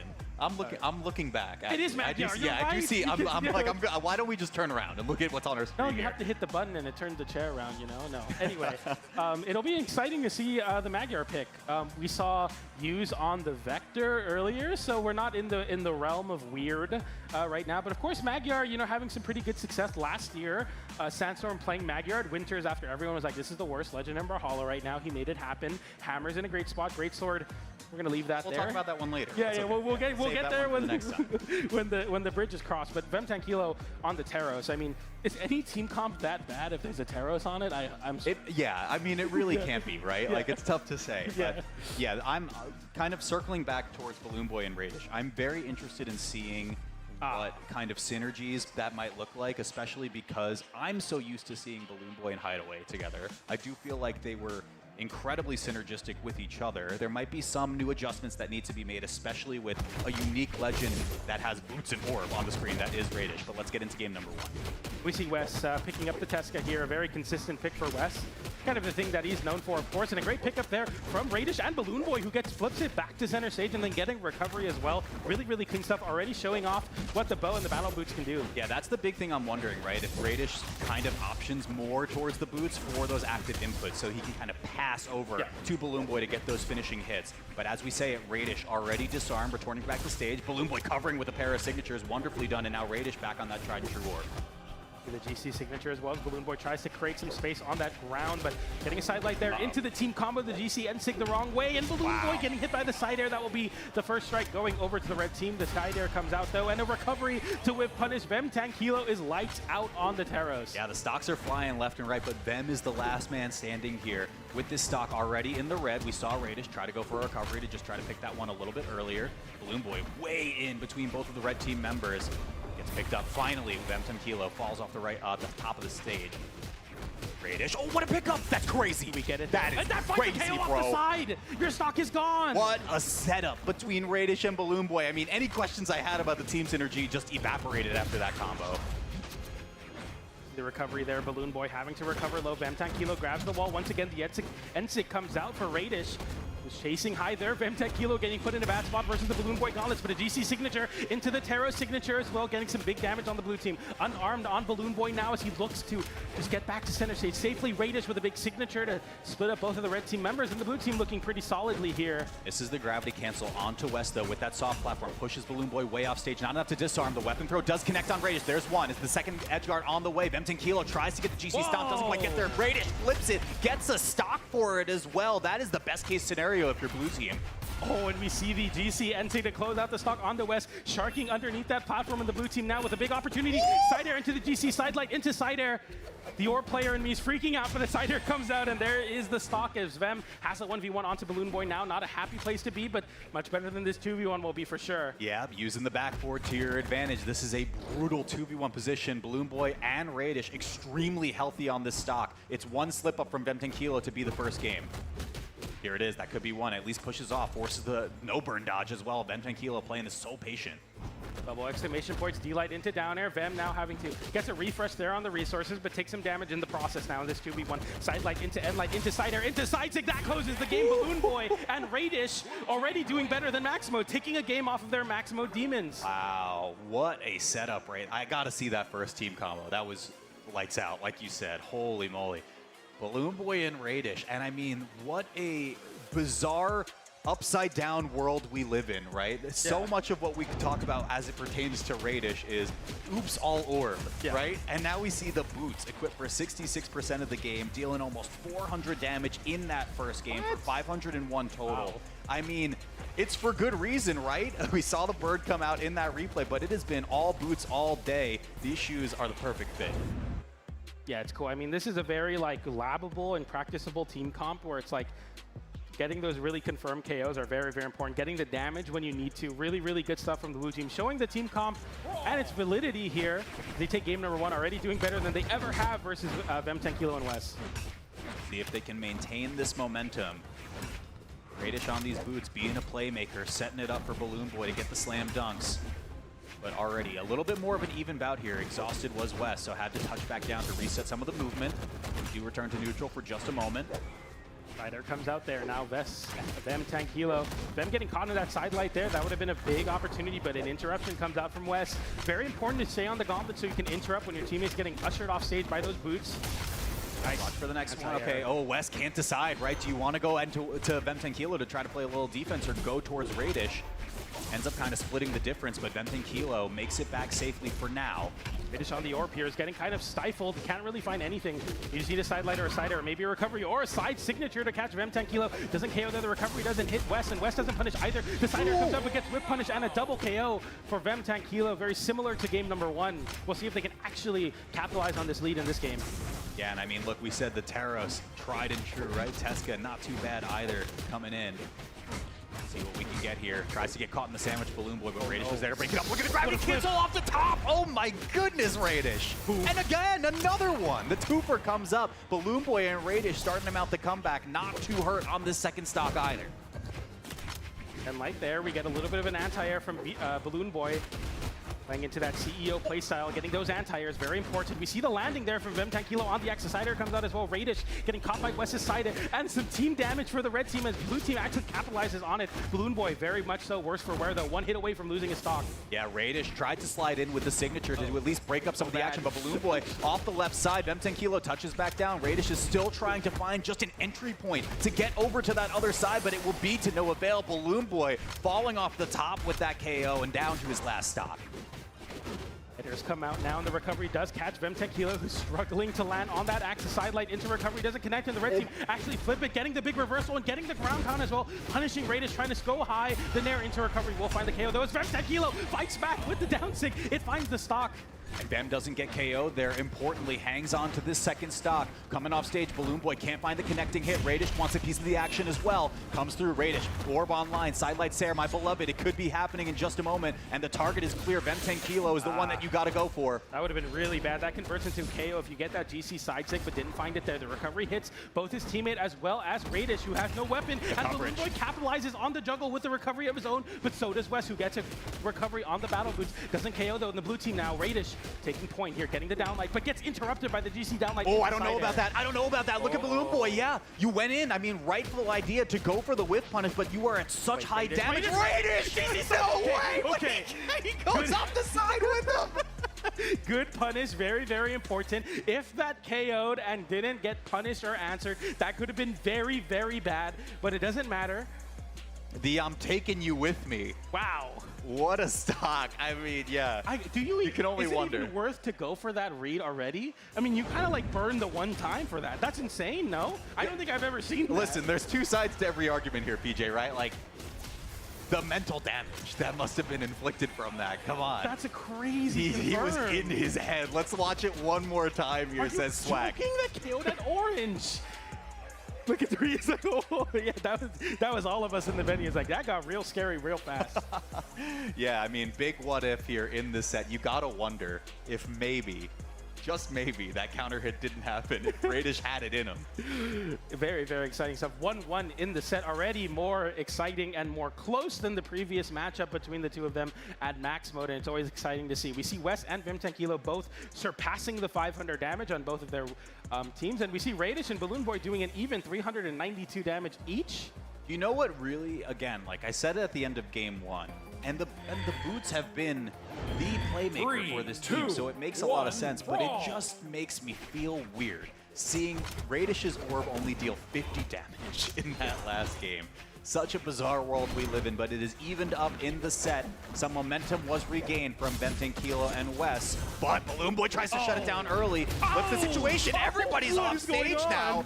The signatures are coming out. The side stick comes out as well, and getting a big conversion there on the side light side air into the bow recovery. Some nice damage. End light to interrupt the ground pounder. Ground pound comes out from Radish, but no connection. Another end light, and Radish's orb is doing so much work. He gets it there as well. Oh my gosh, the coverage from Balloon Boy and Radish, it just looks like nowhere on the map is safe from either of them. They only got one stock as a result. Here comes Vem Kilo. Oh, some team damage there, but it actually works out because West acts out of hit stun with a GC side stick, and it hits his own teammate, Vem Kilo, losing a stock to Team KO. Wow, even Balloon Boy just like grabbing Radish, saying, you know what, get out of trouble for now. Take a little bit of damage from me. Radish's orb is looking so scary right now, finding and weaving in these hits, getting the recovery as well. Doesn't KO, but it disarms Vem as Balloon Boy isolates a 1v1 versus Vem as well. Yeah, talk about weaving in. That recovery was godlike. We come through, Radish off stage, pushes them both. What's going to be the edge guard? Goes for the ground pound. No, just jockeying for position. Gets one. There's one. Has some movement left. Touches the wall. Radish resets the position. Gets the pickup. Target swap to West. I mean, masterfully done from the blue team. Radish must have heard you all because he is putting in mad work right now. The side air comes out as well. Vem Kilo getting sent off stage. Sideline into side air. Gets the end light into recovery. Goes for the GC and gets the GC signature. But the blue team gets double KO'd. I don't know what's going on. Somehow the red team taking those stocks. That's a big opportunity for them. Is it enough? They isolate 1v1 down. The side. This is insane. Can you stop? It's still going. GC down sick. It doesn't connect. Balloon Boy makes it back. Vem Kilo fights back. And they just get back to neutral. Oh my goodness. They're just fighting. They're just fighting. Okay, tries to stomp through, doesn't get there. West just running across the stage to get out of trouble, try to find some solace in his teammate of Vem Kilo, who's caught in the middle of a rock and a hard place, or maybe an orb and a pair of gauntlets. Radish gets the hit off. Nothing more after that. Vem Kilo in danger, finds the stock, and this is the 2v1, sends it off stage. Radish doesn't connect. Weapon toss goes through off the backboard. Balloon Boy can't close it. See the charge up of that N-Sig from Vem Kilo, but a team combo comes out. There goes for the recovery. Balloon Boy loses his stock there, and a stock gets traded out. Radish now, and Balloon Boy in a 2v1 versus Vem Kilo. The downlight comes out, but gets interrupted. No downlight. He did it! He did it! He's been going for that for years. Oh my gosh. Spread your wings and fly, my little bird. Radish going all the way up top. Hits the signature off the gravity cancel. That was absolute cinema. I don't care if it wasn't true. It was true in my heart. He Wow. finds the GC N-Sig off the exhausted orb recovery so clean. You got to see it, right? I mean, look how long this highlight is because it just keeps going on. Can I just watch this for? No, why did you cut it off? Don't do it. I want to see the rest of it. That was insane. What a showing. It's like you said, I think he probably heard us talk about, hey, gee whiz, you know, Radish really isn't using the orb all that much. 509 damage from that last game. Signature pickup off the top, and Radish already off to the races with those boots. He is putting in work, my guy. He is getting so much on the boots right now. Balloon Boy kind of not even really having to take point as Radish keeps hitting buttons. He's getting away with it as well. The downlight comes out, side light gets punished by the sider from West. End light into end light. Balloon Boy gets out of that one very quickly. Yeah, Balloon Boy caught in the middle of some action for at least a little bit, but now they have good position outside in. Gets scooped up off the left blast zone. Radish threads the needle, makes it back, actually aggresses forward before Balloon Boy gets off the respawn, gets scooped up as well. It's a 2-stock deficit already for Blue. Balloon Boy weaving in and out and avoiding Vem Kilo. Recovery comes high, and it doesn't KO quite yet, but a side air is a great whiff punish. Balloon Boy getting an air of his own, and now both red team members in bad spots. The downer off the wall will find the KO onto West. No, it doesn't. West barely makes it back. A recovery sends Vem Kilo up into Balloon Boy. Once again, West flips it. Side air into the stage. I can't believe that dare miss. That's insane. Okay, what great spacing from West to make it around. Vem Kilo gets the worst end of that exchange. Can West make this one out? Takes a hit, takes a weapon throw. Offstage just sacrifices the stock. I understand it completely. You want to get back and support your teammate as quickly as you can. Especially with the boots and the gauntlet cycled onto the blue team. The 2v1 combos are real. The end light where the nair comes out in the side light. Nice interruption from West to avoid your teammate getting team comboed. The recovery goes high and hits Radish, but doesn't disarm or KO, so you're still fine. Hang on, West. Balloon Boy, look at Balloon Boy. He gets the big stage Vem with a dodge. He has to burn it early. And he doesn't get the hit. Okay, his teammate saves him, but West in a bad spot. Balloon Boy almost getting the reversal with the GC signature as well. The side air comes out. Vem Kilo somehow still on his stock. Wow, this is crazy. Okay, Vem Kilo utilizing that soft platform in the red. Like you mentioned, though, this is just one Sarah away. The positioning wasn't there for Radish to get the stock, though. Balloon Boy tries to send it, close that one out early. Radish tries to go there as well, but West punishing all the way through. Everybody's off stage once again. Boy, looking for it all with that Cider. Radich dash jump forward, gets the Cider into the corner to punish Vemtankilo with a high recovery. West now having to land around the platform, gets a downer of his own. Vemtankilo tries to follow up with an unarmed recovery, and it doesn't happen as the red team now holds center stage. Recoveries and nairs come out. Balloon Boy barely holding onto that stock, but the nair comes out. Radich getting a big side. He's got one. He missed. Signature, but he continues there with the nair. Vemtankilo having to land on the side platform, and he finally gets a reprieve as the nair comes out and KOs Balloon Boy. Radich on the back seat now, having to play a little bit slower to avoid getting team combo. Yeah, but look at West. I mean, this is like one recovery, just one alley-oop over, and Balloon Boy perfectly in position. No way! Can you relax? We don't even get a minute to talk about it? I can't even talk about you KOing someone without them KOing another person. Wow, okay, Wes, extremely healthy, fresh stock here, but this is a tough 2v1 to get put into when you have been seeing these team combos Balloon Boy and Radich have been outputting. Boy, playing very, very patiently here, just playing basically a 1v1 game, but Radich getting the follow-up there with the nair. The recovery goes high as well as West cycles back to Battle Boots, but Battle Boots not the name of the game. Too long of hits, so when you hit one teammate, the other teammate can easily punish you for it. Okay, space that one out. Balloon Boy wasn't able to get it, yeah, but exactly what you said, right? Those lag periods you have after you confirm a hit, all but do it, and Balloon Boy slams that one in for the 3-1 victory. Balloon Boy and Radich will qualify into top 8 of our midseason championship. They dethroned they took on their demons and conquered them here as they move forward there with a 3-1 victory. They got 6-0'd at the last time they played each other at LAN at max mode, and this time Balloon Boy and Radich will not be denied. Wow, that was, can we watch game 3 again? Like just in its entirety? Dude. That was unreal. It was. I mean, I don't even know. Let me look at some stats here to kind of get myself back here, as Radich did so much damage in the last game as well, 448 damage. Balloon Boy 513 as well. He was playing absolutely incredible. Look at that.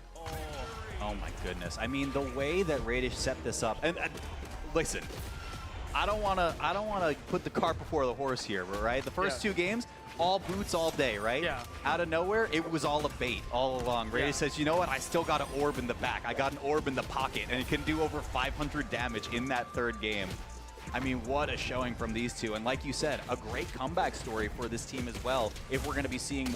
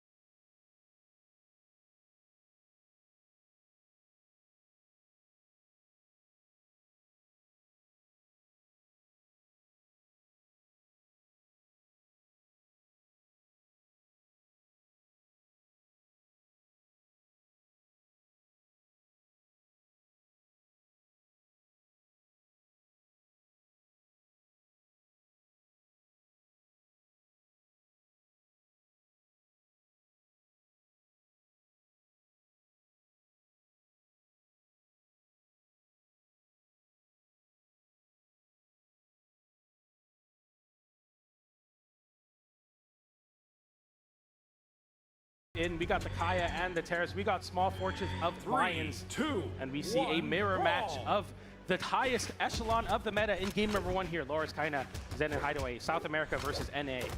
Now, I don't think we're going to be getting as many freebie edge guards from particularly Loris as we saw in the previous set. Zen and Hideaway going to tighten up the space a little bit, maybe create some more 4-player collapses, some scramble situations. But let's see, Loris already creates the separation, tries to go for the low angle, but doesn't get too much more after it. Kaina and Loris have been picking their spots exceptionally here. They're hardly ever whiffing moves in this. As I say that, the breakdance does get punished by the down air, but Kaina getting a side light there, getting the down air to scoop as well. D-light into side air, and the recovery from Loris as Kaina uses his own teammate to get him back to stage. That was sick, but Loris just tries to misspace it. So unfortunate there. It actually ends up KOing his own teammate. So even stocks for both the blue and the red team. Okay, the dust settles. I mean, Kaina's pretty hurt on this first stock. Still just maintaining the ground, holding it, a shark in the water, still hanging onto this weapon as well, not overcommitting. Zen pushes away, Loris getting punished off stage. What a wait from Hideaway, but it doesn't result in anything. See a big down stick gets punished immediately by Loris. Kaina and Loris playing so well at that whip punish game. Getting the highest possible damage there as the Endlight into Haymaker. Doesn't connect the Haymaker, but the Endlight does do some major damage and knocks his weapon off there. Okay, Loris, the chase dodge up. Kaina just getting batted away over and over in deep red almost at this point. Anything will do it, and Hideaway finally picks that one up off the stair. Do they get an opportunity onto Loris? Stomp stair comes through. Zen with the follow-up hit. Loris off stage. Kind of getting the Endlight to interrupt Zen's edge guard attempt. The Endlight into the Cider. Cider doesn't connect, but the Endlight once again as Kaina. When Kaina doesn't have to move, he becomes a very, very scary player. 100%. Just holding that center stage sidelight into air, so much damage, and that gets a scoop. I believe that found the KO off the Kaya signature. The Endlight into the breakdance. Yeah, Loris just threading the needle there and then waiting patiently. Like you said, kind of hanging on to these stocks in another awkward situation results in a Loris lost stock. But all that being said, they're still in a stock lead at the moment. You just have to make sure Loris holds onto a stock here, which Kaya can definitely do with that defense stance. Kind of looking for that big side air there. But accidentally flips it the wrong way. Sidelight comes out to punish Hideaway, getting a team combo there. Okay, watch the weapon throw. Hideaway still really playing perfect defense here. Oh, gives it up. Okay, tries to go onto Kaina. I don't blame you for it, right? Loris still looking to find a weapon. The breakdance connects onto both, but it does hit Kaina. Forces the 2v1 though, so I'm gonna say worth. And Hideaway make this happen here. You get hit in a team combo though. GC side-sig, it didn't even have a lead up. Usually team combos have 4 or 5 hits. That one just saying sidelight into GC side-sig. The team combo was get the hit and go to game 2. That's what's gonna happen right here. Once again, Kaina and Loris firmly in the driver's seat here, even with a couple of weird mishap situations from them, which were lost stocks for Loris. Loris getting the team KO onto Kaina there is a traded stock for the red side as well, that we see right here on your screen. It still works out for them because it's just all high value. 3, 2, 1, brawl! Get right into the next game. Back to Small Fortunes of Lions for game number 2, the red team. Down 1, but definitely not out of it as they get a big team combo there onto Loris as Hideaway Axe do so much major damage there. Kind of getting a juggle there with the hammer, but doesn't get much besides some big hits. But as I say that, the D-Light into side air, another side air as well. The damage slowly getting built up as Kaina on the hammer continues to show why he's one of the best hammer players to ever do it. Yeah, and I mean, the floor is lava when you see Kaina down there. Look at that, right? Like, has barely exited the ground because why would you? When you can just get first strike like that, force the offstage situation, cover some space right here. Hideaway does get back on the respawn, so it forces Kaina off it, and Loris does lose a stock as a response. Hideaway getting some big damage on his own teammate there, hitting one too many buttons, trying to find Kaina. Side air into the down air to punish the dodge in. That was so clean from Kaina. The slight little reads and optimizations, even in that 1v1 where you have to do something quick, getting the most amount of damage you could. Loris is in such an awkward position right now. Somehow fights his way out, chase dodges towards the soft platform, looking for a little bit of movement to at least reset the positioning. Zen.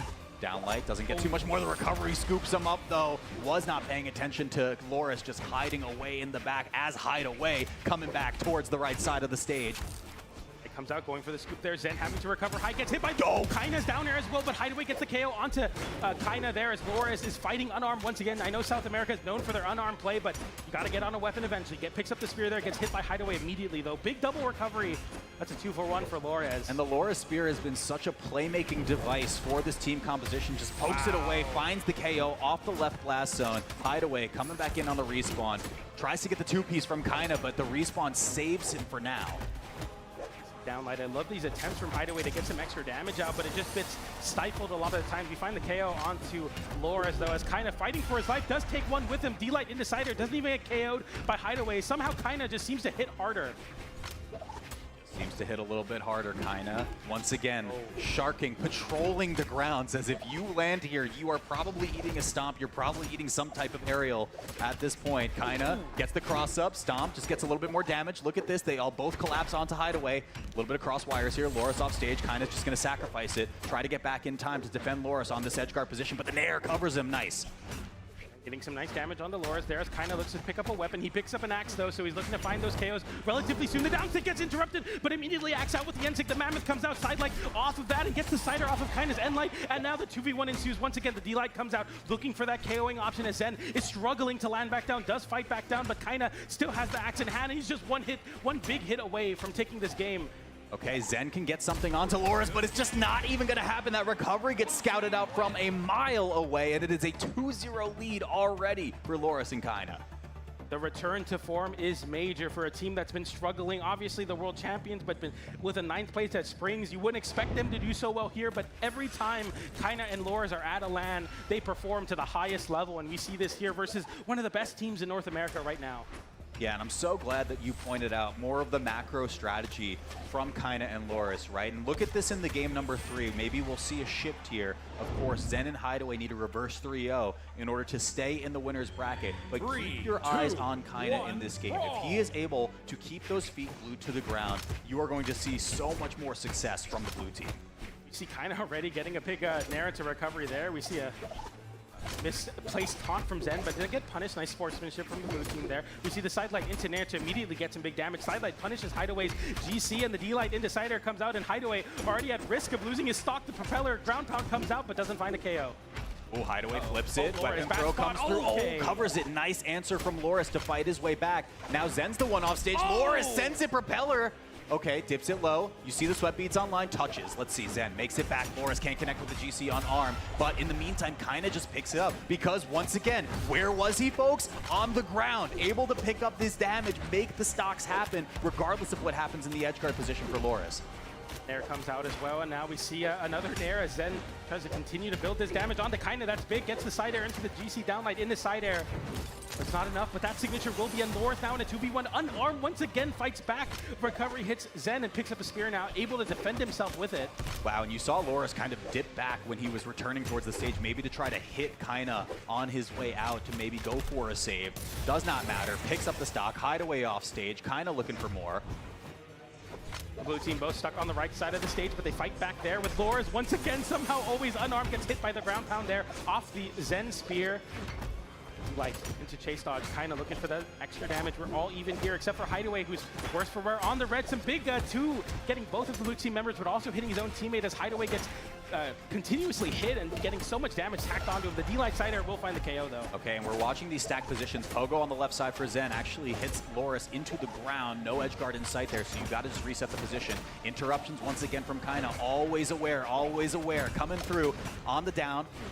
Getting the hit here, not too much more after that. Loris got a little bit too lost in the sauce, and the red team was there to pick up the pieces. Oh, the recovery. Hang on. Zen flips it with an air. That's a big opportunity now as the red team once again equalize the stocks. Kaina in a 2v1. Zen looking for this big open up. Gets the nair and does find the KO as the red team lose that stock and the stock lead evaporates. Once again, yeah, look at Hideaway though. You gotta play this one safe. This is the opportunity to get on the board, but if Hideaway loses the stock, it is a brutal 1v2 position for Zen. Loris is so crazy, man. He gets a side air and he continues to go off stage. Kaina gets the recovery on the Hideaway, who makes it back there. The Pogo comes out, hits Loris. Loris hitting his own teammate on way back to the soft platform. The recovery comes out again. Hideaway. Exclamation points. He covered it. He covered it. Okay. Can Hideaway make it back? Yes, he does. He hits a teammate, so he's able to get back to the stage. Hideaway somehow makes it back. That was crazy. I mean, what patience from Hideaway. Of course, kudos to Zen for hanging on to it as well. Hideaway. Very precarious situation. Gets scooped up with Zen. D-Light. Yeah, you have to play super in the back. Zen is totally playing point here, but look at Loris. So much respect. So important there. Gets the nair and punishes. Now Zen not having the range to interrupt some of these longer. Quick punish. Another inlight gets punished. Into an immediate. How did he get through? Kaina in a 2v1 now. D-Light Kaina. Finds the the KO. Doesn't find the stock. It's a disarm for Kaina, but that is an easy scout out for the red team. Hideaway hung on to that stock for as long as possible, and it was enough to get them on the board. It's 1-2. Incredibly clutch. And the last time we saw a North American team take that game number 3, it happened to be a reverse 3-0. Let's see if they can mimic that success from Markimu in Future Bubble, but it's going to be hard to do so. As much as it is good to win that game, you still have a lot of work to do to make this reverse 3-0 a reality versus the world champions. Yeah, so I mean, what happened here exactly? We're going to load back into Small Fortress Alliance. Hideaway hung onto that last stock wonderfully, right? If you lose that stock, it's just over at that point, I think. I don't know if Zen can make that comeback, especially with how healthy both of these players were. We get a big open up there with the sidelight into Nair. The Nair continues there, and the recovery as well onto Lores as Kaina still hasn't picked up a weapon. The sidelight comes out. Hideaway trying to swing big onto Kaina, picking up that weapon, looking for the recovery there, but great movement to get back to the stage. Zen giving his own teammates some space there with the recovery on the spear as well. So a lot of scrappiness already as the landing Snyder finds the KO immediately, and the red team with a lead for the first time in this set. And this is so bizarre of me to say this. It feels like Kaina is the one that's picking up the pace right now too, right? You see Kaina thriving so much when he gets to control the tempo, play the ground game, get the stomp stairs, secure the stocks. He's running off stage looking for edge guards right now. I think he just wants to close this one out quick, fast, and in a hurry. Exactly what the name of the game is, especially when you're on the terrace. The recovery does find the KO and gets another with the D-Light into recovery. Lores like lights out on the spear. Oh yeah, the 2-for-1, Loris, still relatively healthy, only approaching orange right now in this stock. Able to maybe stack on, get a couple more nairs, tries to get that one collapsing on the way down, but Hideaway bats him away, left side, gets the stock onto Kaina as well. This is edgeguard position as well. How does Hideaway hang on to it? Loris flips it, not gonna be an edgeguard position, but Kaina back on defense once again. GCN light in there onto Kaina as well. The D-Light into side air doesn't get punished as Zen is able to get the dodge through it. I like that chase dodge downwards from Loris, trying to hold on to the ground, not wanting to get juggled, even after getting a hit on a recovery. The down air comes out to snipe it out, though, and now Kaina in a 2v1 avoiding the GC side light, but doesn't avoid the end light. Gets a punish on the D-Light into side air, and another D-Light side air onto Hideaway. Somehow Kaina on the hammer makes the 2v1 look easy. Yeah, and of course, doesn't want to super overextend, go off stage, look for the edge guard, because you know Loris can pick up pieces right there. Does get the Sair required for that stock off the right side. Zen, so slippery, though. They can't find the 2v1 opportunity as Kaina falls. Now they have a window onto Loris, who once again is approaching orange on this stock. Right airs come out to Nair as well. Hideaway with no dodge, but finally gets his dodge back, has to recover back to the wall. Hit to get a hit onto Kaina. Another Nair onto Kaina, but gets hit with the combo. Look at this, look at this. Comes out, no dodge from Hideaway. Kaina with an opportunity. Lores fighting back there, and Hideaway taking so much damage. Gets the conversion into the slippery, sent the wrong way. Oh, if it's sent to the left, that's surely a KO, right? Oh my goodness, okay, that could be the opportunity they need, but it's the same position as last game. Hideaway already in red, needs to hang on to this stock for a chance for a game 5. Light into side air. You have to take that damage for your teammate Zen, having to play forward. We see a little bit of team damage there. Oh no! But the Nair comes out on the blue team now. One stock away. Can Zen do what his teammate did and clutch this 2v1? Loris unarmed. Zen finds the hit. It's not enough. Needs to get one more opening. Kaina hands it over to him, but Zen can't capitalize. It is a tough 2v1, and a shark in the water has still appeared. Loris gets the GCD light, finds it. The chase dodge was totally unnecessary, and Loris and Kaina close the door on it with a 3-1. And the world champions do it once again. They haven't been performing online, but they make it here. And they lock in their spot into top 8. One more to make it to championship Sunday in that top 4 placement. Kaina and Loris get it done on the team comp that won them the world championship, winning the mirror matchup, saying we are the best at this comp. We made it. We won a BCX with it, and we'll show you we can still do it. A 3-1 victory for Kaina and Loris. I mean, 500 damage on Loris' spear. You talked about it. Lights out gameplay. Actually insane, right? That's crazy. And again, I think we'll take a look at some of our highlights right now. When Kaina gets to control the tempo, repeat after me, folks. When Kaina gets to control the tempo, Kaina and Loris win games. Yep. That's just what happens, right? He had the ground game completely locked down. Whenever one of the red team members was trying to drift in, Loris just kind of gets to go crazy and do whatever he wants in terms of edge guarding, in terms of maybe overextending into the skies, because as soon as they land, Kaina's there to shark out the landing. Yeah, exactly. This team playing incredibly strong and playing the team comp very well. They're doing very thematic things, but it's really cool to see Kaina kind of take point in a lot of these spots and playing a new aggressive style. We don't always get to see him play on the Teros. Obviously, Kaina is known for being very like a shark in the water, like you're saying, very methodical, waiting. But here he's like, I'm gonna take control of this game. I'm gonna swing for the fences and hope something sticks. And I mean, when you got a 500 damage spear teammate that does more damage on spear than you did in the whole game, you're definitely in a good spot for Loras and Kaina. Hey, look, it ain't bad. It ain't bad, and it definitely contributes to the narrative of, you know, they win a lot when they get the team together. So this one, of course, is no different. They will qualify into top 8, like we had mentioned before, and they're going to be facing off against Godly and Fakey to qualify into Championship Sunday. Some incredible matches on the horizon here as we get 2 winner side semifinals matches. Loras, Kaina, Godly, Fakey. The other side, Balloon Boy, Radish, S-Grape, and XJ Cool J, surprising everybody with one more set to make it into top 4. We go all the way into top 4 here today. Top 4 gets finished on Sunday, so there's still a lot of Brawlhalla to be played as well. On the elimination side, Zen and Hideaway fall down into elimination side round 4, having to play the winner of Sack Use and J44L and Bunny. Wow. A ridiculous bracket. Marky Moo and Future Bubble waiting for the winners of AJ and Squared, Ian and Mac. I mean, these are some crazy, crazy matchups, and the nature of the Beasthead LAN tournaments, when you get farther and farther in the bracket, there is no free meals. There's nothing easy for sure. I mean, this is setting up as well for an elimination match of Marky Moo, Future Bubbles, and Hideaway in terms of projections. Wow. And again, like we said, nothing is free. Nothing is guaranteed here. So, gosh, this is insane. Like you said, S-Grape, XJ Cool J, a 5-game victory over Blaze and Acno. That is a crazy win as well. We got to see Balloon Boy Radish make a run. They're going to be facing off against XJ Cool J and S-Grape for the top 4 slot on Sunday. But we got Sheepy back on the desk here. Tell us what you thought about some of those matches we saw. Yeah, I'm looking through the bracket. I got to see the matches behind the scene and stuff like that. And I mean, we're at the point where like everything is going to be so exciting. Everything is going to be high caliber, and we have stakes on the line here because everybody wants to make it into the top 4. Everyone wants to make it on winner side. You want to be safe, right? You want to be on the winner side, top 4, great.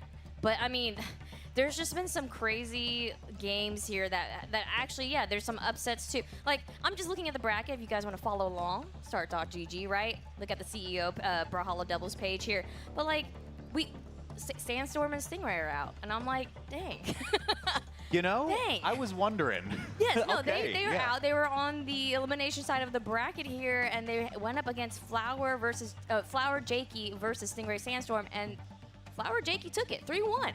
And so it's like, oh no, not Sandstorm, not the GOAT. Also, what about Stingray? Oh my God, Stingray's coming back. Like, it hurts, you know, it hurts a little bit to see what happens here, but this is what happens in an offline event. Things are gonna get jumbled up just like this. It's really gonna depend on what teams can really bring their A game, adapt to what's happening in the situation, and go with it, go with the flow, right?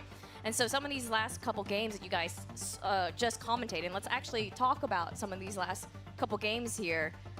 Incredible. I was a really big fan of the first thing that you guys commentated. Taya Munir versus Marky Moo Future Bubble. What a game. What a game 5. Yeah, I think it's such a big deal. This is what we talked about after the set as well for Marky Moo and Future Bubble, to be able to have these small moments, these small like pockets of victory, to be able to say like, you know, we haven't gotten the gold medal yet. We haven't gotten those big podiums yet that really will kind of like elevate our confidence to the next level.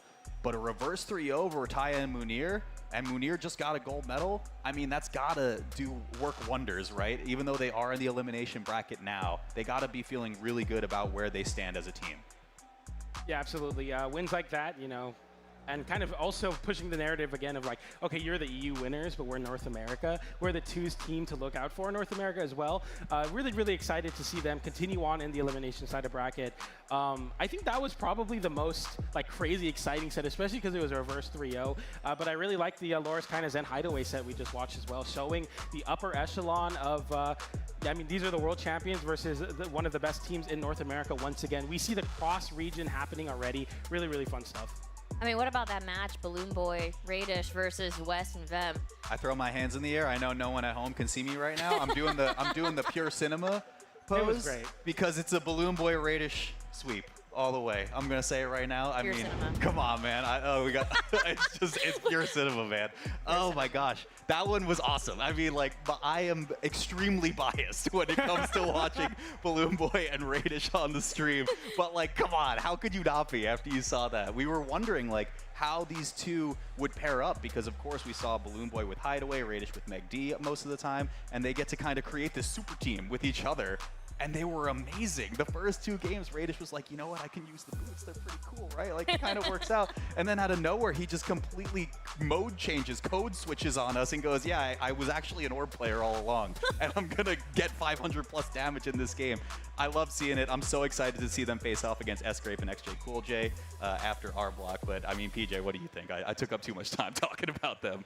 I mean, they're also one of my favorite teams as well to see. And S-Grape, you know, we didn't get to commentate S-Grape and XJ Cool J, but I want to kind of highlight they beat Blaze and Acno Game 5. They're 1 set away from getting into top 4. A team that I don't think anybody had making it this far in the bracket. A big upset of a team making it forward. And now the top 4 being slated as Loris Kaina versus Godly Fakey. So South America and a cross-region team versus NA and EU. We got all representation here in the top 8 going into top 4, which will be on Sunday. It's just getting exciting now. This is where it really happens. It's getting spicy. That's what I mean. We're in top 32, and it's always this is where it gets really intense and spicy. And we love seeing the mix-up and the upsets and the things that are going to happen through all the way up into the top 8 and then into top 4. But speaking of cool and spicy and new and fresh things, let's talk about some merch real quick here, okay? Because if you guys haven't seen it, we do got new merch for CEO for Mid-Season Championship. That sweatsuit goes crazy. I just want to say. Yeah, I was about to say. Yeah, I was like, I like this a lot. The sweatshirt, the joggers, I know it's a little bit of a new take, but it's fresh, it's clean, it's, I actually really like it too. So we got fresh new merch available. Please, brawlhalla.insightcousa.com. If you happen to be online and not here at the venue, you can actually order it there. But if you are at the venue, please go see the merch booth. It's right over there at the very end. Go get this. It's here. The new sweatshirt, the new joggers, it be here. Please go get it. I'm going to get one right now for what it's worth because PJ's been running the AC a lot in my room. And I'm like, man, it's real cold in here. I don't know if I can. I might need like a sweatsuit. What's going on here, man? I'm just trying to sell this stuff right now. So, I mean, if you're at the venue, go grab it now. If you're at home, we have the website, brawlhalla.insightcousa.com. But wait, that's not all. Okay, that's not all. We got to talk about the Brawlhalla Fest merch, the exclusive design here of our lovely Reaper, our favorite Reaper, right? Inspired by Nyx. So don't miss out on this. This was literally specially made for Brawlhalla Fest. That is literally a custom illustration that our lead illustrator, Rachel, created for Brawlhalla Fest and celebration for, of course, our graphic novel that's coming out and all that jazz. So you don't want to miss it. Also, brawlhalla.insightcousa.com for online. And if you're here at the venue, that is also here. That Reaper shirt also here. So please go grab your merch while you can. If you are at the venue and if you're at home, please don't miss out. Please don't be like, man, look at that person wearing that cool Reaper shirt. I wish you have a chance right now. You grab it right now. brawlhalla.insightcousa.com. All right, I just have to shout out the merch. Okay, I'm trying to look out for all the folks. Okay, because I see people asking for the merch. I see people being like, hey, where did you get that?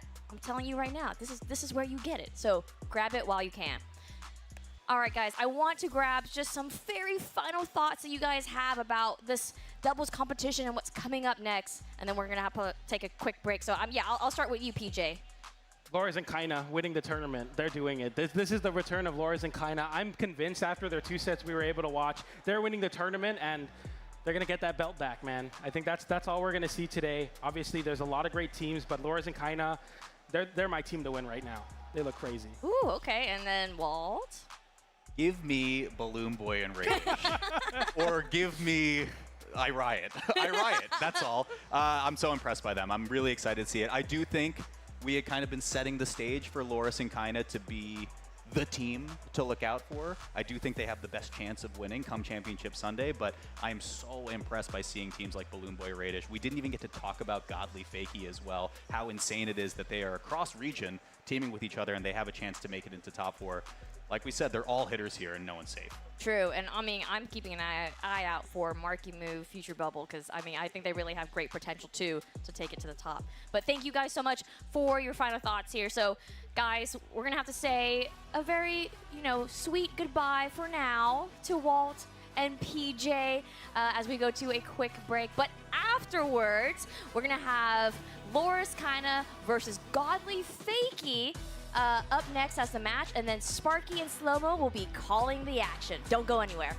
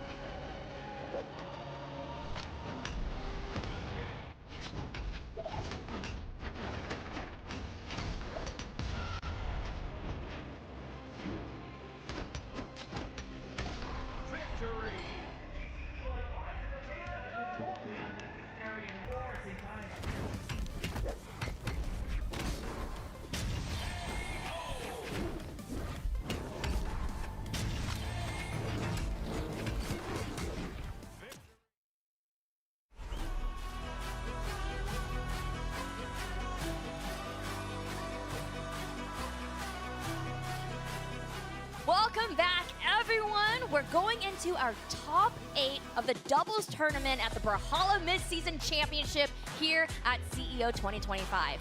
Now, here on the desk with me now is Slow-Mo and Sparky. Guys, things are starting to shake up. I'm super excited you guys are here. Now, I gotta ask you, how are you guys feeling about the tournament so far? It's been spicy. That's what I mean. It's spicy. Like, it is the fact that XJ Cool J and S-Grape are getting ready to fight to qualify for top 4. I did not see that coming anywhere. Of course, we got Radish and Bloom Boy holding it down. They're going to take it all. Nobody can convince me differently. It's fine. We know you're a big Bloom I'm allowed Boy to be biased. fan. It's fine.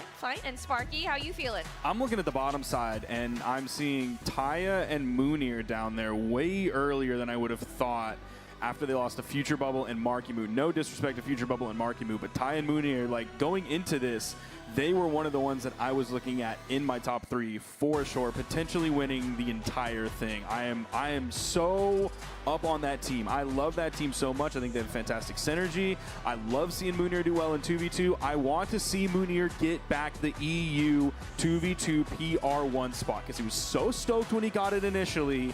And then it turns out there were some issues, there were some errors in the PR calculation, and then he's actually not number 1. So yeah, like I want him to get that back this weekend. Look, all I remember is he mentioned stay positive, right? At the beginning earlier today, and let's stay that way. Let's stay positive. It's possible. It's really possible here at an offline event like the Midseason Championship. So, guys, before we go and talk about the next couple matches, I want to talk about the grandest matches of all time. It's going to be our BCX 2025, the World Championship that's happening November 21st to 23rd. And the reason why I'm telling you guys this now is because I need you guys to legitimately plan early and get your butt to BCX 2025. Okay? Seriously. Brawlhalla.com/BCX. You can literally buy tickets now. Early bird tickets come with cool swag bags, stuff like that. You know how we do. You can look at the hotel. You can see and plan and, you know, coordinate with your friends. It's a good price. Figure out how you gonna get there. Where It's you gonna a sleep. really good price. Okay?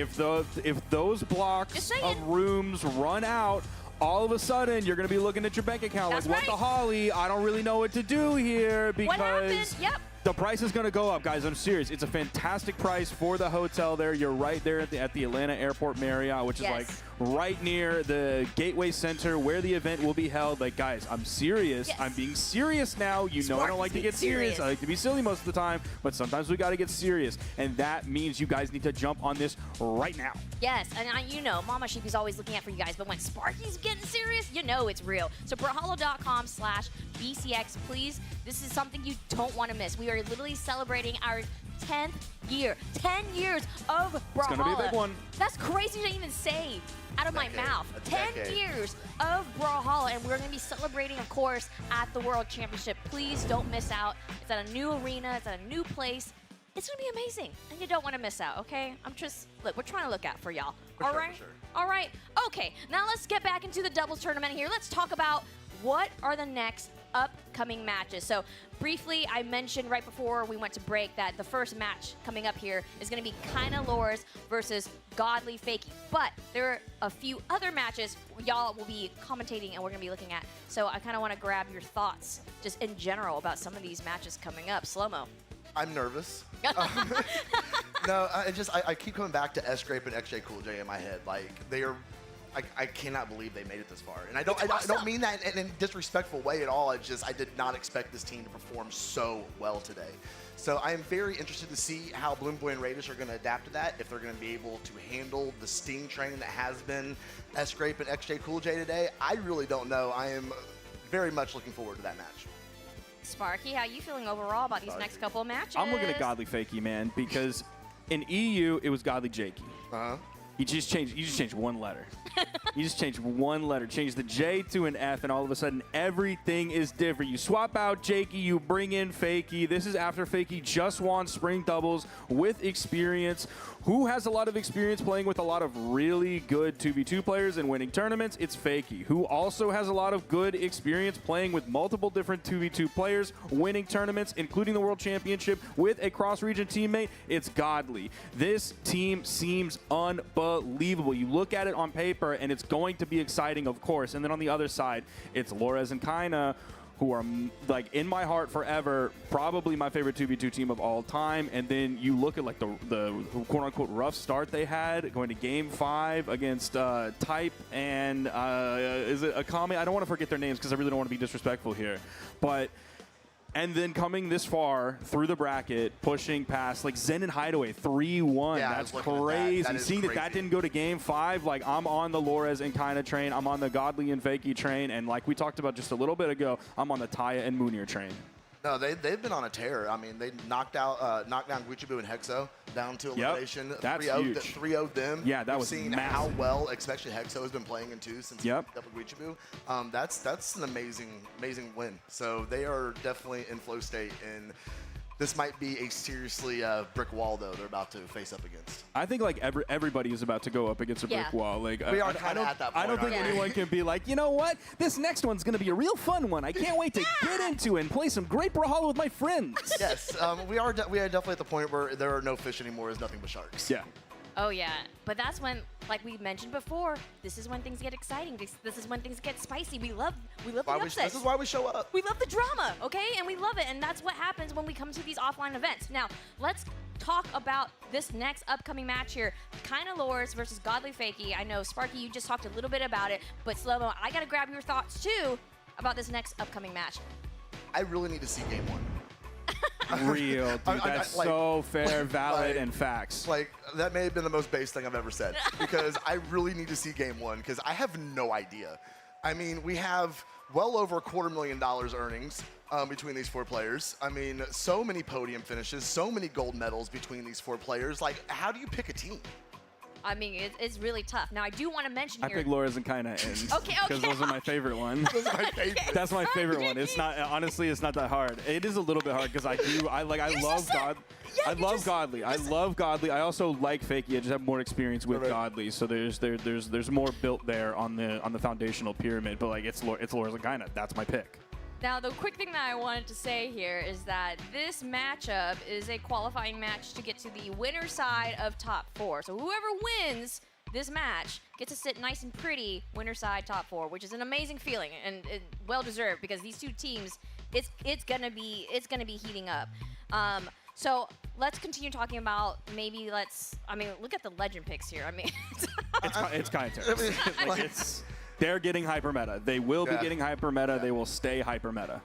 I mean, when there's $100,000 on the line, you do what you do to win. And I can't fault him for it. Kaya has been amazing in 2s. And with the bow and spear kit, that speed, that defense, we've seen that legend be used time and time again in 2s. Great meta. No, I think we're going to see the Teros Kaya picks right down the middle and see who the best team is. I think we have 2 really contrasting teams. Let's look at that vote real quick. 65% Godly and Fakey over Lores and Kinda. Are you guys insane? Hey, wait a minute. People can have their opinions. You had your opinion about Kinda Lores, and yeah, I picked the right one though. They picked the wrong one. That's allowed to have an opinion. Oh, 65%. That's wild. Yeah. Hey, maybe there's some Godly Fakey fans out there, and they're really rooting for their boys. 65% of them. All right. Exactly. All right. Well, Slow-Mo, wait, were you also on the Kinda Lores train? Is this your prediction? Come on. No, I don't know. Oh, you don't know? You just don't know. No, I need to see game 1. I'm not gonna. Okay. I'm not gonna put. You'll make your decision. No, I'm not putting anything out in the universe yet. Okay. Coward. Yes, Hey, yes, you're correct. So one thing that I think are really important about both of these teams is, well, let's look at Kinda Lores for a second, right? So they're ranked #1 on the South American ladder, the ranked ladder that is, with a 4.79 win-loss ratio. That means they're winning almost 5 games for every 1 that they lose. This is by far the highest of anyone on any ranked ladder with any serious amount of games. No, I see you continuing trying to build your case here. Yeah. But I still need to see game 1. Okay, I understand that, but when you're winning almost 5-1 games, and this isn't like, oh, we're gonna play our placements and we're gonna go 10-0 and then we're gonna leave. Right. But then on the other side, you have Godly and Fakey. I don't know how Godly practices this game. Because, like, he doesn't really queue ranked 1v1s, and he doesn't really queue ranked 2v2s very much. He'll play with, like, a handful of people, but it'll be, like, 60 games, 80 games, 100 games. You compare that to a lot of the South American grinders out there, it's, like, hundreds and hundreds and hundreds, sometimes over 1,000 games. So, like, on this team, Fakey is kind of more the ranked grinder. He has a top 10 global peak elo on the North American ladder alongside Experience, which they have a 2.75. win-loss ratio, which is very close to the top. It's still one of the highest ones, but you're kind of and Laura's all the way up here, dude. 4.79, that's unbelievable. Yeah, you heard it from Sparky. And so you think the predictions are wrong? Is Okay, that what I'm you know hearing what? here? Yes, Because okay, his yes, I points do. and Okay, his he's facts? convinced me. He's convinced me. Dude, they won CEO last year, man. What are we talking What about? else do we need, right? Well, we're going to find out together, my I'm gonna ball love watching brother, it regardless. because we are going to lock in Yup. for game number 1. And here we go. The classic Kaya Teros meta kind of is definitely going to be moving around a lot more than Godly in terms of like dashing all over the place. Also probably staying more grounded, really glued to that grounder, like one jump height up, and he'll do those gravity cancel D-light into the nairs, everything like that. Oh, nice grab. Early. There was the recovery grab from Godly. You're only going to get one person with that based on the property of the move, but the follow-up right after that with a little bit of team damage coming out from Fake. That's a big Sarah. Got a lot of momentum against Kina there. Okay, the stock is going to go ahead and fall off of Lores, and his teammate follows. Blue team looking pretty healthy. I don't know. I don't know, Sparky. It's just Are you game one, nervous baby. yet? Are you nervous yet? No, dude, I'm never nervous. I believe in my team till the very end. Ooh, a little bit of overlap there. Nice. Fakey was charging up that weapon toss in case he wanted to like knock Godly out of that charge signature early so that he would be actionable much more quickly than by getting punished by someone. Oh, I thought we were going to see Fakey get the ground pound on Lores there. Got in a bad position. He's going to get sent out to the left there, though. Nice and light. Oh, save. great That save was from Fakey. See, Oh, and then Godly just ground pounds a big boot to the forehead and then loses his stock, man. he was given a blessing and then just, oh no. And then he bit the hand that feeds him. That's the one thing you're not supposed to do with the hand that feeds you is bite it. There's a nice neutral signature there from Fakey, getting the KO off the top. Oh, nice there from Fakey. Going to send Lores all the way off. Kind of going to take the high route. Going to find something on stage. Trying to get a piece on Godly. The 2-piece is going to hit, but Godly retreating. Stomp Sayer is going to send Lores out of here. Kind of those fighting with 2v1, getting the offensive here, but no. Godly and Fakey are going to go ahead and piece him up. He gets out of it, though. Lores is able to save him.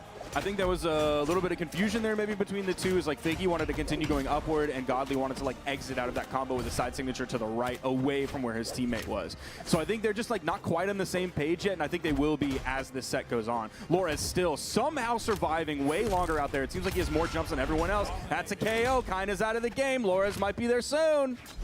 He really got priority off the gravity cancel breakdance on that. Crazy priority. Going to go ahead and give them the first game and pretty convincingly. It's just game one, man. It's just game one. That's fair. Okay. All right. It is just game one. Sparky will not be wavered. He won't listen to chat. He won't listen to reason. Oh, I'm never going to listen to chat. Never. That should be the rule for everybody is never listen to chat. All right, we're getting into game two here. Still going back to Fortress of Lions. Still sticking with the Teros and Kaya. Kina's going to play back. On the other side, it's going to be the Kaya player, Fakey, playing back. Both of them are able to grab the weapon. It's going to be Godly, who's going to pick up the last one here on the board. He grabs it. Does have that axe now, see if he's going to be able to do anything with it. Kinda is keeping him out of the mix, though, not letting him get over there and give some relief to Fakey.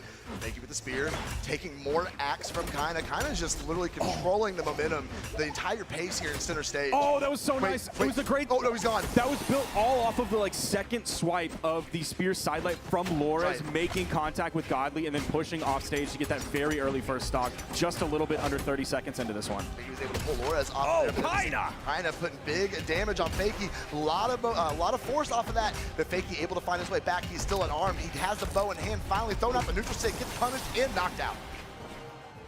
So in that moment, they chose to like not pressure Fakey so that they could turn on Godly because they felt confident enough that they could get Fakey right after that, and it would be worth it to get the damage onto Godly with the man advantage. Oh, the 2v1 situation against Kinda right now. Sweatbeats came out, but he's able to find a way. Lores coming up underneath and getting some team damage on him. Nice. Okay, 2v1 situation. What's Fakey gonna do? He's gonna whiff the side sig. Oh, can he find anything? Oh, he was like moving to the left when that D-light hits. He was already past Kinda, even though he got the scoop from the down air. There's the in-light pushing off to the edge. I was almost expecting the ground pound. There's the D-light. Okay, Fakey. There's the D-light from Kaina. His ground pound got interrupted. That was so unfortunate. Flores fighting unarmed, letting the fist fly. Finally has a sphere in hand, but Fakey with the good edge guard. But though the recovery's going to come underneath, send him up the top and get him to the last Oh, yes, sir!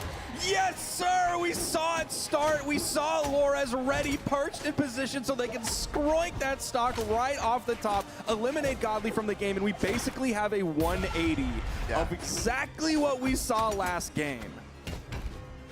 Yeah, they're in a great position. They're going to do it again. No, they're not. Okay, no, they're not. He goes to the ground pound. See if they're going to be able to find a fake. He's trying to stay out of the way, but no, just at that point, I agree with it. Go ahead and go next. Not much you can do.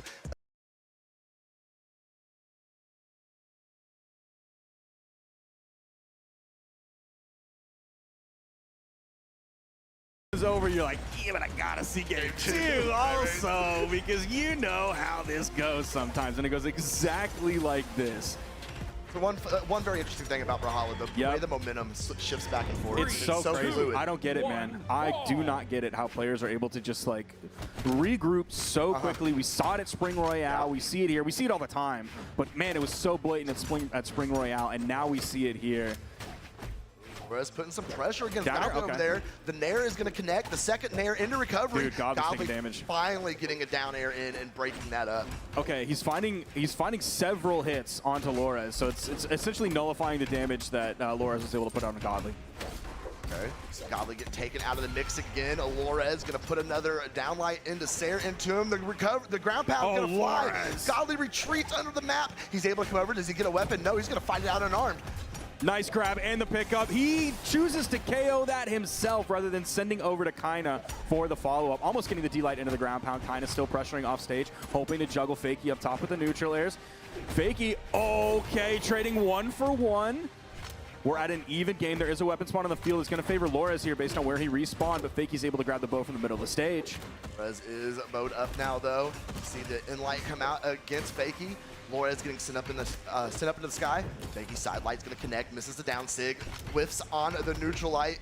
I love how Lores knew exactly when the hitbox was going to be done from that down signature on the icicles to get through. He does get knocked out off the top. This could be a potential huge lead. No, that was an insane swap. Getting the stomp on Fakey and realizing you had the opportunity against Godly, completely disengaging, going over to Godly, and then being able to finish up with that stock.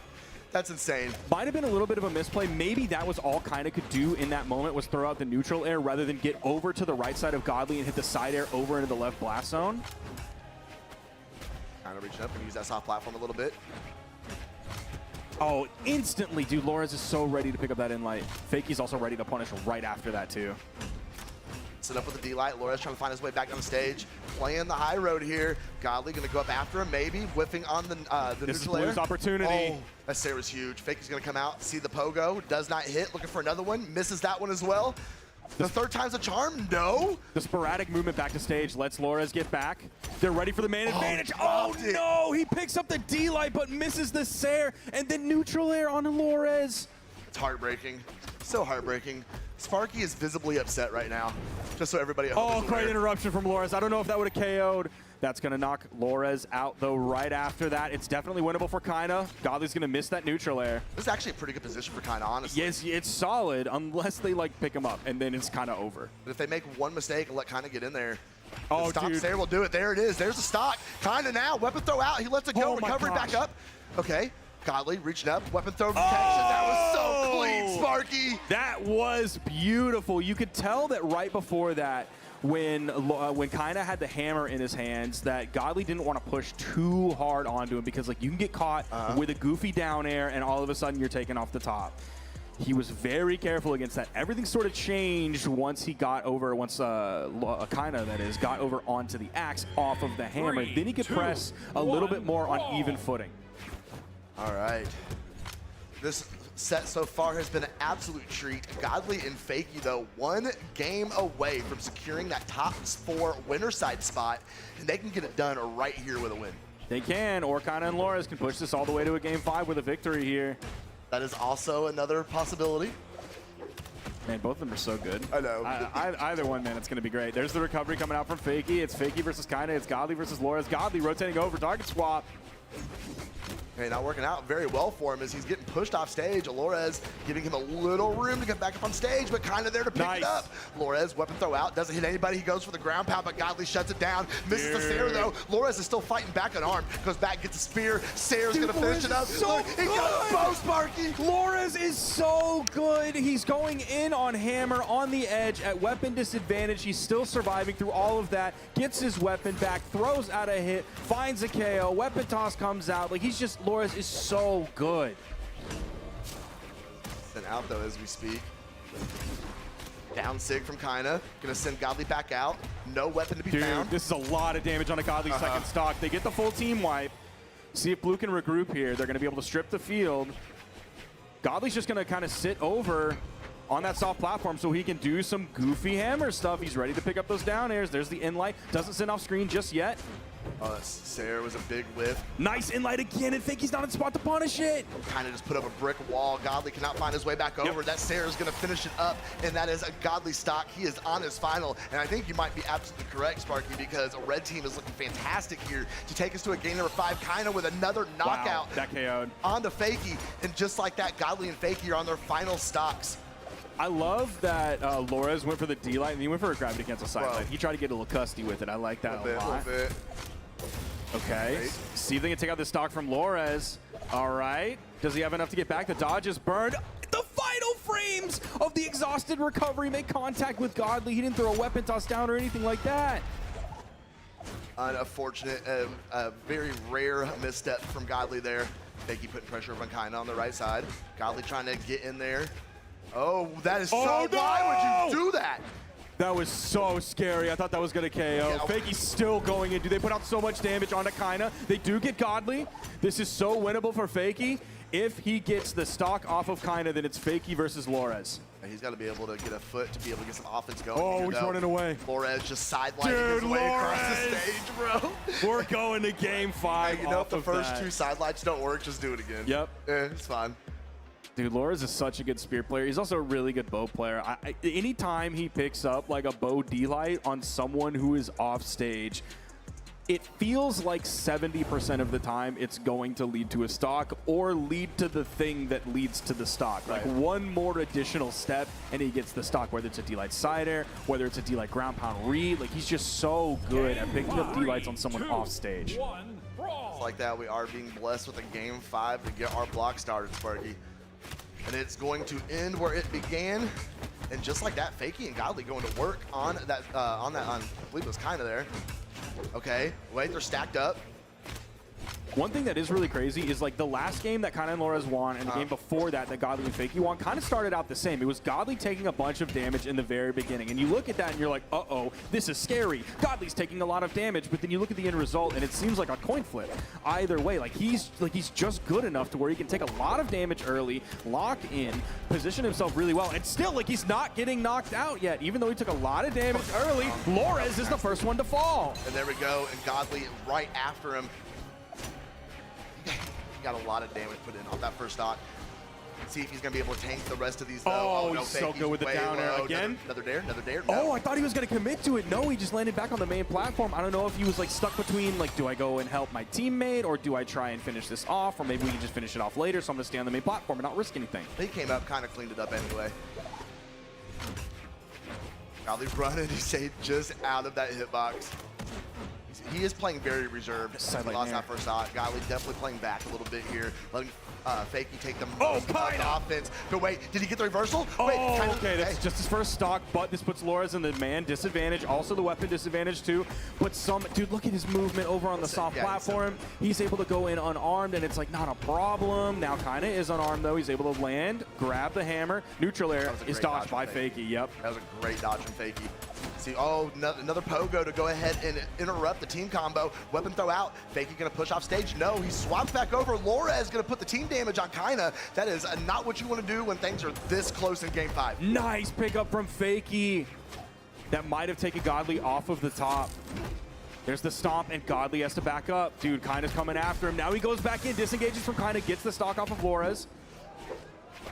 Kind of staying out of harm's way somehow. He fishes out the Sair. No! It was just a little bit too high. It went over the side signature from Kaina. I think he needed to jump up just a little bit so he could gravity cancel it. Trying to finish things up with a nair there. I mean, with a neutral light. The dare is going to hit you. Oh, with he that ground almost pound. got it. Dude, Laura's almost faded back into it. They get the stock off of Fakey. Again, we're basically seeing on final stocks what we saw on first, where Kaina's the only one surviving on the second. It was very ambitious from Fakey to go ahead and let that ground pound rip off stage like that. Godly hugging the edge over there. Ooh, big D-Light. Going to send a Kaina all the way up to the top. Swaps over to the Axe. Lorez going to go ahead and bump his teammate off stage there. The Sair is going to split up. Fakey Sair coming back up on stage. Another one that is going to go and confirm on Kaina. Lorez being sent up in the air. Godly This is chasing scary. him. Wait, very, very scary. But Fakey, Oh my gosh! oh no! Oh, he got so lucky that didn't knock Godly out because Godly is definitely in knockout range. Blue that team is was so terrifying. chasing after Lorez while he was all by himself as Kaina was Bro. spawning back in. Dude, Kaina's swinging that hammer. Oh no, kind of moving like that on the edge of the stage. Oh, Not no! something you want to see. And no, Lorez So falls. winnable. 2v1 situation. Wait a second, this is so winnable, but he's got to play amazingly. Can Kaina clutch it out in game 5 here against Godly and Fakey? He has the hammer, the down air against one.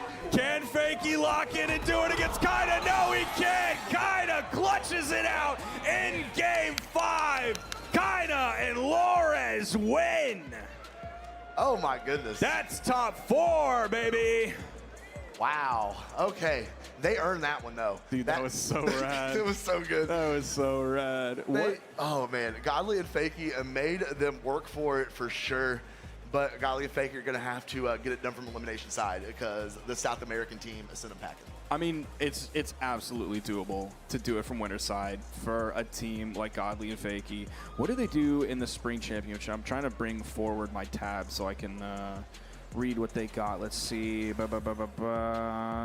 Dude, their personal chemistry is really good. That was like the main thing that it was going to be, is like both of them have proven that they can do exactly what they're doing at midseason, which is like playing with someone who's a little bit different than yourself, specifically if you're playing with like a cross-region team. Obviously, we always say that storyline about Godly, but I was really wondering about the personal chemistry, because that's what it was going to come down to. Are they able to communicate effectively with each other? Are their unique play styles able to play around one another, even if they play similar characters that other teammates they've had in the past do? How are they going to mesh? They mesh really well.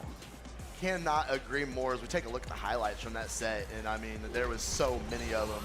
That was just high octane Brawlhalla 2s from start to finish. But as we said, Kaina and Lorez are going to go ahead and get the dub there. Yes, sir. They officially qualified for Championship Sunday. So congratulations to them being the first team to qualify. I love that we have several South American teams here. Lorez and Kaina is obviously one of them.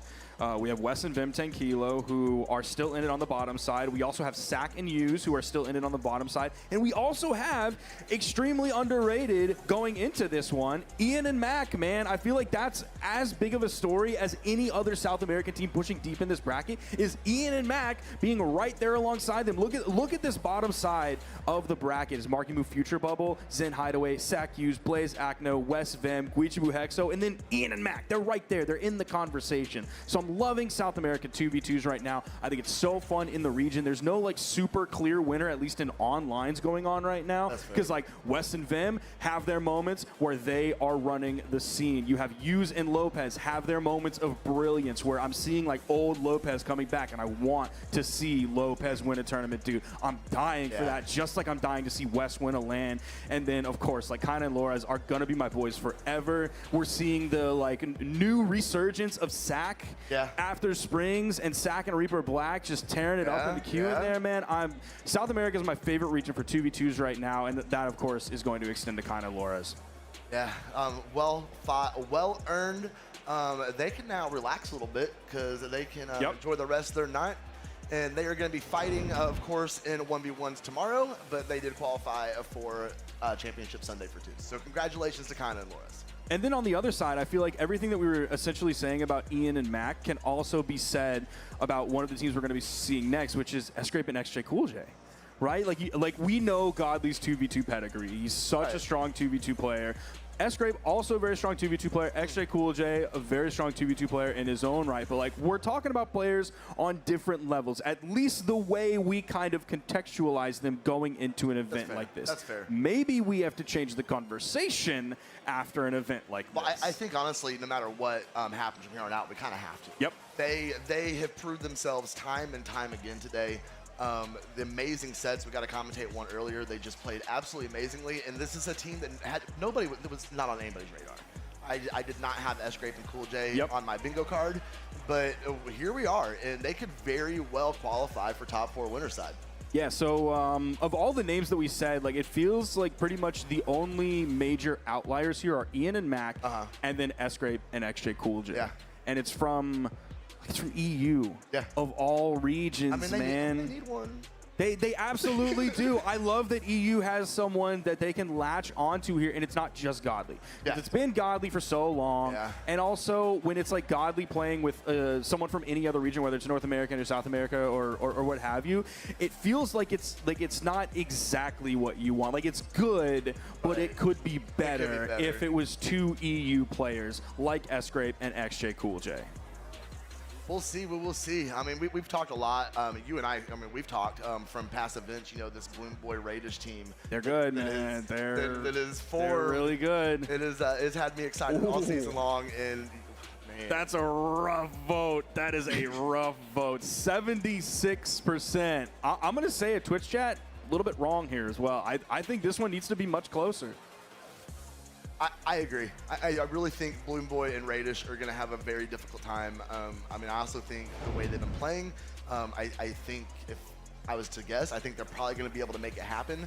But, man, they're going to have to work for it. And we're seeing the S-Grape and XJ Cool J taking a look at their finishes here. And no gold medals between the two of them. XJ Cool J has never had a podium. Yep. That's becoming a distinct possibility this weekend. I love how Radish has been able to maintain relevancy because like we had the pandemic arise and we had the players that came out of the pandemic like we're talking about like Megd, we're talking about Radish, we're talking about a handful of other players as well. Java, exactly. And then a lot of them kind of took the step back as like Balloon Boy's rise started out and the Markimu rise came out of North America, and yet Radish has still been a constant throughout that entire time. And it's not even just like a tournament here or there where one of the quote-unquote newer players like Markimu or Balloon Boy would be like, hey, let's try playing together this tournament and see if it works, right? No, it's like it's them sticking together and placing extremely well in their region. So like I gotta hand it to Radish. Like we love to talk about like Sandstorm and his relevancy over like 7 years, or like specifically at Spring Royale, we were talking a lot about like Wes's ability to maintain relevancy over 7 long years as well. But like also the amount of time that Radish has done it, like over 4 or 5 years, that's also a really long time to maintain relevancy in this video game. Radish is just he's so consistent. Like, he has his legend. You know, he was on the Petra forever and ever, and then when Red Raptor dropped, he's like, no, I'm going to do this now. And he is just so good on that legend, and you put him in the right situation, he's impossible to beat. He has won so many ones tournaments. He's been playing so amazingly with Bloom Boy this year. And I like, not just, you know, being biased towards Bloom Boy, but I like the fact that we're seeing a team form and actually stick together throughout the season, and we get to actually see what that looks like, because I don't think I've really seen it since like Sandstorm Boomy days. You know what I mean? Like just a team actually stick together and try to make a run of it, and I'm very interested to see what they're able to do. Yeah, that's one thing that you can also kind of like only say about like Kaina and Lores, and like maybe West and Vim, and like Kaina and Lores even like they're tied in power ranking. It was rare back in the day, but it would be a little bit more common than it is now. Dude, it's so rare for a team to stick together and achieve the exact same thing so often, for them to be literally tied in power ranking. So yeah, I love seeing Balloon Boy and Radish through all the like ups and downs, sticking together through all of the musical chairs. And like we love to see the musical chairs. The musical chairs are fun. We get to see it injects like new life into things. Like variety is the spice of life, as they say. But also it's good to see 2 players stick together. For sure, for sure. Have to see how it continues on for me. Also, it's only mid-season, so I mean, they haven't really stuck together yet, I guess. It's only mid-season. It's only mid-season. We're only halfway through the season, brother. Got lots of Brawlhalla left. Now, one thing I did love is I love seeing the Barraza coming out from Balloon Boy at Springs, dude. I thought that brought a new level to his gameplay. One thing, you brought up Barraza. Tiffany was playing Barraza today. Yeah. And looked really good on him. I mean, blasters, I know they're in a really good spot, but you put that with the axe, it was nasty. I'm gonna toot my own horn a little bit. I've been playing. I can't remember who I was playing twos with, but like I locked in Barraza and like things. Oh, I was playing with Sandwick. Okay. And it was like I locked in Barraza and things just like got better, and like I wasn't playing better. There's something about that legend. There's something about having axe in 2v2s, but then also having blasters in 2v2, having that super high defense. That was one of the biggest things. It's not like I was all of a sudden making plays or I was doing a whole lot more damage or anything. It's like a lot of it was I was surviving longer because I'm playing a higher defense legend. That's why you see people want to go like the extreme route, even if they're not like necessarily the greatest lance players or the greatest sword players out there. Like they'll go Roland. Yeah. Even though he's a super old legend, some people think he's like outdated compared to like a lot of other legends in the game. But still, that high defense is so coveted. That is one thing I really love about the Barraza swap that Balloon Boy did during Springs after they went down 0-2 against Marky Moon Future Bubble. Absolutely, and being able to adapt that way and have those pocket picks, being able to switch things up, being able to adapt, that's what makes champions. So being able, knowing that they're able to do that is definitely very comforting. I need them to sit down. I want to see this set. The buttons are good, guys. The buttons are good. Listen, man, it's serious, okay? I know. It's a qualifier for top 4, okay? I know. Like we have to sit here, we have to be patient, just like all the lovely viewers at home who put the like 75% chance of Balloon Boy and Radish winning, and they might be right, but that skew crazy. on the poll is wild, man. That's crazy. I mean, they've made a lot of fans here, but I think people might be a little surprised when it comes to XJ Cool J and S-Grape because they are just on one today. I'm loving the Nash, too, from S-Grape, man. I've been talking about Nash lately. I was talking with S-Grape about it. I was like, dude, why are you playing Nash? And this was like, I wanted to hear a pro player say some of the words that like I've been saying. Because, yeah, like you look at his stats, and they're incredible. He's Teros turned down just a little bit. He still has the high strength. Okay. The dexterity doesn't matter. Who cares anymore? Like, it doesn't matter. You can pick him and take out a dex, and nothing matters. It doesn't change anything, but you have really high movement speed. Yeah. I love the high movement speed stat. You have solid defense as well. You have some signatures that will catch people, and because you're such a high strength legend, they're going to KO in orange because you're hitting a hammer side sig right on the edge. Or you can follow up with a spear side signature as well, and all of a sudden it turns into a Teros hammer side signature. Yeah, absolutely. All right, I think we are ready. Everybody is locked in. I was trying to sneak and see some legend selections there, but I couldn't quite see it. 3, 2, 1. There's that Nash coming out from S-Grape. There is that Nash. Of course, Raiders is going to be locked on the Red Raptor. That is not going to change. Balloon Boy on the Devil Jin. And then S-Grape and XJ Cool J playing what they've been playing all day, the Nash and the Kaya. So S-Grape, kind of before this, he was playing some Queen Nai in 2v2s, and like, man, I wasn't feeling it like I'm feeling current Queen Nai from Guichibu. Originally with Guichibu, I wasn't feeling the Queen Nai instantly either, but then, dude, lately, okay, nice stomp side air. He's been plucking people out of the air with that neutral signature, and I'm glad S-Grape made the move over there. Dude, look, he's already got Radish already over on the edge. Weapon toss goes down. He stays high over and actually gets the down air off of that so he doesn't get caught with the down heavy from Radish. And we're kind of sticking in 1v1s here so far, and I don't know if that's going to work out very well for Red Team, as Balloon Boy still holding on to that first stock, but that Pogo is going to, no, he got his option back and got a dodge. XJ Cool J going to go ahead and send him up, though. That is going to go ahead and confirm as Balloon Boy's sidekick brings him back down stage. Dude, I love the turnaround side signature motorcycle from Radish. It's so devious, dude. If you play against a good Raptor, that move is so devious. Even if you don't turn it around, you just do it the same direction. Weapon throw is going to go a little high. Radish with the dare, but the orb recovery is going to send XJ Cool J back in the opposite direction. We see the D-Light come down off the bow. Balloon Boy getting caught up there a little bit, but S-Grape going to go ahead and swap over to Radish. Radish unarmed, sweat beats out. Oh no. Nice grab with the recovery, and the grab out from XJ Cool J. He's going to lose his stock there. But he sent Balloon Boy down onto final, so it's absolutely worth. Yeah, absolutely worth. Balloon Boy having a very rough game, number one. Got the signature, had nobody to pass him to, though. Ooh, Radish. Good good hesitation, holding off, not trying to push that combo out there, getting caught up off Nice stage. down S-Grape's air. gonna go ahead and get the scoop, and Balloon Boy is just gonna run and hide until his teammate comes back. Nice neutral sig. I felt like we were going to see a D-Light from XJ Cool J. I don't know if he technically ran into that or if he started the D-Light and he didn't get hitbox out in time before it actually moved him forward, and because of that, he ran into it.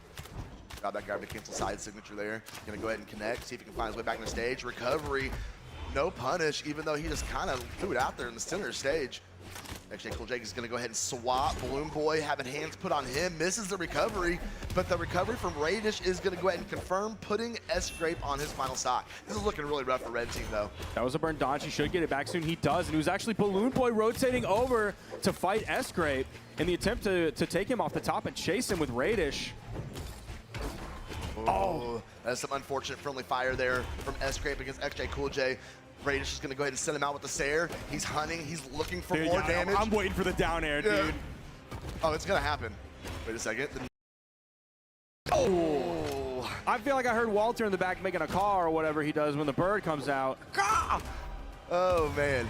Gravity canceled that high up the stage. It was absolutely going to confirm. Dude, S-Grape's out. Yeah. This is so scary. It's so winnable for XJ Cool J. He's going to have to live like one hit at a time. He's not going to be able to do the like side light and fish for whatever he can get after. You're just going to burn a dodge like that. You see how far away Radish was? Radish. Dude, they're scared. I know. They're being very cautious. I mean, Radish gets hit with anything. He's gone. I mean, I love this pace from XJ Cool J. He knows that they're playing scared, and he's just going to milk it for as long as he can. He's not worried. They're the ones who are worried at this moment. They haven't found a hit on him just yet. There's two. He was searching for the recovery, but he didn't want to get counter-punished. oh, this is very, very scary indeed. Ooh, the weapon throw up. It didn't break anything up, though. Radish still has the boots on his feet. Got punished on the downlight. Can't find anything there. XJ Cool J throws his weapon away. Balloon Boy goes up with the nair. Can't find him, though. XJ Cool J, he's just literally swinging in the air, trying to stay out of the way here. They got him into yellow. They're picking away slowly but surely. Oh, my gosh. But There's a that weapon took spawn in Radish. there. Radish is not able to follow up. Like Radish a little high up. Oh, Dude, great is XJ Cool bait, J going to do it? The 1v1 against Balloon Boy. Massive health lead, the onstage ground pound. Balloon Boy can Sair. staying out of Love the way the of the delayed pogo. recovery. That was so well played from Balloon Boy, staying out of the way of that. There, gravity cancel in light. Oh, but he's back off stage again. I hate him in this position. He's trying to find a way back up against Spear, but he gets through it. The D-Light, no follow-up after that, though. All right, now actually Cool J has to be careful because like Now in the he has to be 1v1 careful. on even footing, it favors Balloon Boy for sure. He can still Sair back. Are we going to get the down air coming in? No, he's careful. Actually, Cool J looking a little nervous now. Yeah, definitely. He has the bow. If Balloon Boy comes on top of him, he can go for the neutral air. Just don't blow a signature, XJ. Please do not blow a signature here. Immediately rips it down, Sig. Oh, Balloon Boy. The Yeah, movement is he's just looking for the nairs. Oh my gosh! Balloon Boy with the GCDC KO off the top. Ooh, that was pretty. I like that. Bold move, bold timing from a bold man. That's right. Whew. I was nervous. that was I was cool, nervous, man. bro. They both had amazing games. I mean, Radish getting that clutch off that gravity cancel neutral sig as well up there at the top of the stage. No, that was just Dude, great. there's the ground pound on Balloon Boy. That was so cool. Great adaptation and just sticking in there for Red Team, being able to. It was looking a little dicey there a few times, especially when we got down to this situation. But man, the gravity cancel signature, that's crazy.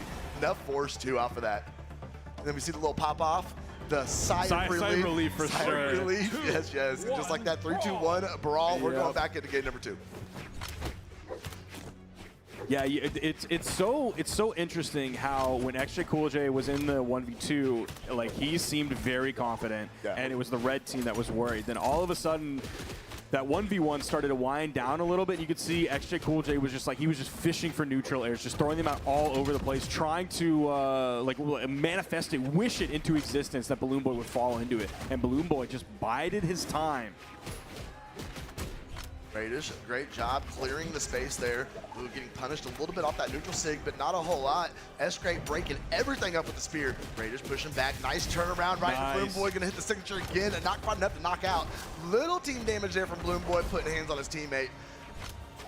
I do love that Blue Boy went for the D-Sig there. Even though he was like closer to the left blast zone potentially than the top blast zone, I don't think he would have been in the right spot to pick up like a side signature or anything like that. A neutral signature would have bounced off the main stage, so there's no point in doing that because you're going to lose momentum. Neutral air KO off the top. That's going to be Radish's first stock, and Blue Boy's going to fall right after him. Cool J still holding, well, both the blue team members still holding on to the first stocks, although they are in a knockout range. We see the pressure come from red team here. Nice recovery from Radish. That's one. Can the other one side light Sarah? Bread and butter, baby. Gonna go ahead and knock him out. Oh, S-Grape's able to grab the hammer right away. XJ Cool J hunting for that weapon spawn finally. Throws out the neutral air, landing right on top of it. No one knocked him away from it in time, so he's able to grab it. Oh, this is scary. Pressure. That got the dodge. He's trying to get the extension off the grab to cancel D-Light. There's another dodge. But he's still got and the Balloon nair. Boy, dude, he's still going. He's still going. It started with Balloon Boy, then Radish leapfrogs him, and then Balloon Boy leapfrogs him. Oh, Sidesick barely whiffing. Balloon Boy got above, over, and landed with the down air. Up. Can't find anything on stage. Gonna retreat back up with the recovery. That was a nice conversion from S-Grape and FK Cool J there. Yeah, I think we saw the D-Light and we didn't see the recovery come out right after. That's what S-Grape was hoping for, which is why I believe he went for the neutral air. So we can potentially get a KO. Oh, dude, the bird coming through again. This time it was even lower and still KO'd off the top. But they do get the shutdown onto Radish. It's 3 stocks to 3 health. Advantage is going to be in Red's favor just a little bit. Just a little bit indeed, but man, it is close. Balloon Boy pressing it on stage here. Nice dare. Radish gonna go ahead and get the recovery. That's gonna confirm putting XJ Cool J on his final stock.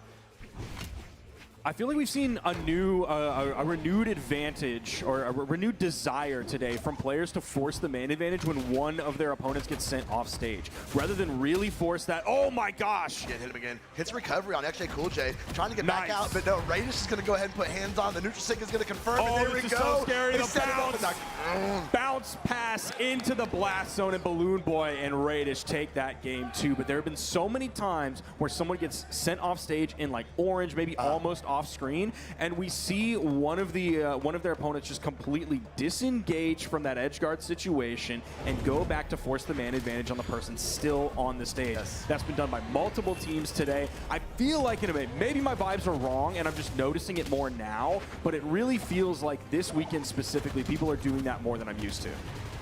I kind of agree. We're definitely seeing some different strategies in the way we are pushing things off stage.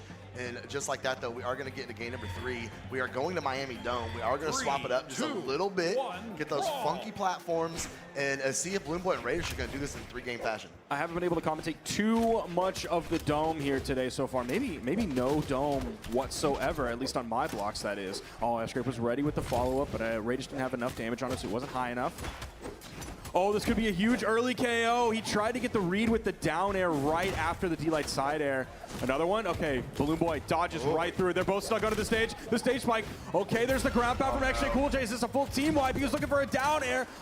Great signature from Radish. A great interrupt right after that. Yeah, that was a really there's the ground pound. He's gone. That was a really good neutral sig from Radish. Gave him an opportunity to get back on stage. But we saw that ground pound from XJ Cool J. Going to go ahead and clear it out and see what he can do back on the bow. Ooh, the D-Light's going to catch his teammate. Balloon Boy being sent up. Oh, no. Oh my gosh, they got it. It almost seemed like there wasn't going to be enough damage just yet. But again, high strength on Nash. We cannot forget he's essentially Teros. He is that's actually a pretty good observation. Sidelight Stare is going to go ahead and send him out, but we see S-Grape going all the way out, trying to put the pressure on Radish. Balloon Boy is going to relieve the pressure a little bit with the Sair to boot. Going to go ahead and take S-Grape off of that they caught him. Okay, S-Grape was there to disrupt it just a little bit, but the damage output is still going on XJ Cool J. They tried to convert there a couple times. They want that stock, and they want it bad. They're trying to get an early conversion here to bring things back. Nice neutral air. S-Grape did the immediate turnaround down air to hopefully deter Balloon Boy. What can they do on him? He's just in yellow, so it's going to be tough to find anything super. There's the gravity cancel neutral signature. XJ Cool J is able to get back. Oh, I thought we were going to see the turnaround. But it was there. He had the nair with it, trying to hit the turnaround Sair. It was almost there. That was great movement off of that orb. Just going down underneath, recovering back up, splitting the blue team. There we go. Sair is going to have enough to get it done. That puts XJ Cool J on his final stock. Red team sitting back. Not a whole lot of pressure in that 2v1 situation. Okay, I thought we were going to see another gravity cancel or a regular neutral signature coming from Balloon Boy. Radish taking a long time to fall back to earth here. That was a little sketchy, but they almost converted that stock there. They keep trying to get those early gimps, trying to push, trying to get things back to equal. Balloon Boy, more pressure up. Radish up there, sharking, lurking, has a weapon, boots in hand. Finally, Balloon Boy's going to go ahead and stop the force on that, bring his teammate back to stage. That should get, not 40, enough just not yet. 45, Surely baby. a recovery is going to do it onto Balloon Boy. I don't think he can take any KO moves unless it's from the wrong side of the stage. S-Grape floating above him, maybe looking for the down air. Wow, okay, all the way over on the soft platform. Bold move here. The movement on that, it's crazy that you can go from one soft platform essentially to the other. No opportunity to punish him either. There we go. That's going to send Radish out of here. 3 stocks to 1 against the triple B, and that is going to send him out of here. XJ Cool J and S-Grape drawing a line in the sand and trying to get something done with the set. Denying the 3-0. The best it can be for Balloon Boy and Radish is a 3-1 as we're about to head into game 4. No Barraza swap coming out from Balloon Boy. See, he's really locked in that double gym, but we can see Diana, we can see Barraza. I mean, at what point does he his Blaster's time? I don't know. I hope we get to see it, but like also I'm fine not seeing it. Yeah, I mean, double gen is definitely working. S-Grape and XJ Cool J definitely got it done there, though. Glad to see them get on the scoreboard as we get ready for game number 4. As Balloon Boy and Radish are going to try and finish this up here. 3, but 2, blue team gets a dub. We're going to game 5.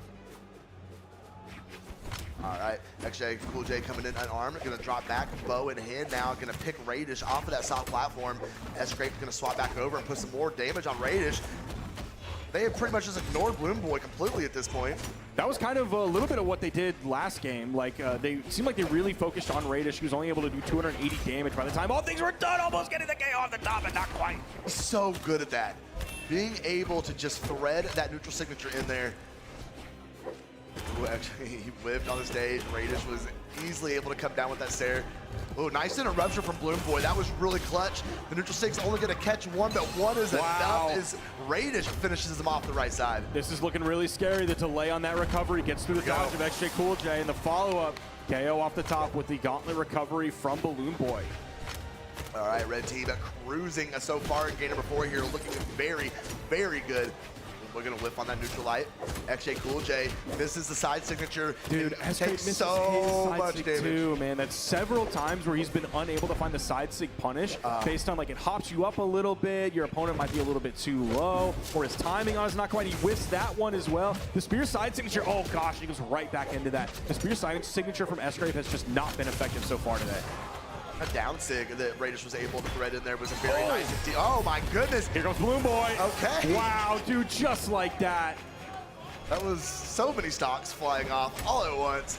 But when the cards fall, it's looking very, very good for red team here. They have a huge advantage, finally taking Balloon Boy off his first stock. That was such a sick GC sidelight into the recovery that he got because the dodge was already burned from when he KO'd his teammate with the burning the dodge from the GC light into the ground pound. Ooh, neutral light from Balloon Boy was stopping the momentum of XJ Cool J there. And, can catch a landing, missed on the stair. Balloon Boy's just chasing him down, still not swapping over to S-Grape. There we go. Radish coming underneath, being able to put the orb on S-Grape. The weapon throw is going to connect as well, but the stomp Sair is going to send Balloon Boy off stage. Ooh, nice interruption. That was insane. We were about to see the down air come out from S-Grape. They got to make something happen very, very quickly. That's one stock. It might be not enough quickly enough. No, but they are melting away the stocks of red team now. At least have things back equal on the scoreboard. Ooh, that would have been insane. Couldn't quite make it happen, though. Man. You see just where that recovery from the soft platform almost sent S-Grape off the top. Like one more of those from any height up is going to do it. And S-Grape, he's just like zoned out of the fight. Kind of is. Not really able to find any opportunity. The bird again claims another victim. That's great. It's at least like one every single game, and he's also hitting other signatures too, and that's gonna be it right there. Balloon Boy and Radish in a 3-1 victory over S-Grape and XJ Cool J. Man, somebody had to put an end to their run, bro. Yeah. Because they were... Their winner's bracket run, that is. Right, yeah, their winner's bracket run. They were doing too much. But no, Radish and Balloon Boy are going to go ahead and send them down to elimination, but that is not going to be the last we see out of them. They are playing phenomenally today, and we're going to see what they can do on the elimination side.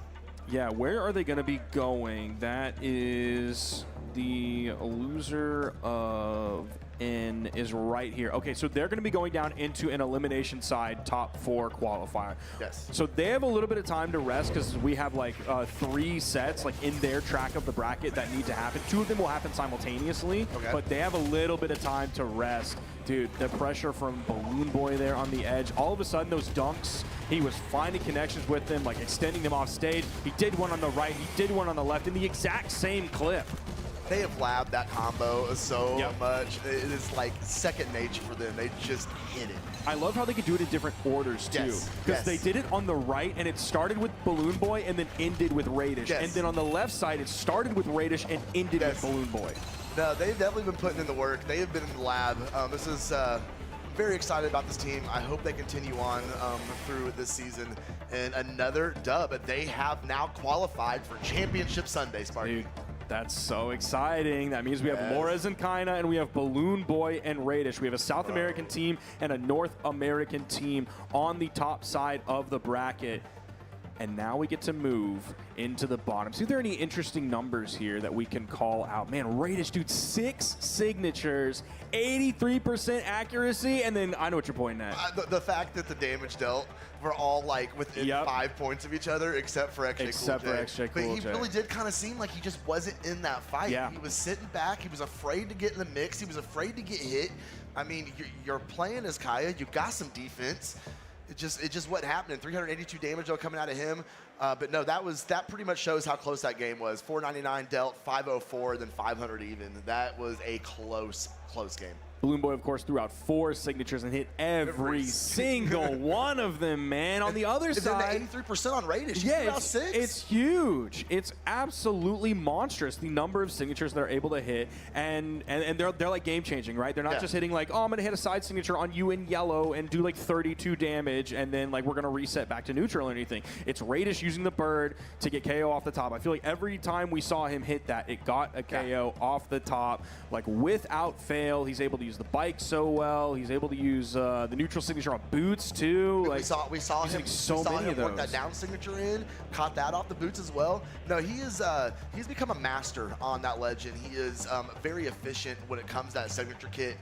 No, Radish is just the man when it comes to Red Raptor. Like nobody can mess with that. I think it also shows how like multifaceted of a player that he is, because when you look at him in 1v1, right? Like we would regularly group him and Megd together. Yeah. And when we'd be in like elimination top 8, and it'd be like, all right, guys, buckle up. It's going to be a Megd Radish set. They're both going to slow it down. It's going to be a very defensive game. They're going to wait it out. We say that a lot now with like U's especially too. But then you look at both of those players, Radish and U's, and you look at them in 2v2, and you're like, okay, this is a different animal. This is a different breed. We're looking at like almost an alter ego of Radish or of U's, because like you can't play like that in 2v2. Right, they play like that in 1v1 because you can, and they do it very well, and they've exploited every single strength that play style has to offer. But then you can't do that in 2v2, so they have to adapt. And like, guess what? They do it successfully because they're very good at this video. They are very good at the game. You know what else is good? What? This merch we have over here. Yes, sir. Man, the new design is absolutely amazing. We have right there. We see the Reaper. Very cool shirt. Oh yeah. Very cool shirt. Probably my favorite shirt that they have ever released. It's definitely it looks so good. For me, it's up there with the Azoth. The Azoth shirt was sick. And this one is also a really cool. That is your Brawlhalla Fest merch. Snatch it up. Also, that one. They showed that one too. Like Duke is just like wearing that around right now. I don't want to call it plain because like that's not the right. It's just like it's super clean. It's clean. It's refined. It's just like really nice. It's demure. It's sophisticated. Yeah. Like you can wear that one. Well, you can wear anything a day out on the lake. Well, like you can wear that in like a fancy day out on the lake. You can wear that wherever. Where like people are like sipping spritzers, and then they do the thing where they like tie the sweater around their shoulders. I mean, this would be great for a wedding. This would be great. I don't know about that one, big dog. Oh no, I mean you'd be showing up in style. I don't know about that one, big dog. I don't know if I can. Just agree with me, Sparky. I don't know about that one. I'm sorry, man. I can't be on your team on this one. I can't wear that to your wedding. No, you cannot wear that to my wedding, brother. Shucks. I will anyway. We're going to be going to a short break here, and then we're going to be getting back with 2 more sets for our block here on the mid-season championship here at CEO 2025 in beautiful, sunny Orlando, Florida. Us.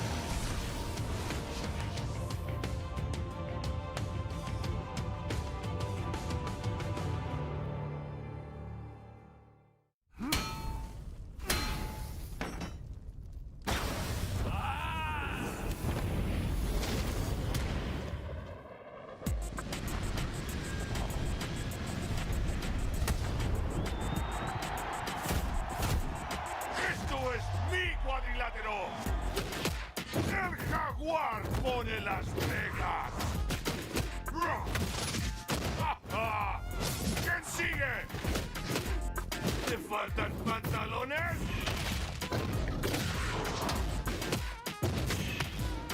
¡No puedes detenerme! ¡No temo a nada! ¡Nada nos puede detener! ¡Somos imparables!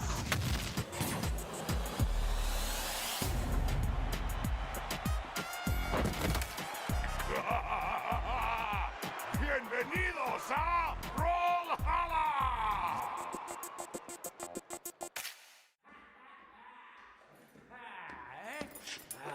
So-ho! Water.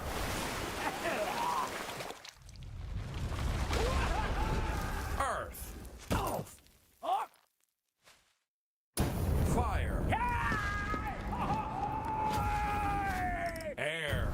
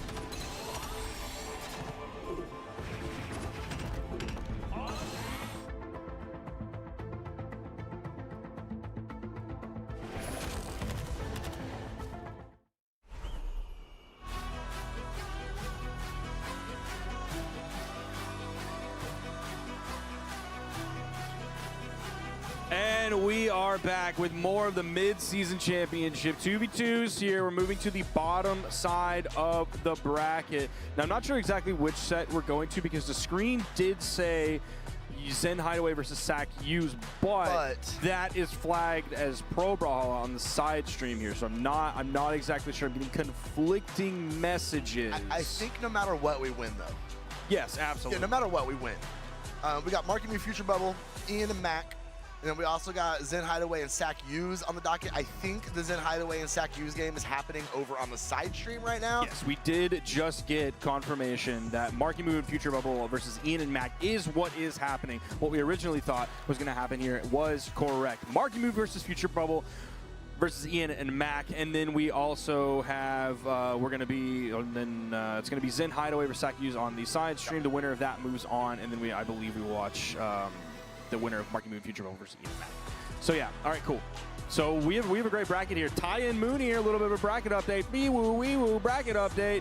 Ty and Moon here beat Flower Jakey 3-0. Very impressive win there. And then they went up against Blaze and Acno and won against them in Game 5. I'm telling you, man, there's something about Ty and Moon here. I love this team. I really do. No more Blaze and Acno in 2v2s. That is some disappointed people out there, I'm sure.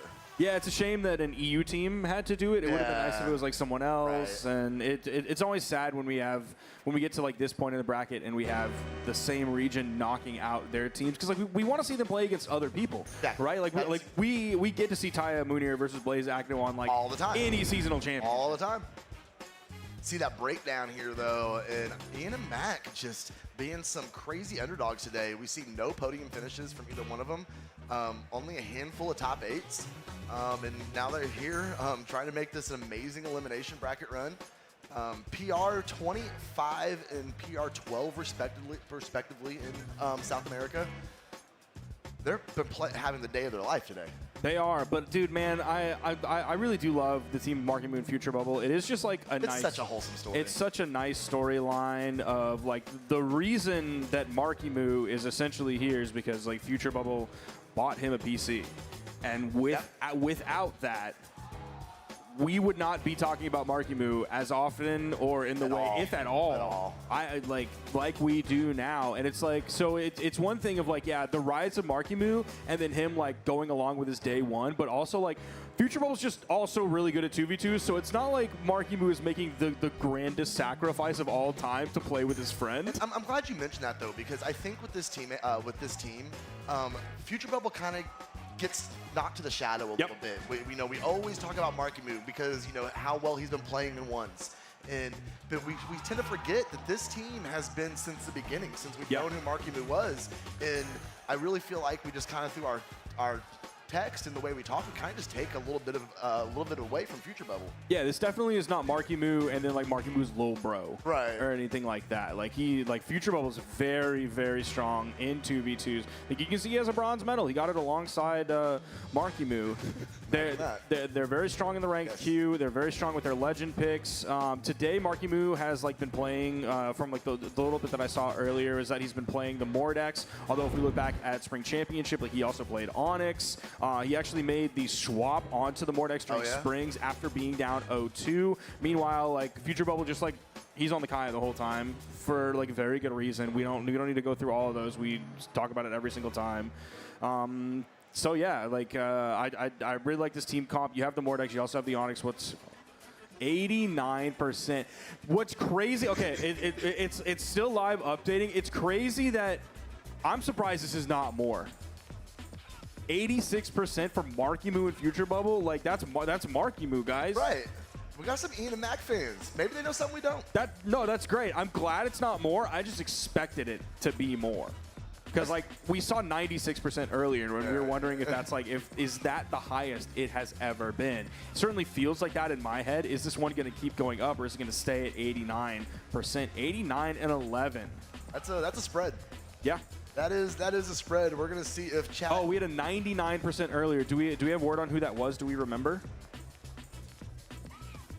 Oh, they don't remember, unfortunately. 99%. Who could that have even been? Was chat right? Almost certainly. Almost certainly. So one thing that they struggled with, specifically Marky Moo and Future Bubble in Spring Championships, was dealing with Hexo and Guichibu. And that was because they were playing high-strength Legends, so that negated some of the higher defense of the Onyx and Kaya that they were playing at Springs. But then also, like, dude, Guichibu. There was a while where his Queen Nai wasn't it, man. It was not it. No, he was ripping neutral signatures and hitting nobody. Then he just ends up, in the air, and then he gets punished. I think back to, was it the Spring Royale last year, where he pulled out the Nai, and it was... It was hard to watch, It bro. did not hit, brother. But he refined not giving up on that Legend. He refined it, and especially at Springs, dude, he was knocking people out of the air. He was off the top with that left and right. So that was able to kind of deal with some of the things that Onyx and Kaya brought to the table.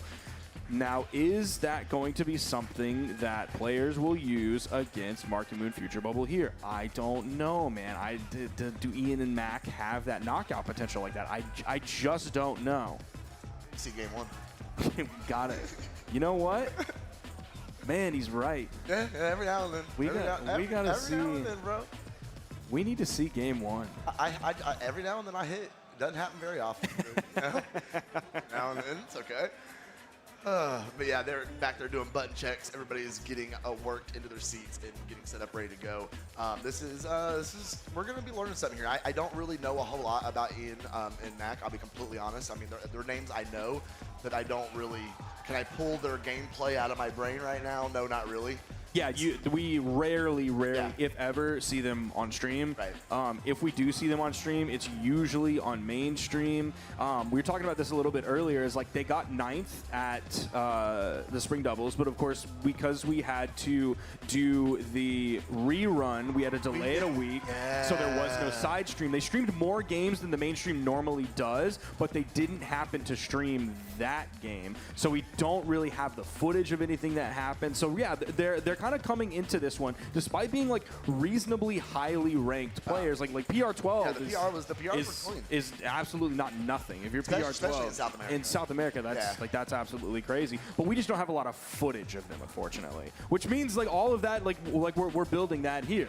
And in the future, when we know more about Ian and Mac, because we've seen them, we will have laid the groundwork. We'll have something to look at. It'll be here. The clips that when we talk about them on pre-show, they will be from this tournament here. Right, exactly. We'll just have to see. I'm waiting for them to get in here. Marky Moon and Future Bubble, that team has just been so unstoppable. I would like to see them finally get a gold. They have not got one yet. But it's just this Ian and Mac wild card. I don't know until I see it. Although Sparky's getting all the stats from me right now. Again, like I'm doing the same thing that I kind of did earlier, where it's like, oh yeah, I forgot. There's really not anything to pull from. Right. There's just not. Yeah, like I can't find Ian in the stat tool. I don't know what's wrong. I don't know if there's something like incorrect or if he's just like not in there. I don't want to throw Creed under the bus because like that's. Didn't we already do that earlier? Like, it's typically what I do, and I don't want to do. I do that too much. Because like half the time I'm actually wrong, which is not great. I have a legitimate concern this time. No, I think I'm not gonna do it. It's calling to me like the Green Goblin mask, but like I'm not gonna do it. So yeah, Mac is a Kaya player. He played Springs with Vicina. Okay. They got 9th, but we couldn't find any footage of it because there was no side stream. There's not a lot of information about Ian in tournament. Kind of reiterating some of the things I said earlier. In ranked, Ian has 325 games with Mac, so a solid amount of games. Okay. But only a 1.6 win-loss ratio, right? If you compare that to like Kana and Lores, who are at 4.79, some of the other teams we've been talking about today are like 2.0. Like 1.6 is solid. It's pretty decent win rate in there, especially, again, we say pretty decent. All of this is in context of being like the best players in the world and not like the win rate that I would get. Right, exactly. His highest level legend is Teros, but aside from that, his character pool is going to struggle a bit in current meta because he's playing sword legends. It's Asuri, it's Bodvar, it's Val. Typically not people that we're locking in these days anymore. All right, we are going to find out 3, 2, 1, a brawl. Marky Moon, Future Bubble, Ian and Mac. North America versus South America. Yeah, so Marky Moo's coming in with the Onyx. That's going to give him a lot of high defense. He's been, no, and I'm getting him confused with someone else. It's like they're talking about like Cannon, about how good Onyx still is in 2v2, right? Like we played Onyx for so long and people like got bored of it and it was just like, it's old. Now we moved on to Teros Kaya, but like people like experience out there are talking, oh, they're just, what? That's a KO off the top? That did a knockout very early indeed, about a 25-second stock there. Marky Moo being put on his second. Future Bubble trying to hold on, trying to tank it out for his team, but getting sent over to the left. Oh, Mac putting the hands off Future Bubble, keeping him out of. Dude, Ian wants this edge guard. Nice recovery though. Marky Moo kind of sharking around on that Onyx, trying to put that cannon to work. There we go. That is going to connect. Going to send a Future Bubble up to the top. Marky Moo trying to get back into neutral here, putting the hands on Mac. Can he send him up to the top? Future Bubble with recovery is going to help out the situation. Couldn't find anything else though, as Max allowed to come back down the stage. The Sair is going to hit and knock down that top 45. This could be huge. There's the neutral there. Oh, Marky Moo's a little bit too far to the left for that recovery to make contact with Ian, and he gets the dodge and he's able to get away. Nice downer that's going to take Future Bubble off its first stock. Can they put pressure onto Marky Moo? Dude, he's cruising around that stage, over on the soft platform, then back onto the ground, over onto the right, going in with the ground pound, not and big enough with the splash, and a great down air, and Future Bubble gets the save, and he keeps the blue team at bay, so Marky Moo gets back, and he keeps pushing forward. That's absolutely insane. Great play, just great synergy from Red Team. I mean, that is that friendship, that is being able to be inside your teammate's head, know what's going on. Future Bubble working down the bottom. The D-Light is going to win. Nice finish up. Going to go ahead and knock them both out. Had them stacked. The neutral Sig is going to finish them up.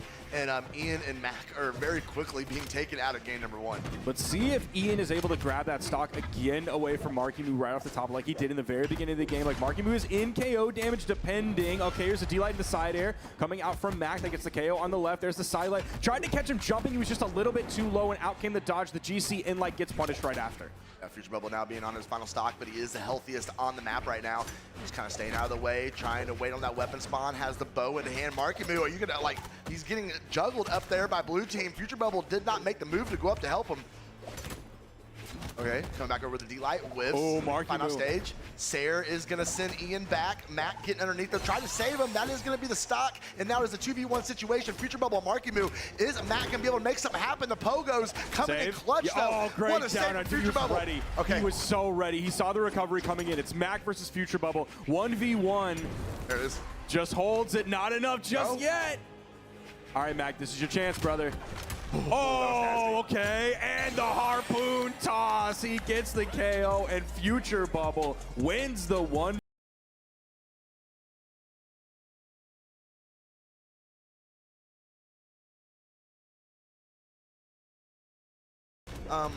He did fall a little early, left it up to Future Bubble there. What is this craziness off stage? That interaction was absolutely insane. Take a look at these replays. There we go. Yeah, neutral signature. Yeah, that neutral great signature. pickup. Being able to get them stacked like that. Come on, man. That's so cool. 1, So cool. The weapon toss, GCD light, pickup weapon, ground pound, the harpoon toss comes out. You're exactly right. Last game, Marky Moo only did 505. Future Bubble did 653. Dude, Marky Moo, he's flying around up there. He needs to be careful. We saw what happened last game. Future Bubble was able to clutch it out in the long run, but still, he could get that stock taken away again. Oh, absolutely. I mean, you're going to play that much in the air when you have, you know, Teros and a spear on the map. That is a little dicey. Okay. Good 2v1 potential there. Future Bubble having a hard time finding a weapon, be able to help his teammate out. There we go, spear in hand, but gonna catch a Sair from Mac. Ooh, the Nair very well placed, kept blue team at bay. Future Bubble coming over, trying to back up his teammate. The Pogo missed, but nice dodge. But we see the knockout off the top of the stage. Mac being taken onto a second stock, and his teammate following right after. I love that Future Bubble was kind of like winning the neutral engagement against Ian and putting him in a disadvantage state, and then like he backed up because they got the KO onto Mac, and he was like, I could push this advantage state, or I could really, okay, do they get the stock here? There's the recovery. Marky Moo's gonna end up falling for that, but he's just gonna fall into second stock. Yeah, I mean, it was a little risky. It could have had, it was a high risk, high reward. It didn't pay off, but he was well at the end of that first stock, and not too much. Oh, nice down air, oh my gosh!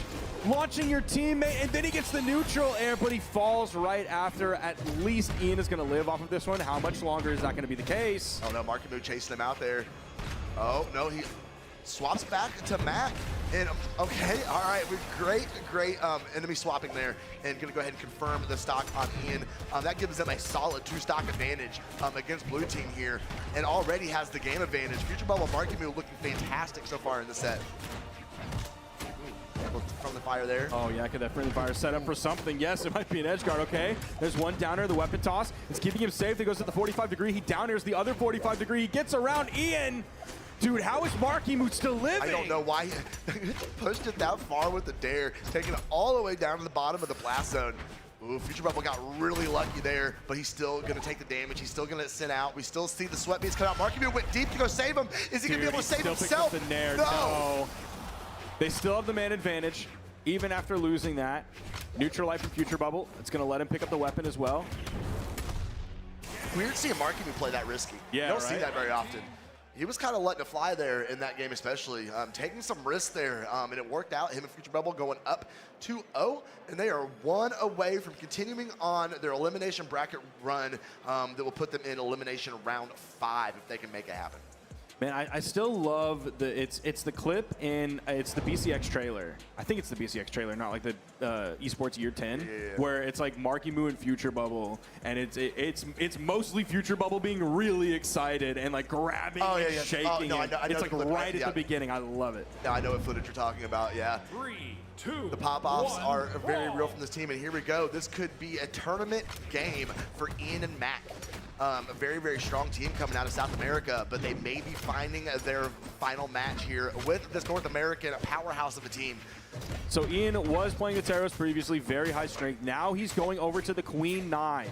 Hoping he can essentially do like exactly what we talked about Hexo and Guichibu did previously before this set. I don't know, and I'm gonna get hit with this. I said it earlier. I don't like guitars and twos. I don't either. I mean, we don't see it a lot. I don't like it. Oh, that recovery, though, coming in at clutch. Marky Moo taking the low route, staying out of harm's way. Future Bubble opting to go off stage and get underneath his teammate to make sure he's able to get back to stage, but he gets tossed off the top 45 himself, and he is on his second stock, first one to fall. Oh, blue team might be the full first team to strike here if they get marked. Oh, the nair, nice put the follow-up. Oh, and then Future Bubble cleaning it all up. White, but we're all even after this. That's crazy. We're all what an even interaction, Sparky. What an interaction. I do want to see that in this game. That was crazy.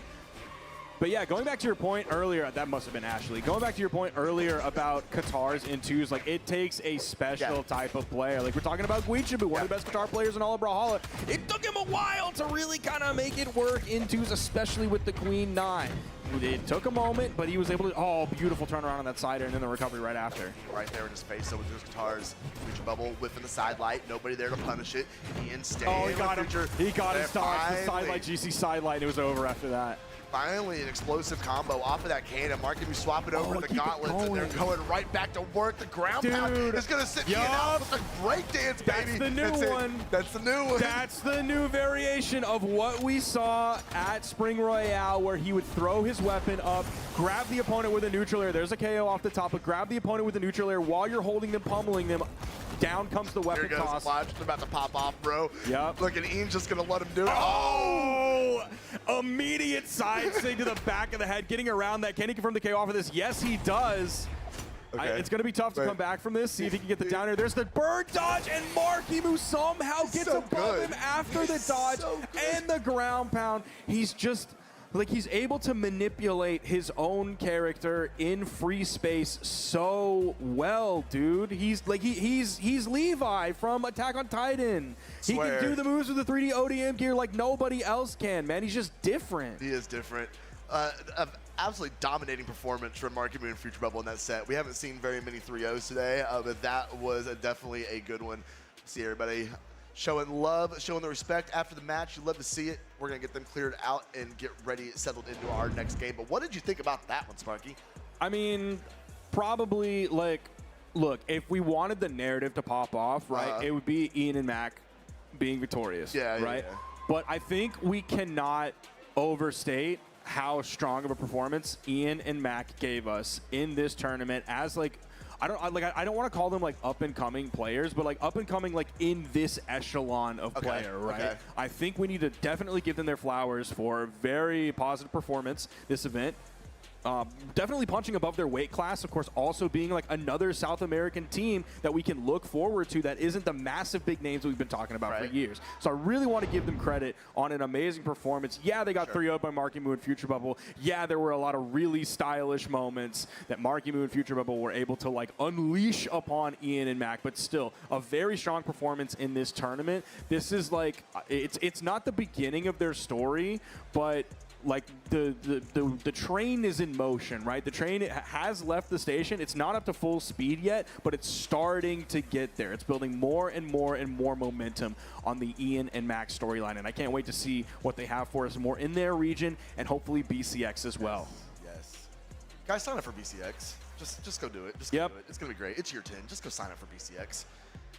All right, we are taking a look, and I think... Dude, are we getting Ty and Moonier versus Wes and Vim Tequila? Well, my brother, I think. Dude, we are. Yes. Yeah, there you have it. It's on your screen right now. Guys, I'm for real, guys. Don't make me get serious. I'll get serious. Remember, book the discounted rooms using the code BWCA. That stands for Brawlhalla World Championship. Brawlhalla World Championship. Hey, right? Guys, when a bald man tells you to do something, you just got to do it. Go sign up for BCX. Sparky has spoken. Brawlhalla.com/BCX, November 21 through 23rd. It's going to be the Gateway Center Arena. Caitlin Clark has played in that arena, which is like beast mode. Ashley Reese has played in that arena, which is beast mode.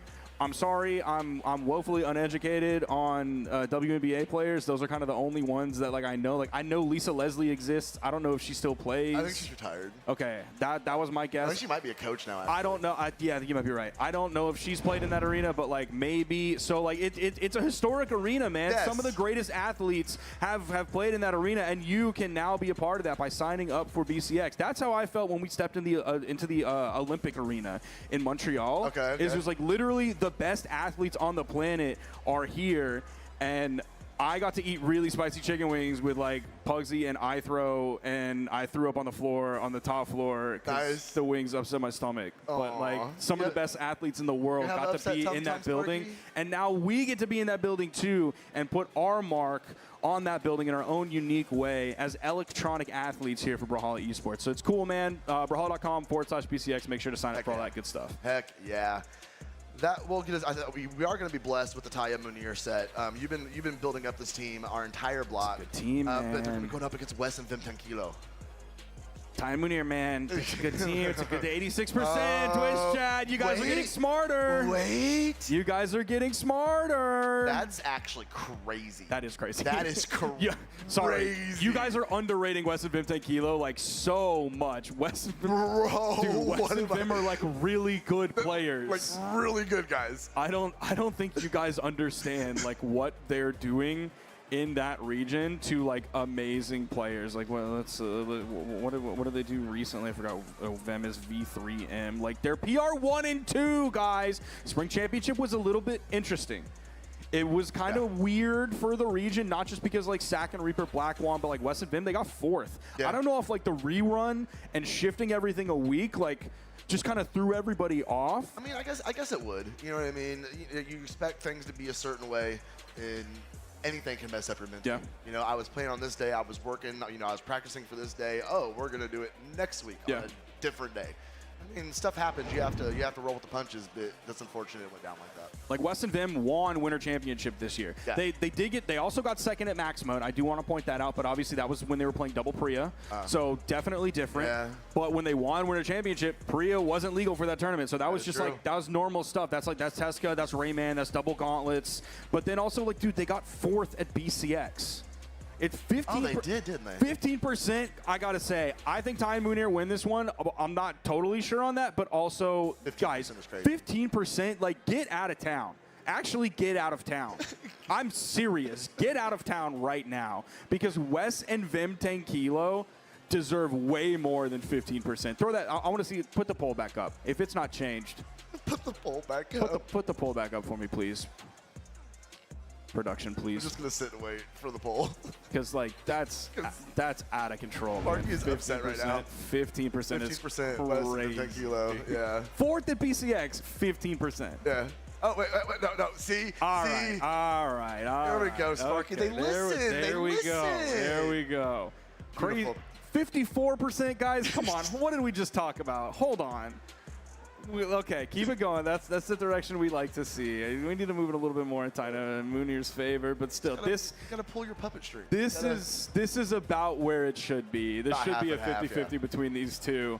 I'm loving Taina and Munir. We talked about it earlier. Specifically, like one thing that really made me look at this team a lot and their individual gameplay was like I was seeing constant neutral airs from Taina. That's 50-50. Just stop it. Stop it. Take stop the it right away. here. Take it away. And Take it stop away. the count. This is perfect. Move it. This is absolutely perfect. Wipe it. There we go. Perfect. The 50-50 neutral split. air from Taina on Lance, putting the opponent into hit stun. Yes. And then here comes the axe recovery, the axe side air, the hammer side air from Munir. All of a sudden, Lance neutral air becomes just like a move that you can juggle with and throw out and have a little bit of drift with.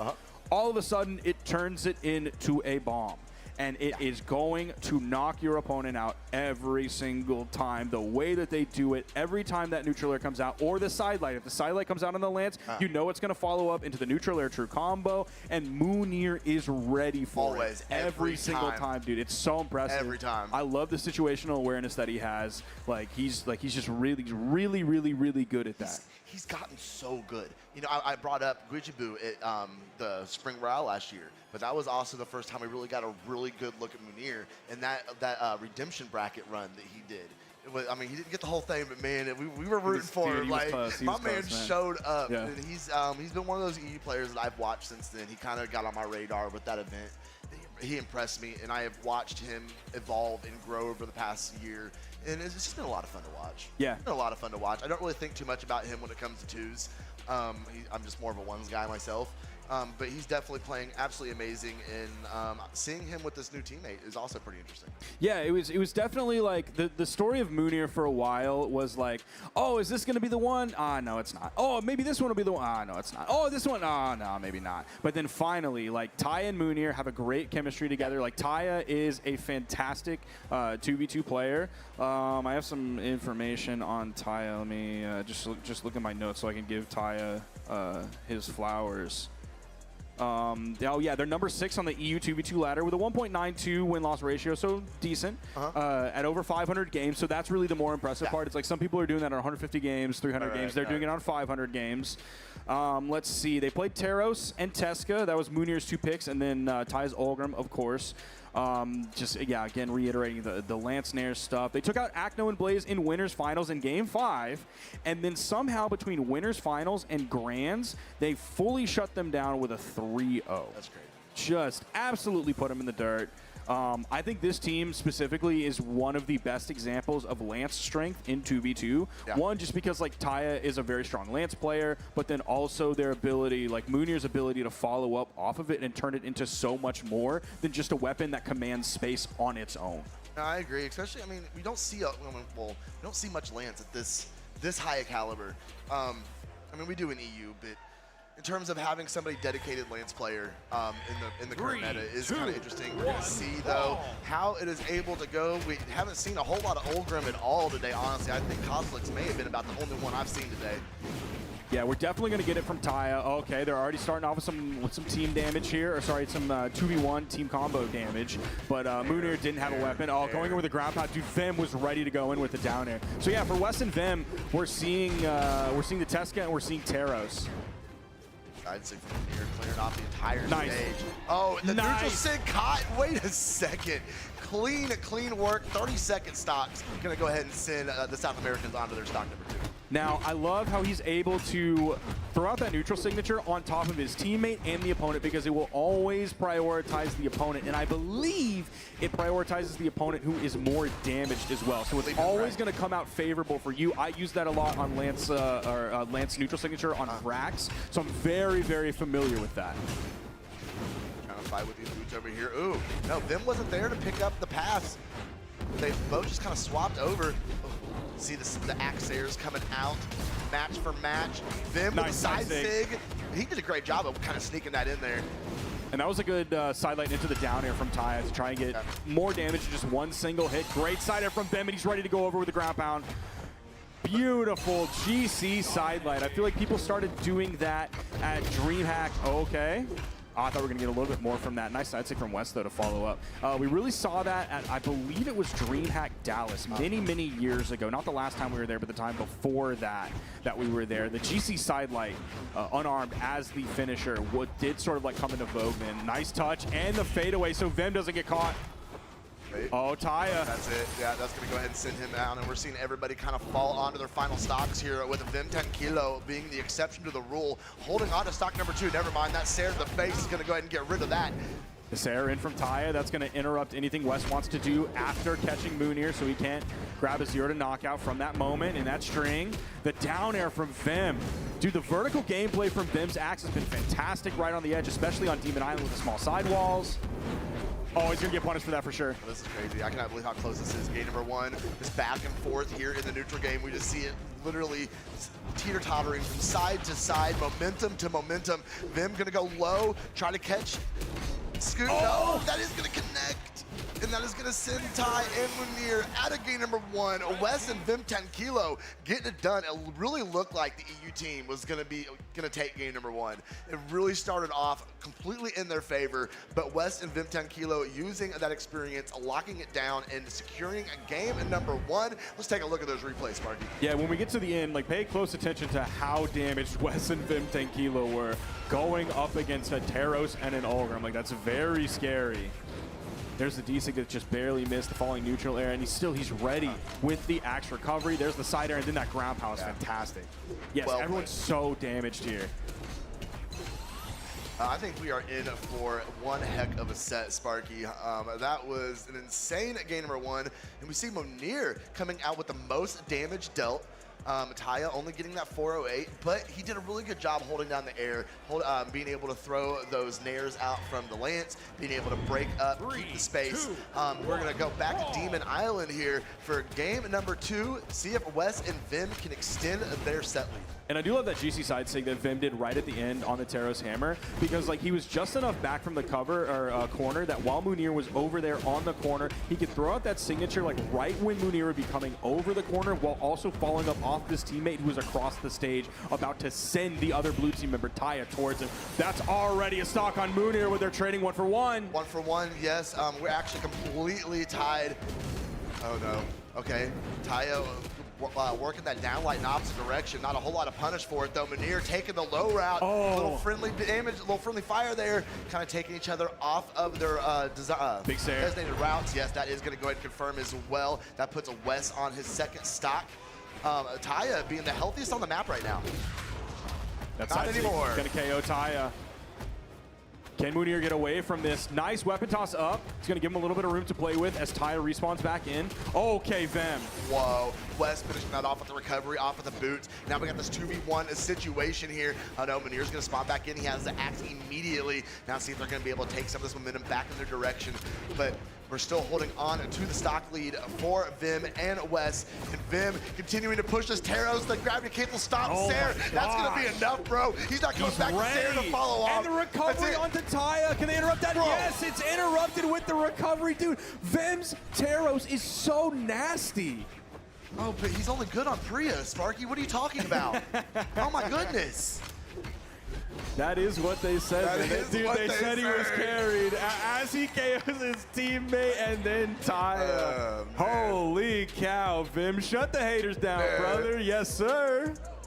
Oh, my goodness. All right. But they are cruising through the set. Absolutely cruising through the set. It looks, dude, it's looking better as we go. Game 2. Recovery. Game 2 looked better than game 1. Sparky's just in awe right now. He's just watching the replays. Like, this is so cool.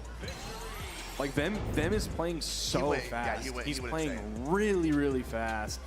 He only did like 457 damage, which like isn't a lot, but the fact that they did it in 457 damage is wild. What's their total? Yeah, dude, their entire damage dealt is 798. We're gonna divide that by 6 stocks. 798 divided by 6 is 133, dude. On average, they're getting KOs at 133 damage against Ulgrim and Teros. That's insane, man. That's so early. Yeah. That's due like largely. Oh, dude, it's gonna be even sooner now, man. We're on Suzaku Castle. Yep. We've seen this a couple times today. I don't understand what gets inside players' heads to go to the stage, man. There's already a stock. 15 seconds in. It's that quick right off the top. Dude, oh my gosh. The side air into the GCD light from Vim Kilo. Dude, he plays Teros so cool. Does have a little bit of swag in his play style, that is for sure. Munir, though, trying to press him up to the top. Munir, though, going to connect with 2 back-to-back recoveries. The signature is going to connect as well. Can West find his way back to stage? Absolutely not. And here we go, a breath of life, some sort of offense from this blue team. Can they turn it into a victory? Vim over on the edge. He's still going to do it unarmed if he can.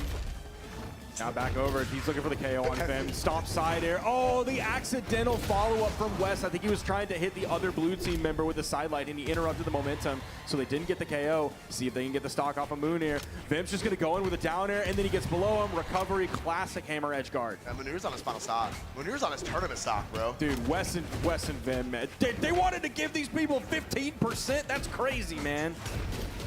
It's just crazy. He's ready. Oh. This is the same team that just got 3-0'd by Balloon Boy and Raiders. Yeah. It's absolutely insane to me. See what they're going to be able to do if they can put a nice, shiny bow on this set here. There we go. West is finally going to be taken on. Oh, there we go. Everybody's on the final stock. We got some life in the blue team. Yeah, Taya the only one. Yeah, Taya's got 2 stocks here. See if he's going to be able to take this out a little bit. He's got to get in there. West just barrels forward. Oh. So does Vim, too. Missing out. Munir cannot lose his stock. I don't think Taya wins the 1v2. Oh, bro, who's gonna survive this? It's Munir versus Wes. And, okay, and they're ready for it. The GCD light, I feel like they didn't know quite what to do right after that, or maybe they weren't close enough. There's the neutral air. See if Wes can clutch this one out and take the 3-0. No, there's the recovery, there's the neutral air, and he's gonna get punished right after that with the side air from Taya's lance. This is scary if you are Vim and West, because that means Munir and Taya are adapting. Dude, imagine the number of times that Munir has gone up 2-0 and gotten clapped. If he does the opposite. Oh, it would be the most non-Munir moment we've ever seen. Baby. That would be the ultimate redemption arc for Munir. That would be incredible. There's that side sig served up by Taya into Munir's side sig. All right, we're seeing kind of same damage split. Everybody kind of coming in those 400s. We see Taya with the almost 500, the 496 off of that Algrim. I don't know. I know it got the dub, but I don't know how I feel about Munir on the Tesca. Yeah, I don't know. I don't know. I do like. I like his boots and I like his gauntlets. I like them in a vacuum. I like his signature usage more than I did when he was playing Teros. I don't like the 377 damage. I mean, if you look at it compared to everyone else, right? Like, yes, Ty did 496, so you're like 119 difference there. But like 377 to 410, that's not really that big of a difference. Fair. 377 to 458, like we're on Suzaku. So we have to take that into effect when we look at these damage numbers. So we don't I think 377 is not bad. Okay, that's actually a good point. Thank you, Sparky, for being the voice of reason. I understand now. Look, man, I live in numbers. You know me. Yeah, I bury my head in the statistics. I know, I love it. Makes my job easier. Dude, Vim just goes in. I love it. The way, like, kinda has refined his Teros. I still love watching his Teros, but it's definitely more refined than it used to be. Vim, he's still just going for it. Yeah, I love it. I absolutely love it. Like, it thrives so much in 2v2. They're gonna work or it's not. Okay. He didn't get down in time to save his teammate from taking the damage, but he did break up any follow-up that would have come after that. Then searching, trying to catch one on Munir, but no, the weapon throw from Taya is gonna break everything up. Great teamwork from blue team right now as they are trying to push this to a game number 5. Oh, West though, dude, having something to say about the weapon throw hits, Sparky. The double, bro. That's nasty. Wes's gauntlets are so good. His Tesca is so good. Okay, Taya whiffing on that axe. Vim's just gonna fight unarmed. He doesn't care. We're gonna pick up an axe 2v1 off stage. Does he come out on top? Oh, he stays out of the way. No, the Nair's gonna throw him down. The ground pound. The ground pound is gonna go ahead and take away his stock. We are all tied up 2 across the board. And he started that off doing the edge guard against like his own teammate of Taya and Wes at the same time, because Wes was so damaged and his teammate was so healthy. So like any major hit was going to split them up almost immediately, so he can re-engage upon the opponent. Wes is going back in, dude. There's the ground pound. That's a free ground pound for him. All right, that is going to put Taya on his final stock as they are tightening the screws on Monir here. Oh yeah, they're getting desperate. Just letting the signatures fly here in the middle of the stage, hoping you don't get punished. Oh, unable to interrupt. We saw the weapon toss go out, but Wes already went vertical after that. He was already in the air, so like the essentially grounded weapon toss didn't make a connection. Oh, Wes, he tried to get the high read. There's going to be a 1-for-1 trade, and that knocks Taya out. It is the 2 stocks of Munir to the 3 stocks of Red, but I feel like this stock from Munir is going to be gone very soon. He's able to pick up that weapon. One Sair off of this hammer is going to go ahead and secure that stock, and then they can just buckle down and worry about the last one. Munir weapon throwing to get back up. The recovery is going to get it done, and just like that, Munir is on his tournament stock in a mid-season championship 2v2s. Oh, can he do it? Can he do it? I mean, he's kind of a goat. I mean, he's pretty good at Brawlhalla, Sparky. Look, Duke said that at Spring Royale, oh, never mind. No, bye-bye. Not even going to finish it. No, This is, unless they drop it, it's over. And yeah, there is the GCD sig. Wes and Vem Kilo win 3-1 over Taya and Munir. Great effort from Taya and Munir. I'm glad they were able to get the one. I don't like seeing teams like that completely shut out, especially this late in the bracket. But the boys from South America getting the job done yet again. Wes and Vem Kilo. No Priya's in sight to be seen, but the dubs still go their way. That means Taya and Munir, one of the EU teams still left in this, is knocked out. We still do have Godly, of course, playing alongside his North American teammate of Fakey, and we still have Escrape and XJ Cool J. For the North American side of things, we have Marky Moo, Future Bubbles, and Hideaway. Then we also have Balloon Boy and Radish, who already qualified for the top 4. For South America, we have Loris Kaina. We have Wes and Vem Kilo. So we still have representatives of every single region. We have multiple teams from every single region. Sick. Dude, the regions are so sick right now. I mean, I think back, you know, we're kind of watching these replays. I think about how skewed and how one-sided it used to be just a few years ago. I mean, it was South America. They won everything. They looked at the tournament and they won it. Like they could not be stopped. And we're seeing now that we've gotten past the pandemic and we're getting back, you know, we've got more lands and a few years under the belt after that, we're seeing the regions kind of get closer together again. We're seeing things kind of level out, and I'm loving that because now we get this diversity when it comes to the top of our brackets and being able to see all the regions get represented. Not, you know, oh, EU's knocked out before top 16 again. Like, it's great to see things kind of go back. We're seeing a little bit of diversity in the damage numbers here, too. Yes, 489, 530, and 419. And then all of a sudden, man, Taya just got shut down that game. 163 damage. One signature thrown out, and it missed. That's a tough game for Taya. Just really didn't get to play very much of that game. Wes and Vem Kilo, just they're very much an overwhelming force right now. Like Wes is like he's just doing the regular Wes stuff that we've come to know him for. Like he's extending his strings. He's doing it really well with gauntlets. He's doing it really well with boots. And then of course, the bull. You can't ignore the bull. He's gonna trample you, and Vem is continuing to do that. He starts his edge guard. He's gonna start it with a downer. He's gonna scoop below. All of a sudden, by the time you blink, he's below you. He's playing hammer. He's reaching up, and he's yanking you down, and all of a sudden, your stock is gone. Vem Kilo on the Teros is very intimidating. Very, very scary indeed. But we are joined back with the lovely when Ann is back on the desk. What did you think about that? What did you think about that block? Well, I know I'm not as intimidating as Teros, but yes, Vem and West showing up. I mean, we're getting to the final. I mean, you guys talked about this. We're getting to the final end here of our top 8, seeing who are the last people getting into top 4, and we are on the elimination side of things. So like things just get a little bit more hotter, right? Yeah. And I think Vem and West really showed up because Taya and Munir, literally the last game that they just played, it's like, whoa, wait a minute. And then to see that happen like right after, like it's legitimately heartbreaking. But hey, this is what it means to be at an event like this, a mid-season championship. But you guys, I do want to grab your thoughts, right, on the last couple teams here. Who do you think is going to grab these last 2 top 4 spots with the teams that are left. I'm going to go to Sparky first about this one. I think for one side of it, the 3 teams in contention are Marky Moo, Future Bubble, Zen, Hideaway. They're fighting right now, and then S-Grape and XJ Cool J. I think it's going to be Zen and Hideaway. I think they're going to be able to clutch it out over Marky Moo and Future Bubble, and I think they're going to beat S-Grape and XJ Cool J. I think they got it.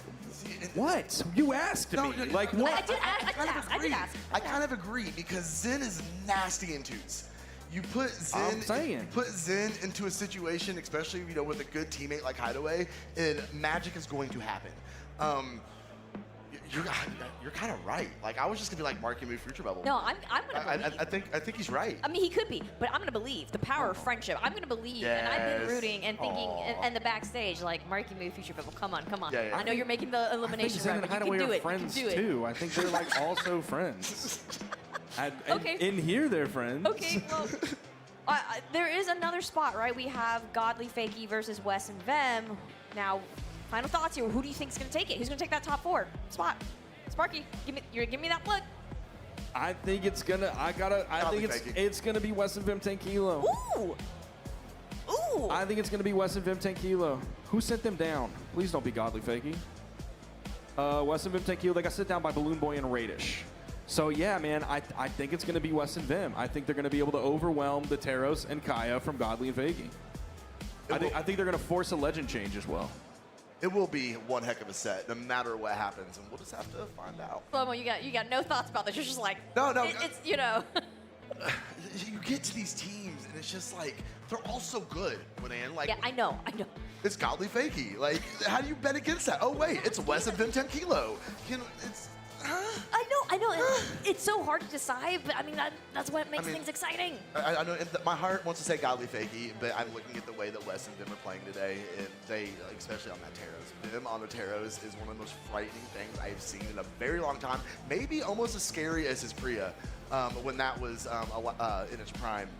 But no, I think South America may go ahead and take it over that. I think Wes and Vim, they've been playing amazing. No, and it's the South American region. They've just been showing up in general for a little bit now. But thank you guys so much. We're literally reaching to the end of our top 8 matches, and we're going to see who makes it into the last top 4 spots on the elimination side right after we take a short break. So see you guys soon.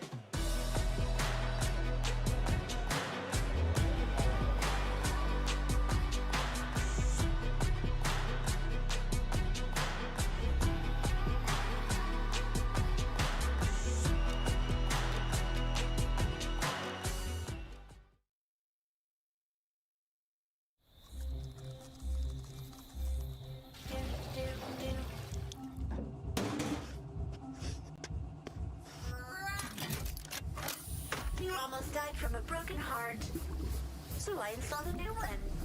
I'm also working on a moral compass. It's like I always say, necessity is the motherboard of invention. Someone's waking up. Good morning. Failure is not in my programming.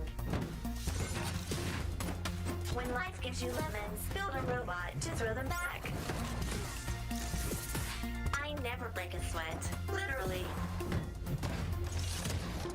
You may be fast, but I'm overclocked. Your moves could use some debugging. I don't let power go to my head. I use it everywhere.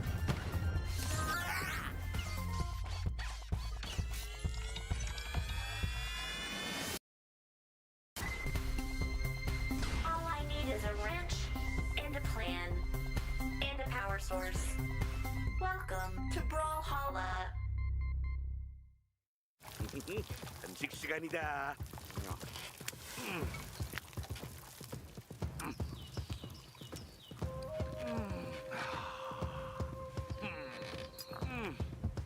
문어 좀 먹을래?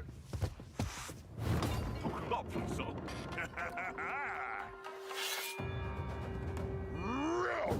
잘 먹을게. 크게 불태워보자. 배고파! 빨리 해보자고! Time to unleash the dragon!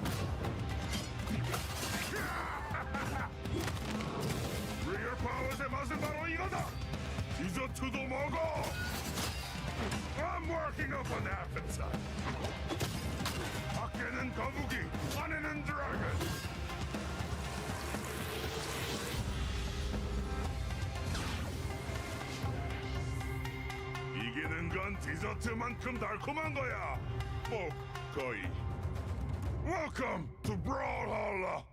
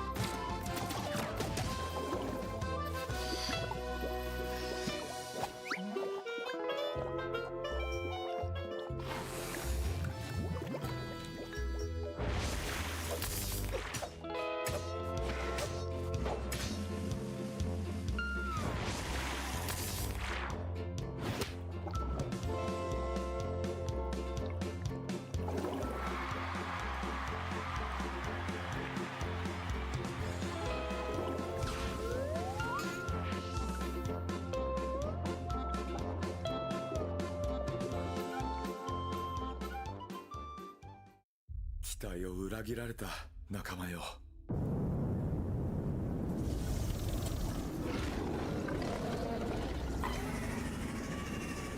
誓うよ、死ぬまでこの世界を守ってみせる。失われた魂を見つけてやる。魂を貸してくれ、カルダ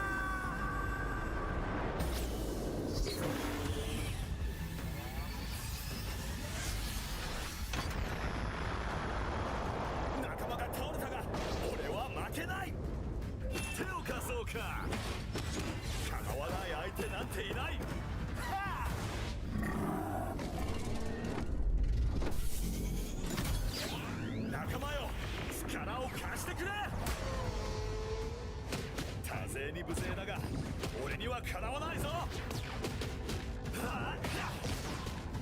ラプターフォースの真の力を見せつけろ。お前の攻撃は強いが俺の意志にかなわない。まだまだ仲間のために戦う。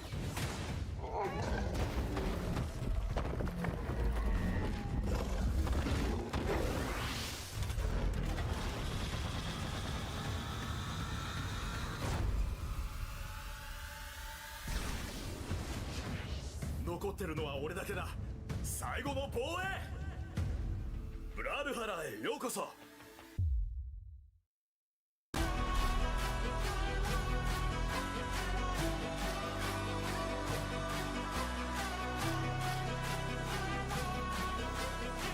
Welcome back, everyone. We're finishing out the day to find out who will brawl it out on Sunday for the doubles belt at the Brawlhalla Midseason Championship. Now, here on the desk with me is Duke and Flambeau. Guys, we're at the end of the day now. We only have a couple matches left. How are y'all feeling about this competition? Duke, I'm going to ask you first. A lot of mixed feelings. There have been some very exciting sets, some very intense game 5s and whatnot, but Taya and Munir are not in the bracket anymore, so my feelings and my heart are crushed. There goes your predictions. Yes. I'm kind of in a similar-ish boat. Yeah. You know, during kind of the downtime when I'm not behind this desk, I like to go out and kind of get a feel for how the players are doing, what their thoughts are like, and there were some heartbreakers kind of going on in the winner side of things, but I'm still kind of looking to see what the story is going to be for Godly and Fakey there, but only time will tell. I mean, this is what it's all about, right? Like, you're never going to get your predictions right all the time unless you're him. I'm not him today, but one day, maybe I will be. Maybe. I mean, maybe. But I want to, you know, kind of start talking about this next match here. So this is, like I said, on the elimination side. This is Marky Moo, Future Bubble versus Zen and Hideaway. That's your first match coming up here. And we can take a look at the rest of the match schedule too. It's been mentioned before, there's literally 3 matches left, and then we have just 2 more spots left in top 4. So it goes in order. After Marky Moo, Future Bubble versus Zen Hideaway, we will then jump probably to, let me see, I was like, unless we don't have a match scheduled, that's okay. Godly Fakey, Wes, Vem 10 Kilo, and then S-Grape as XJ Cool J versus whoever wins the match between Marky Moo, Future Bubbles, and Hideaway. So that's it. Now, speaking about this next match, Duke, I want to grab your thoughts about Marky Moo, Future Bubble versus Zen Hideaway. What are your feelings about this matchup right now? Well, this is one of those rare instances where we get to actually have some head-to-head information about them, and they have played against each other. It's currently 0-1 in favor of Zen and Hideaway. I think the biggest thing for me is just the fact that when you look at the most recent event, Zen and Hideaway ended up getting a much better placement than Marky Moo and Future Bubble at Spring Doubles. But also, as we said at the pre-show, like, this is CEO. This is where Marky Moo and Future Bubble kind of level up. This is like their weird phase where, like, they went from SSG to SSG2, and they're just like, you know, each time we go through a CEO, they just get that much better. Yeah, no, it's a little bit of a tricky one because we did have the pleasure of getting to cast the match that ended up having Marky Moo and Future Bubble get sent down to the elimination side, and it was kind of more one-sided than we would have, I think, maybe hoped or expected. I went in with very high expectations and hopes and dreams for Marky Moo and Future Bubble. You know, they're my #1 on the prediction this time around, but then seeing how they were able to perform, I was like, ooh, it might be a little bit of a rougher weekend for them, so I'm kind of curious to see if they're able to bounce back from that. And I think they can, and I just like to believe, you know? I just, in my hearts of hearts, just want to believe that it can be done, okay? We can make this elimination run. We can go all the way to grand finals. You know what I mean? It could be done. So we'll just have to see here. I do want to grab now your predictions about this matchup and potentially who will actually move forward. And because whoever doesn't, whoever loses, that's it.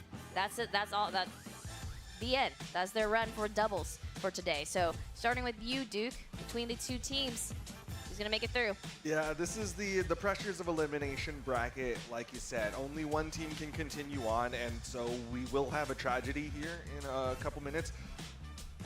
My brain, the thing that looks at numbers, says Zen Hideaway. My heart says Marky Moo Future Bubble.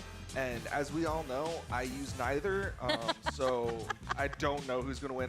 Okay, I'll say Marky Moo Future Bubble. I guess you know, it's like it's such a toss-up. I think like by the numbers, Zen and Hideaway should win this though. Yeah, no, I mean like kind of in a similar boat, but we already know what my predictions say, and therefore it doesn't even matter if my heart's in it or not. I simply have to double down and just place all my chips and say Marky Moo and Future Bubble are gonna do it because they're gonna go all the way and get first place, and this is just one of the steps for them to do that.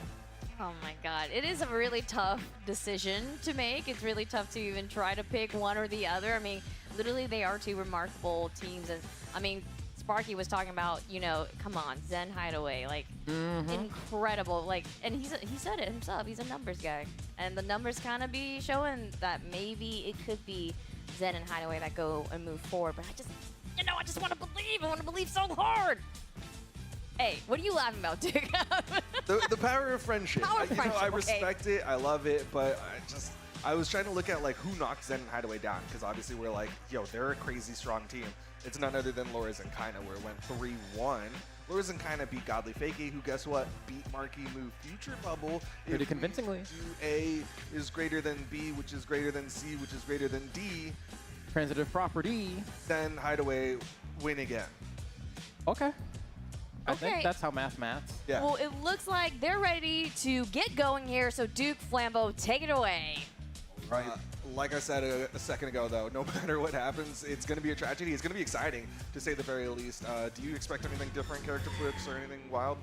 No, not really. Just because once you get to a certain point of bracket, like you're this far, you're top 8. You know, it's like you really are just kind of locking in on the strategy that you brought to the table, and you're here to just refine it, right? It's kind of too late now to start trying new things unless your back is really forced against the wall and you feel like you have no other options. But I mean, we're taking a look at the legend picks in front of us, right? We have the double Kaya, of course, and then, you know, Marky, we've actually seen kind of swap a little bit. We saw a little bit of Mordex earlier, and then, you know, Onyx, of course, I think is the staple that we're going to start with, and it makes sense to me. think an unfortunate thing is this is the team comp that did knock him down into the elimination side of things. I think one of the things that they got to be careful about is specifically Zen. Like if Zen plays the way Fakey did earlier, just kind of beating out both blue team members in the offstage, I think they're going to struggle a little bit. It's going to be Hideaway to get the first one with that sider. Ooh, he disengages. Expected Hideaway to come in and try to interrupt that recovery. Yeah, no, I mean, even thinking back to that set that they had with Godly and Fakey earlier on, right, ended up being a thing where toward, game 3 of that, Future Bubble really, really started carrying a lot of weight as far as the damage went. They were able to kind of pick apart Markimu, and it didn't look great once that dismantling happened. But this time around, we're doing way better. We're keeping the game pretty close here. I mean, Zen and Hideaway do have a slight... I'm not even going to finish my sentence because things have been brought right back to even. That's the kind of gameplay we like to see. Yeah, what a deep chase that came out from Markimu throughout the weapon toss. Chased after, hit that pickup recovery. Comes back up onto the stage. I like that he got that sidelight there, but Future Bubble got caught up in things as well. So I think he wanted to stop that damage build. Nice, I like the sidelight. Ooh, and the N-Sig, the perfect arrow bullseye. It's going to be 2 for Zen right there, picking those up. And now just like that, Markimu and Future Rebel are on the back foot. Not a great start thus far, but I'm hoping they'll be able to answer back here. We'll see if they got it in them. That's just insane to me, like how early those signatures were KOing for Zen. Like that down signature and that neutral signature felt like incredibly optimal. Yeah, no, I mean, right? It's like the KO range is just like, could that have knocked out any earlier, right? Like, you really find yourself questioning that's just how good Zen and Hideaway are. And another neutral sig landing right there for Zen. So tough for Markimu and Future Bubble. They haven't had a moment where they've been able to break away at all. Another neutral sig from Zen. Just absolutely looking like Legolas on the sticks. The arrows are always finding their mark. No dwarves to have to compare damage against or anything. There's the setup, there's the KO. You see Hideaway getting in position, and it's going to be Zen to finish it off. Red team with a convincing win. Man, what is going on, dude? I feel like the last things that we've gotten to see, us personally... Are we a curse? It might be us, dude. It might be us, because the last few games we've gotten to see between Markimu and Future Bubble have just unfortunately not been able to go their way. But not even that, when I'm watching the way that they're being taken apart, it feels kind of brutal, you know? I'm kind of hoping, wishing, wanting for some closer games, but you can't ignore how pinpoint Zen was in that game, right? You were saying before we hopped in, if Zen starts playing the way that Fakey was, then things might be a little bit difficult. And who's to say if that's necessarily the case, whether he's playing like Fakey or Zen's just playing like Zen. Either way, it's proving too much to be for Markimu and Future Bubble to deal with thus far. Yeah, I mean, he was able to put out 680 damage in that last game, only took 322. I think a lot of eyes are going to be on Markimu, who only put up 297 damage. He's been struggling really hard to get that damage built up. But when he does, that's when you see this blue team shine. Have another opportunity here to maybe bring things back a little bit. I mean, great start thus far from Markimu and Future Bubble. The first stock's going to be taken off of Hideaway as well. That's what we like to see. A nice response. Markimu's going to try to get the edge guard and the side air on the sweat piece. That's what I'm talking about. Markimu and Future Bubble are showing signs of life. Starting to find that rhythm and that pacing against this red team. Markimu immediately trying to get this edge guard. You can see Hideaway's in position. Holy, Zen went so far to the right side, but it was all a bait, and that's going to be a double to clean things up. Yeah, and I respect Markimu going so deep off stage to try to secure that edge guard, right? You're up a stock. It's okay that you ended up losing it in that exchange because the risk reward definitely in your favor if you are able to get some kind of cheesy turnaround there, but unfortunately not going to work for them in that circumstance. And now we have ourselves a really tight game here. But a tough spot for Future Bubble as he's not picked up a weapon in the last 30 seconds. Hideaway doing a really good job edge guarding, but didn't find that final down air, and that's going to be Future Bubble who sneaks up onto the stage to pick up a bow. Falling in air is going to come out. Zen's not going to get punched for that sidelight, which a bit of a rare miss, I think, from Markimu and Future Bubble. But so far, I mean, we're kind of right back in the future game. Someone's trying to get an inch here. Nice little conversion on the red team to get a bit of a juggle toward the top on the Markimu. Marky trying to go for a root of the down stick. It's not going to work. And see Zen catches, I believe, a side signature there to secure a knockout on the Future Bubble. That was a really interesting decision there from Zen. Markimu actually whiffed a down signature on his cannon, and Zen took that opportunity to swing towards Future Bubble, knowing he wasn't going to get punished. That recovery not quite enough to take out Markimu. Nice. Nice follow-up there. Yeah, Future Bubble doing a good job of kind of getting the hits when they matter right now, and that's the conversion as well. You see the D-Light into the, I believe, the ground pound there on the Spear, but it's not going to connect into a knockout, but still great damage nonetheless. And now the stock's starting to fly. It is going to be the blue team that's behind here, though, as Zen still is holding on to that penultimate stock. You can see them trying to take out Future Bubble, at least add up some more damage so they've got an advantage going into these final stocks. Oh. Man, there was a moment there. I saw the dodge get ripped away, and I was like, oh, can the blue team convert? But one hit is all they were able to secure for that exchange. And now we have, you know, last stock situation for everyone involved. Blue team's going to need this. Argument with a risky side air, Zen able to punish it on the right side. Almost got an edgeguard situation because Hideaway could have blocked out, but uh-oh, that could be bad. That could be real bad. Getting split up here. The Sig starting to fly from Zen. He's going to get the first one with the down Sig. A neutral Sig immediately connects. Yeah, it's starting to look rough here for Marshmallow. Has to do 2v1 all by himself and has so much damage racked up. No one on the red team is quite in the KO range as well. Needs to get someone off stage and then maybe attempt to ground pound them. But no, can't even think about that because now there is no weapon in hand. Marky manages to pick up a pair of gauntlets. He's in a hot pursuit, but then yet again, it's like his Kaya has a red dot laser sight on her bow. He is not missing with these neutral Sigs. Is so incredibly accurate. He's going to make a montage with how much neutral signatures he is connecting. In the last game, he had a 55% accuracy on his 11 signatures thrown out. I'm expecting similar numbers once it updates over here. Actually, I think it might have just updated. Yeah, similar numbers here. Yeah, I mean, that's tough, right? I mean, much better game 2 for Marky Moon and Future Bubble. Able to make it look a lot more competitive. Things came down to the final stock situation, and then the blue team ended up losing their member first, right? So, okay, all things considered, there have been some adaptations made across the set, but now we're down to potentially the last game. What do you notice, dude? This feels like a salt pick on the side of Marky Moon, going to the Teros in response, just because that's what they've been losing out to, right? The Kaya Teroses have just been a monster to this team of Marky Moon and Future Bubble. Listen, I'm here to respect it. If you can't beat them, join them, right? Everyone's been talking about, man, the bull is something fierce right now. El Toro Fuerte, right? They have to slow down this, somehow stop it, right? And I think this is the way to do it. You know, if you keep losing to it, you got the same character select screen, dog. I get it. I get it. Comes down to who is piloting the airplane here, who's going to be able to get those hits. Marky Moon struggling to find that stomp, which you said earlier is pretty critical. It's going to be Hideaway who finds the first one, stomp side air, and Marky Moon got launched to the left side by Zen.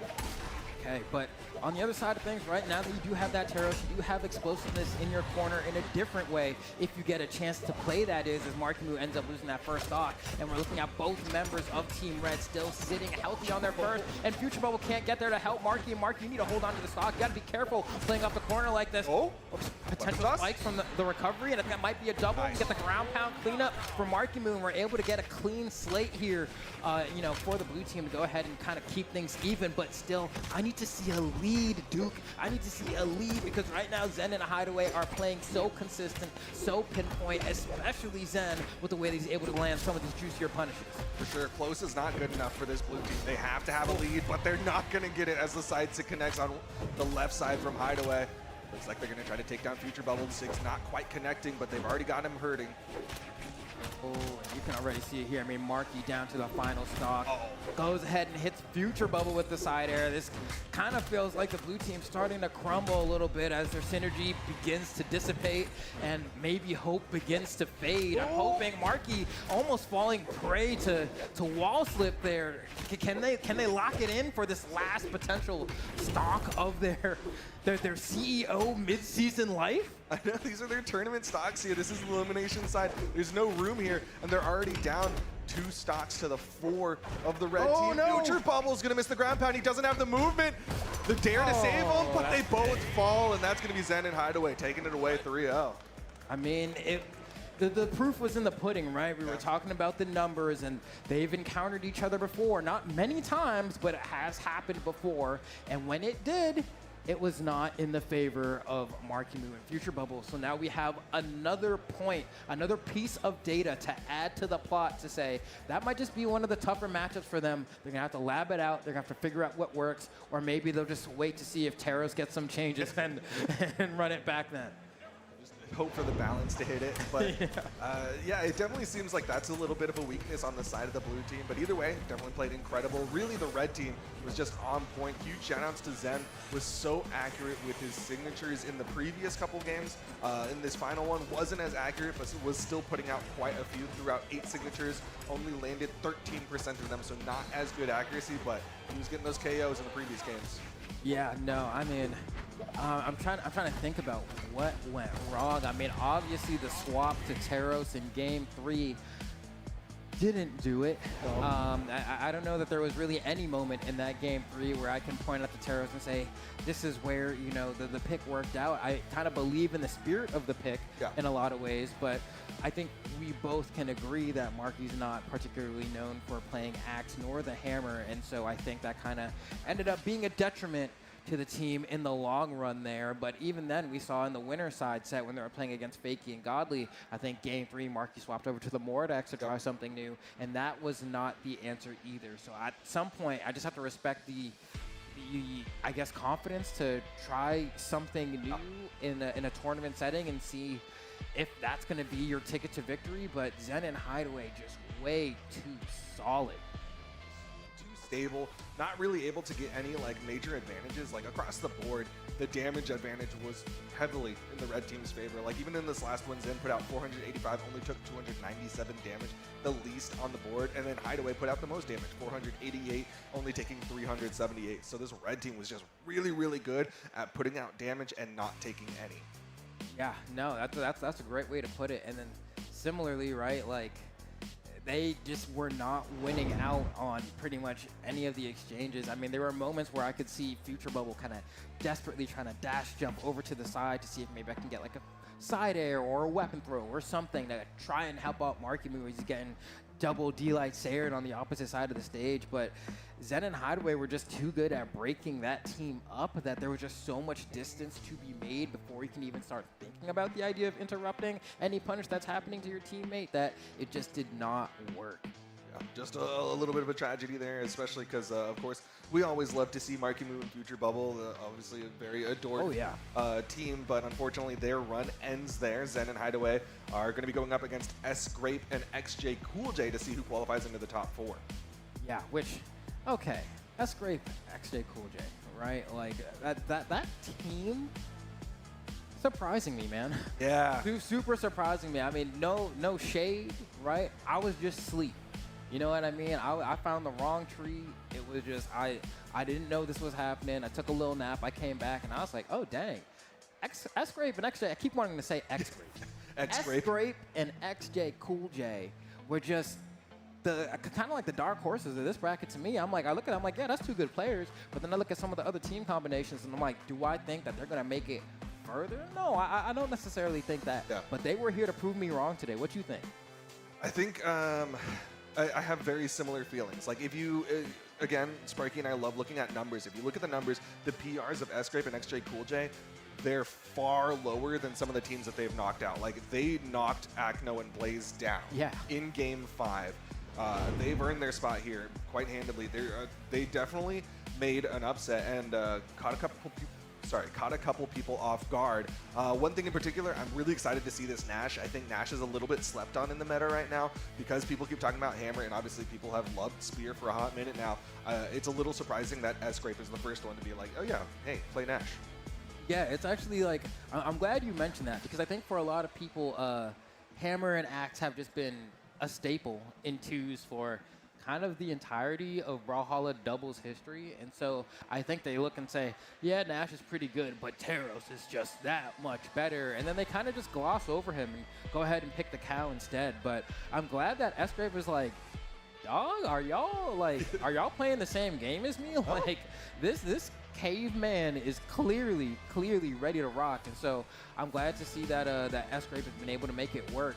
And then the other thing, right? You can't really talk about doubles at this point without talking about Kaya, right? Like this legend has been pretty much, I don't know, I don't want to just make up a statistic, but I will. I'll say like 80% of the teams today have been running a combination of either Kaya, Teros, Maybe they sprinkle in like an Onyx, but like it's really Kaya and Teros that I feel like have been kind of across the board, and Ulgrim, right? Who have also been kind of really strong 2 legends for like a very long time.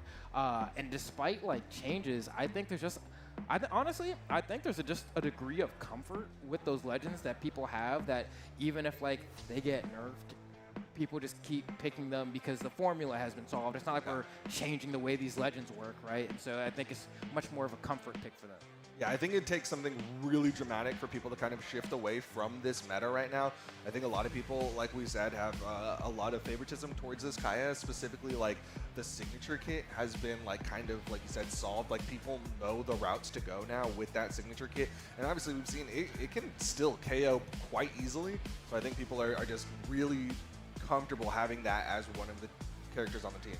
Yeah, and if you think about it too, it's just like, it's not like Bo is popular in 2s, right? Yeah. It's Kaya specifically.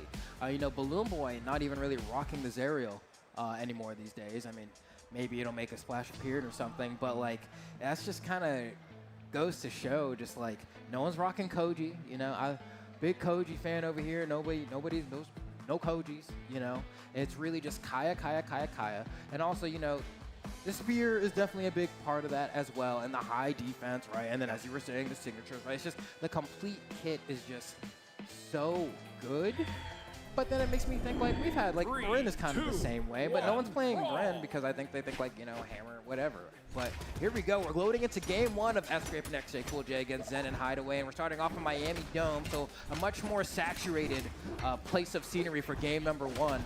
And I mean, as we were saying before, excited to see this Nash. We got to see a little bit of it earlier on the winner side of things, and now here on the elimination side, let's see if they can qualify for the top 4. S-Grape so quick on it, knocked Zen to the left and immediately stopped side air to Hideaway the other direction. He's getting some good damage built up, but it is still the blue team with more damage behind him. Okay, down Sig, a little too predictable there. You saw Hideaway in position, but it's not enough. He doesn't have the jumps. Got to give a shout out to that spot dodge effectively from S-Grape there to go ahead and avoid that hit from Hideaway and then punish with the Stomp Stare of his own, but it doesn't last for much longer as Hideaway able to come back and say, you know what Teros does real well? He finds knockouts. The moment a hitbox of mine connects with you, you're probably not going to come back. Definitely hits hard. XJ Cool J able to get that down light. Zen actually tried to interrupt there, didn't quite find that hit on XJ Cool J. Nice play. Wow, yeah, just stomping the yard over there. I get it, man. Hey, you get a stomp there. We in the 30s when we're talking damage numbers, right? So it makes sense. But a beautiful interrupt from Zen there to go ahead and not only interrupt, but also find the knockout as well on the S-Grape. And Endlight's not going to be enough here, but you have some time to 2v1 on the S-Grape if you want. They don't really get much damage off of it, but I mean, at this point... Hideaway, does he have the movement? He goes back down, and XJ Cool J is actually going to get the wall touch. Wow, okay, so a bit of a swing here. XJ is going to fall, though, and now Zen and Hideaway are going to have a slight lead here. Zen still decently healthy on that second stock and trying to pogo his way on the S-Ray, but you see the way they converged onto his stock right there? That's a team play that we like to see. Hideaway, admittedly, maybe needed to be a little bit closer to stop that from happening. Big agree. You saw XJ Cool J come down, hit that down air onto Zen, and Hideaway was not in position to kind of give any breathing room. Instead, it was the blue team collapsing on XJ, or onto Zen. Ice and Sig. Wow, that was enough. There goes S-Grape just like that. XJ Cool J is forced into the 2v1, and he's trying to do the best that he can. We're going to be camping the side of the stage here for a while. Wall slip coming into play. Going to have to make the touch at some point. Not here, though. Baits him out, and then gets poked as well, so we'll be able to refresh that wall timer a little bit. I like the way the red team was playing that edge guard. They had a pretty decent split there to get the coverage. XJ Cool J going to burn a dodge there, but red team not engaging. Good interrupt. That's going to be the game. That's game 1 going the way of Zen and Hideaway. Have to give credit where credit is due. That interrupt was immaculate, right? I mean, the thing there is that at Kaya both side signature, it's not even that it has so much force on it, but it does just have a lot of movement with it. So by the time you do get sent flying by that final hit of the attack, you are so much closer to the KO box than you are when you started. And that little extra push, I won't call it a little push, it's a pretty substantial push, is the difference oftentimes between you getting back or not. And so in that situation, that's what I'm going to be fishing for in the 2v1. We're right in that damage range. We're going to knock out. Had that side stick completed, that probably would have been a 1v1 situation, all things considered. And so the timing of that interrupt was paramount to the success of Hideaway and Zen here as they load into game 2. This time, we're on the Small Fortress Alliance. Getting that down light was so critical for the red team to guarantee that W. But here we go into game number 2. Like you said, the Fortress of Lions. Hideaway going to go down there, hit that down air onto Escrape, to put him back into the fight. They're coming up with custom combos over here. I saw them do ground pound and a gravity cancel sidelight on Bo, and it worked. I said, you know what? You got that XJ Cool J. You're an innovator more than I knew. Okay. Stomp side air, not able to get a follow-up there. Ooh, wow. Wasn't able to hit the side air there. Zen was in position to try to interrupt. Didn't really matter. Good split. That's going to be a KO. Yeah. Man, just to find that neutral air off the top. It's going to be an N-Sig to go ahead and try to equalize things a little bit. It does get punished, but it doesn't lead to the stock being taken. You can see Zen going for a neutral of his own right there. That's not going to connect the recovery. Doesn't have enough juice on it to knock out off the top either. And Hideaway, honestly, I mean, we're going to see a stock get taken from his partner there, but pretty content with just kind of holding the floor here. I mean, jumping to the skies now to avoid getting hit in the 2v1, but playing a much more grounded game overall. Yeah, I think that's kind of been across the board the game plan. Like when one person is respawning, the other person is just going to be running around trying to not get hit. Don't let the teams get the power play. Yeah, definitely got to keep harm at bay. As you can see, Zen getting an opening here. Hideaway, they're going to combo. Nice. Yeah, and that recovery going to be huge damage here. Escrape can't make it back either, so they have a chance to get a 2v1 on XJ Cool J. Are they going to go for it? No. He's going to weapon throw and camp the platform a little bit, and yeah, he gets out unscathed. Well played by XJ Cool J.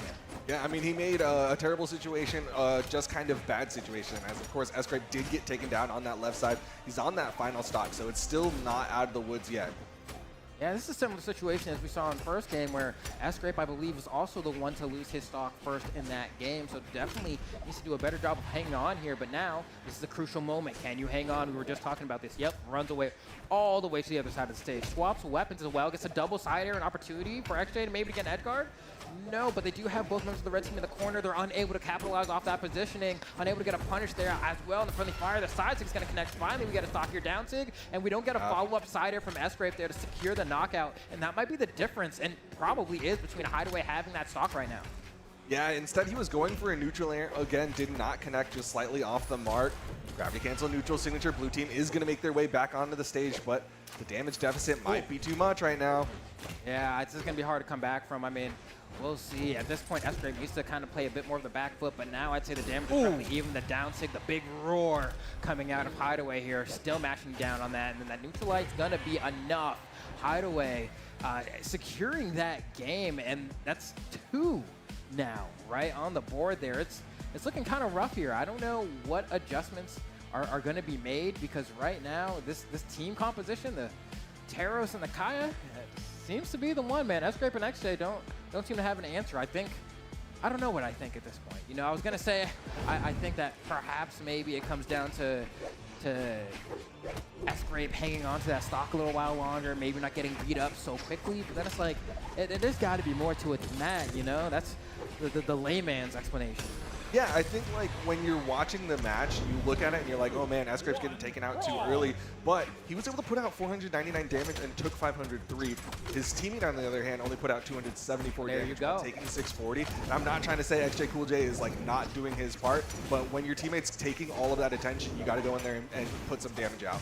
Yeah, no, I think that's a great thing to point out, because especially in team play, hold on. Oh, that could have been a great conversion. As you see that Escrape has swapped on over to the tried and true, what we kind of know him for, that Orion, and what is going on the top of the screen there? Okay. Oh, thanks for Escrape, man. Yeah, I tried to get a little greedy there, wanted that side air, but instead took a side air from Hideaway. Wow, okay, and that side air is going to go ahead and knock out. And that's both members of the blue team here in a bad spot. Oh, is Zen going to be able to get back here? Nice little save. And you can see XJ goes out there and tries to make him pay for it, but the side air doesn't connect. And now they're going to have to fight a little while harder here to get the stock, but that down sig should do it. And now Zen you know, still trying to hang on to this first stock. What's the answer going to be? How do we get rid of this first stock instead? The recovery's going to be the answer. Maybe the Orion's the answer. I mean, his Spear definitely looking a little bit more comfortable than his Nash did. What a team combo, though, immediately coming out from the red team. XJ Cool J with the disengage. Yeah, we already got S-Scrape down to the final stock, man. I don't know. I mean, that side air he got hit with on the first stock really took him out kind of early there. That was the power of Teros really talking to him. And now, getting hunted down by Zen, he really has to play the back play here. That's a lot of onus on XJ Cool J. If S-Scrape can even get back here, I mean, look, they're getting split up with effectively the greatest of ease. Come on now. Put some risky pep in your ground step. pound. And and the recovery off the Nair. It's all left to XJ Cool J, and this is looking dire. Yeah, no, I mean, this is looking like 2 sets back to back here where one team just clearly has, you know, outmatched the other. One might say out-Teros the other, depending on how you feel about that. But, I mean, what we see is what y'all see, man. At this point, XJ has to do the unthinkable, and he's trying, you know, but he got so much to burn through 4 stocks with this Kaya. Huge opportunity for a punish and a scoop off the top from the pass from the unarmed Nair. And Zen and Hideaway are able to take out S-Scrape and XJ Cool J in 3-0 fashion, not really breaking a sweat there. That looked pretty comfortable to them, if I do say so myself. Yeah, they make it look easy, but that final combo was so stinking sick. That was not a, well, it is not a true combo originally, right? The stomp recovery into the down air. Yes. And what they do is throw in the teammate to make it a true combo. They hit him with the neutral air, and then Hideaway is able to get higher, get closer to that KO box, and get that final hit down air. That's such a cool combo that I don't even know if they have time to practice that or lab that, or if that was just pure improv and they just knew. Yeah, because after a certain point, you play enough of 2s in Brawlhalla, you know, you're able to see, oh, he's going for that move. I know the trajectory of that one. Let me go line up for it and go ahead and secure off the top. And there are certain routes that you kind of practice as well. The unarmed ones are always the trickiest, I think, because like normally when people practice their team combos, it's always with their 2 weapons in hand. And so once you start mixing unarmed stuff into the mix, for a lot of people, it's like, do you like ground pound is what they're used to. But a Nair in a situation like that, like here you see it again, poop poop. I mean, you can even see he was positioning for it even beforehand, so they knew. They knew. That was well done. Zen and Hideaway, a scary team, have earned their spot in the top 4 after 2 back-to-back 3-0s, showing why they're one of the top teams in the North American region. Yeah, I mean, this is what it's all about, right? You come over to the Midseason Championship, you got to make a huge splash here, try to qualify for Championship Sunday out here in beautiful Orlando, Florida. And, I mean, that's exactly what they were able to do, man. I mean, a bit of a heartbreaker for me in the sense that, you know, taking out the team that I thought was, you know, really about to do it all. And then also on top of that, kind of the team that I don't think anyone was really expecting to kind of show up in the way that they did. I mean, can't throw any shade, though. Getting, what, 5th place is, like, not bad. 5th place at CEO. At all.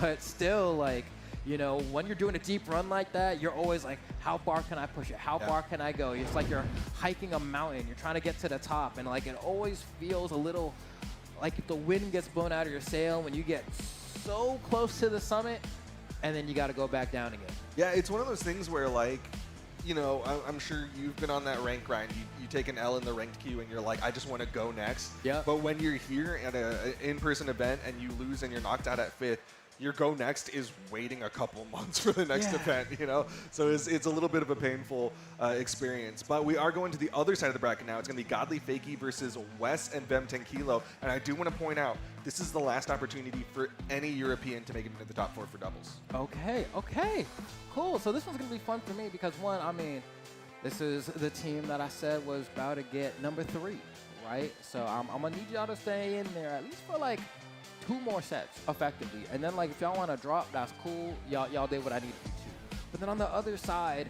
Wes and Vem Tranquilo, right, is just a team that, one, extremely good, extremely accoladed, but also for me personally, I've not had a chance to see today. And so I'm just kind of in my own excitement to be like, all right, wow, what have you guys been trying? What's the mix you've been doing that has been able to get you this far? Because these are effectively I feel like nobody wins in the next day. You know what I mean? Because I want both teams to win, and that simply cannot happen. You want you want everybody here to succeed. You're like a good parent, and you love all your children. I have favorite children. Okay. I'll give it a Which one's the favorite one here? I mean, it was definitely Marky Moon Future Bubble, but after they got knocked out, I think it's probably Godly. Yeah. Godly's the favorite child who happens to be accompanied by Faith. Okay, well, I actually adore Wes a little bit more personally. Wes has been in the scene for a lot longer and obviously like has been competing in the South American region. I'm really excited to see how they do, like you said, like haven't gotten to see them personally, and also like coming in here from South America, they're one of the top 2 South American teams, but they actually got knocked down relatively early to Balloon Boy and Radish, who coming into today, I didn't think would have outplaced Wes and Vemtin Kilo, but obviously gameplay says something different. Yeah, no, I mean, it's interesting too because on the side of Godly and Fakey, right, I was saying I was able to chat with them a little bit before I, kind of hopped on the mic. And I said, hey, like, what's up? Because I hadn't been able to see Godly today.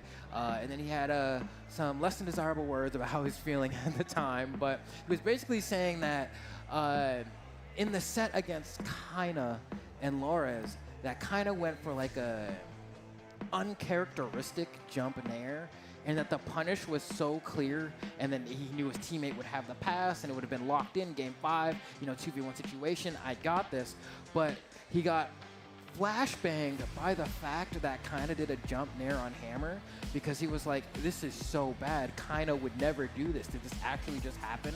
That he flubbed the punish and jumped. And so he was like, bro, I had the set right there in my hands, and I got so flabbergasted by the fact that I couldn't believe the play that my opponent made that I just beefed it in the moment. And so was very upset because he felt like they were in the elimination side of bracket when they didn't need to be. And so hopefully thinking that there's been enough time where they've been able to kind of sit down, drink some water, walk it off, and then come back in the elimination side and just make the deep run. Yeah, I think Godly and Fakey have definitely surprised a couple people. Obviously, coming in here as a team that has no experience together, being international, I think a lot of people weren't sure how to place them, but they've shown like they're a really strong team. They were able to make it obviously all the way here. They 3-2'd Flower Jakey, 3-0'd Marky Move Future Bubble, and went to game 5 against Lores and Kaina. Like they're definitely a really solid team. Yeah, no, this is gonna be good. I'm really.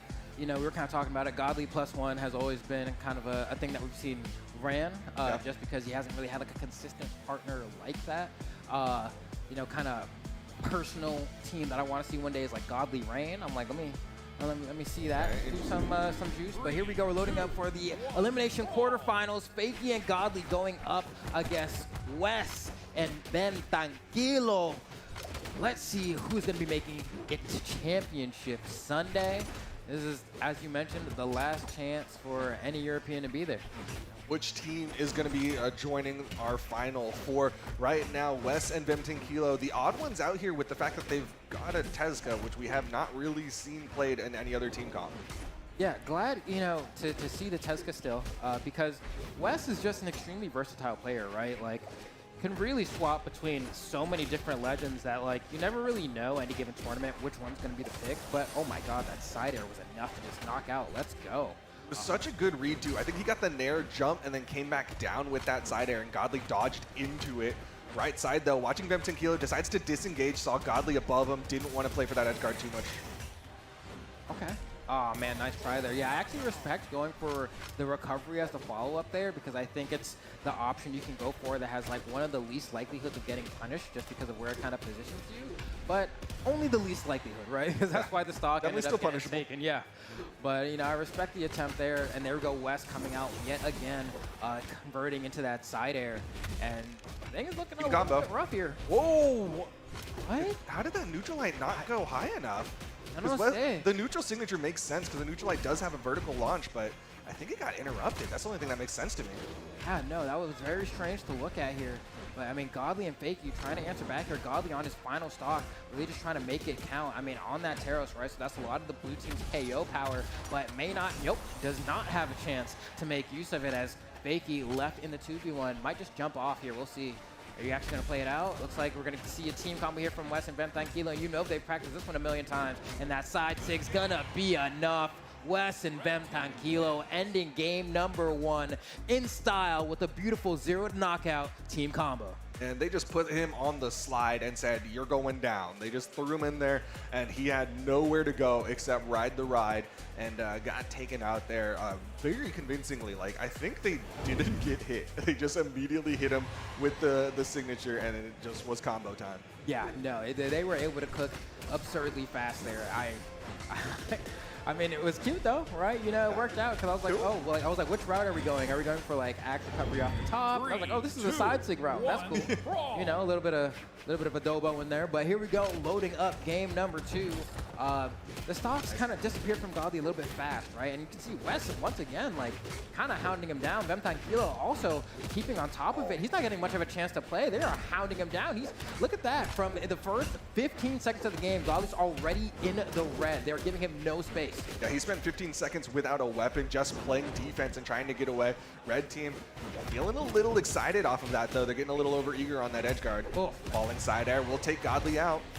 And at this point, like, if you're Godly, it feels like you're not even allowed to whiff, you know? I mean, granted, you're never trying to, but God forbid you do. You're like, dang, does it just mean it's going to be my stock or 2 people ganging up on me for 15 seconds unanswered?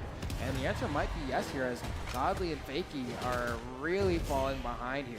I feel like Godly's just not getting to play Brawlhalla right now. Even when he tries to, he's just not able to come over and help out with Fakey. Like, that's usually what you want when you're the person who's behind. But once again, look, he's unarmed. He is struggling right now against Wes and Oh Vem. my gosh, down to the final stock. It's not even been 2 minutes.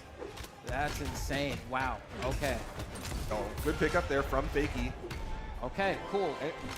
Got to do something, right? You can't, it's not like they've given up. They're just getting absolutely out-pressured, just trying to figure out a way to kind of give themselves some space so that they're able to kind of reconvene, figure out how they're going to tackle this problem that is Wes and Vem Tranquilo. But so far, man, it has not been easy. I'll tell you that much.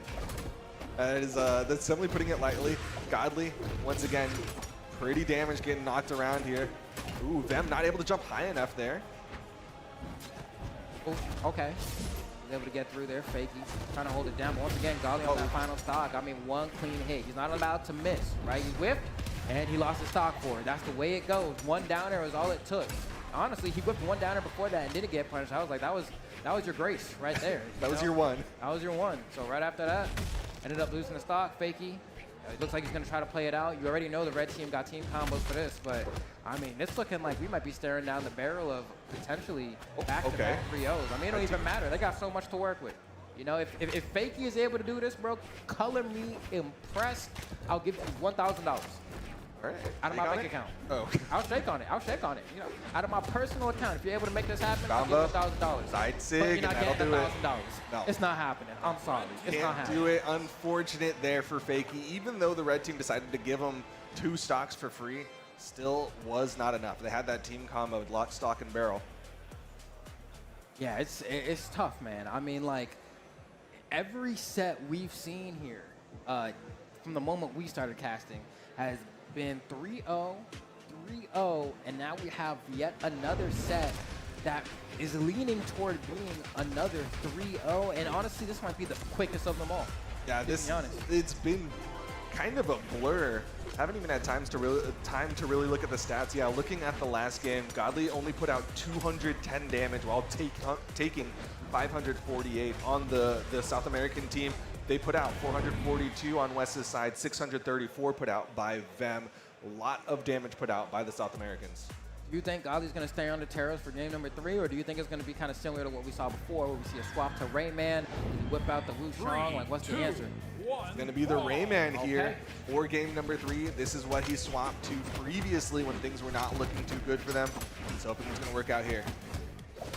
This time we're on, you know, little, well, we never get to see this stage, actually. That's actually kind of nice. Nice little change of pace. But we'll see what happens here on Suzaku. Uh-oh, ground pound looking a little bad here. Them able to knock him away. Hits the side air as well. Immediate pickup. Reads the dodge down with the gravity cancel down. Goes for the recovery. Godly able to dodge that time. Oh, man, the red team already starting off in a huge way with Fakey down stock. Yeah, they got to be careful here. I mean, Gali able to pick up an axe, trying to get a pass on over to Fakey, but it's not going to connect. Tries to go for the recovery, hits with the underside of the hitbox, so it sends downward instead of up. So Gali's not able to confirm the knockout off of that either. Comes down with a side air. It's ill-advised. West tries to punish him for it, almost makes him lose the stock. A side six to the other side is almost enough, but just barely. Gali's able to hang on, but the Ventime Kilo says, now let me shut the door on you real quick, and there goes the stock. Okay, neutral line comes out from West center stage. Blue team still just trying to find a moment of breathing room. They get the recovery. Still not enough to clear the board. Okay, yeah, the neutral light will do it, but I don't know, man. No, this is starting to look rough. Let's see if Godly and Fakey can hang on, at least force a game number 4. I mean, granted, this time around, we have so much damage racked up on the Fakey here. But on the other side of things, I mean, we're hanging on. This might work out. This might work out. Can we get somebody here? Oh, Godly gets caught. Oh, Godly. Can Fakey get the stock here? No, we cannot. Fakey! There instead, and now Fakey and Godly down to their final stocks here. Tournament stocks here at the mid-season championship. They need to have something. They need to pump something right into their veins right now. That's not what they need. Not that. They're taking too much damage right now. West still able to avoid Fakey's follow-up there. The pogo. Fakey's in trouble, goes to the outside. Godly's in trouble at the top of the map.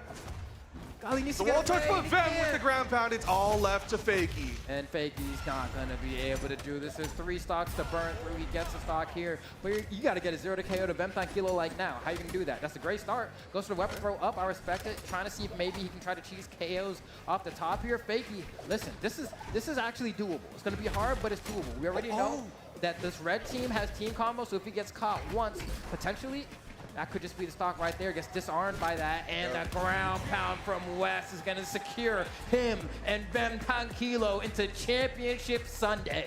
It is all South America and North America on Championship Sunday for 2v2s. We've gotten Kaina and Lores, Balloon Boy and Radish, Zen and Hideaway, and now joining them is West and Vem Kilo. Yeah, I mean, absolutely valiantly fought from Godly and Fakey, but ultimately, I mean, based off of the way that those first 2 games went, it seemed like in game number 3, there was a bit of soul searching that was being done. Why can't we win? What isn't working? Something needs to change. We get a swap to Rayman. We get a different stage altogether that we haven't been seeing really all weekend, but the culmination of those things were simply not enough.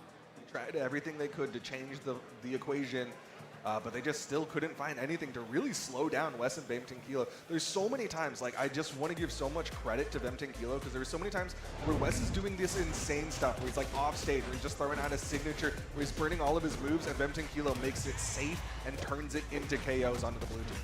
Yeah, and there's an accuracy here from Vem Kilo as well. I mean, a lot of these side airs was just catching Godly at inopportune moments and just getting knockouts where a lot of other players wouldn't be able to have that accuracy. Like you see right here, I think Vem was able to get one on, oh, that's actually the ground pound that he was able to secure a knockout with as well, and then kind of the game kind of falls apart from this point forward, right? But this was just a tough round. Godly and Fakey, man. Vem Kilo and West really holding it down for South America, and I'm excited to see what they're able to bring to the table on Sunday as well. Yeah, I think it just further drives home the point that them taking the L to Balloon Boy and Radish 3-1 is definitely huge on the side of Balloon Boy and Radish. Yeah, oh, for sure, for sure. I mean, even taking a look at some of the statistics here, right? Like 337 damage from Godly, not the worst, but obviously in comparison to the other people on the stat line here, definitely trailing behind by a decent amount. And then we take a look at Vem Kilo, who honestly, 557 damage, I don't even consider that a lot of damage. I consider that like a fairly average amount of damage. But you pair that with a legend like Teska, and also the strength and force of both Teska and Teros combined, and yeah, it's understandable why you didn't need much more damage than that. Yeah, he did just enough damage, but it's still the most on the screen. That is Vem Kilo on that Teros, Wes and Vem Kilo locking it down, man.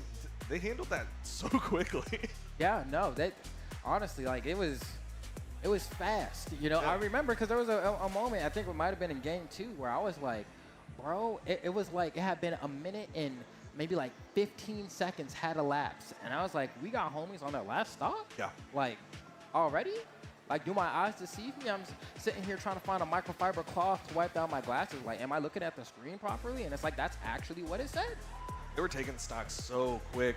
Incredible plays coming out from Wes and Vem 10 Kilo. Once again, huge congratulations to them for making it into the top 4 alongside Zen and Hideaway, Balloon Boy and Radish, and Lores and Kaina. Yeah, no, absolutely well played. And now I'm just like, okay, so predictions-wise, Godly Fakey, all right, that didn't work out. Markimu Future Bubble, didn't work out. And then I also had, what, Acno and Blaze, also a... So I just... Dang, I struck out. Ooh, that's Sorry. not... How you doing? Are you... Okay, I had Lores Kaina. Okay. And then I believe I had Zen Hideaway. The Taya Munir pick didn't really work out, but, you know, they lost to West Vem 10 Kilo. I'm not too upset about that. Okay, so really what I'm hearing is I'm just buns at this and you did way better. And that's fine because in order for people to be good at things, that means there have to be people like me who are not great at it. Yeah, if making predictions was a tournament bracket, you're the O2er that helps to fill out the bracket and make a more enjoyable tournament experience. Yeah, exactly. Yeah. Speaking about more enjoyable experiences, we have Sheepy back to make me feel better about myself. How you doing, Sheepy? I'm doing great. Flambo, I'm so sorry about your predictions, though. But hey, that's how it goes, right? We've been talking about this all day, about you never know at these offline events how things are going to swing. And I'm just saying, yeah, those last couple matches, like, there's something with the South American boys, okay? Like, we didn't get a chance to even talk about Wes and Vem earlier, and it's like, no, definitely keep them on your radar. I know we talk about Kaina and Lores all the time because they're the reigning champs, but you really cannot forget about the rest of the South American players who literally come and show up and are so good. And yeah, I do want to grab y'all's thoughts though, just as a whole, because we're at the end here. We know our top 4. You just listed them on the top side and elimination side. Duke, Flambo, what are your overall day 1 thoughts about everything thus far?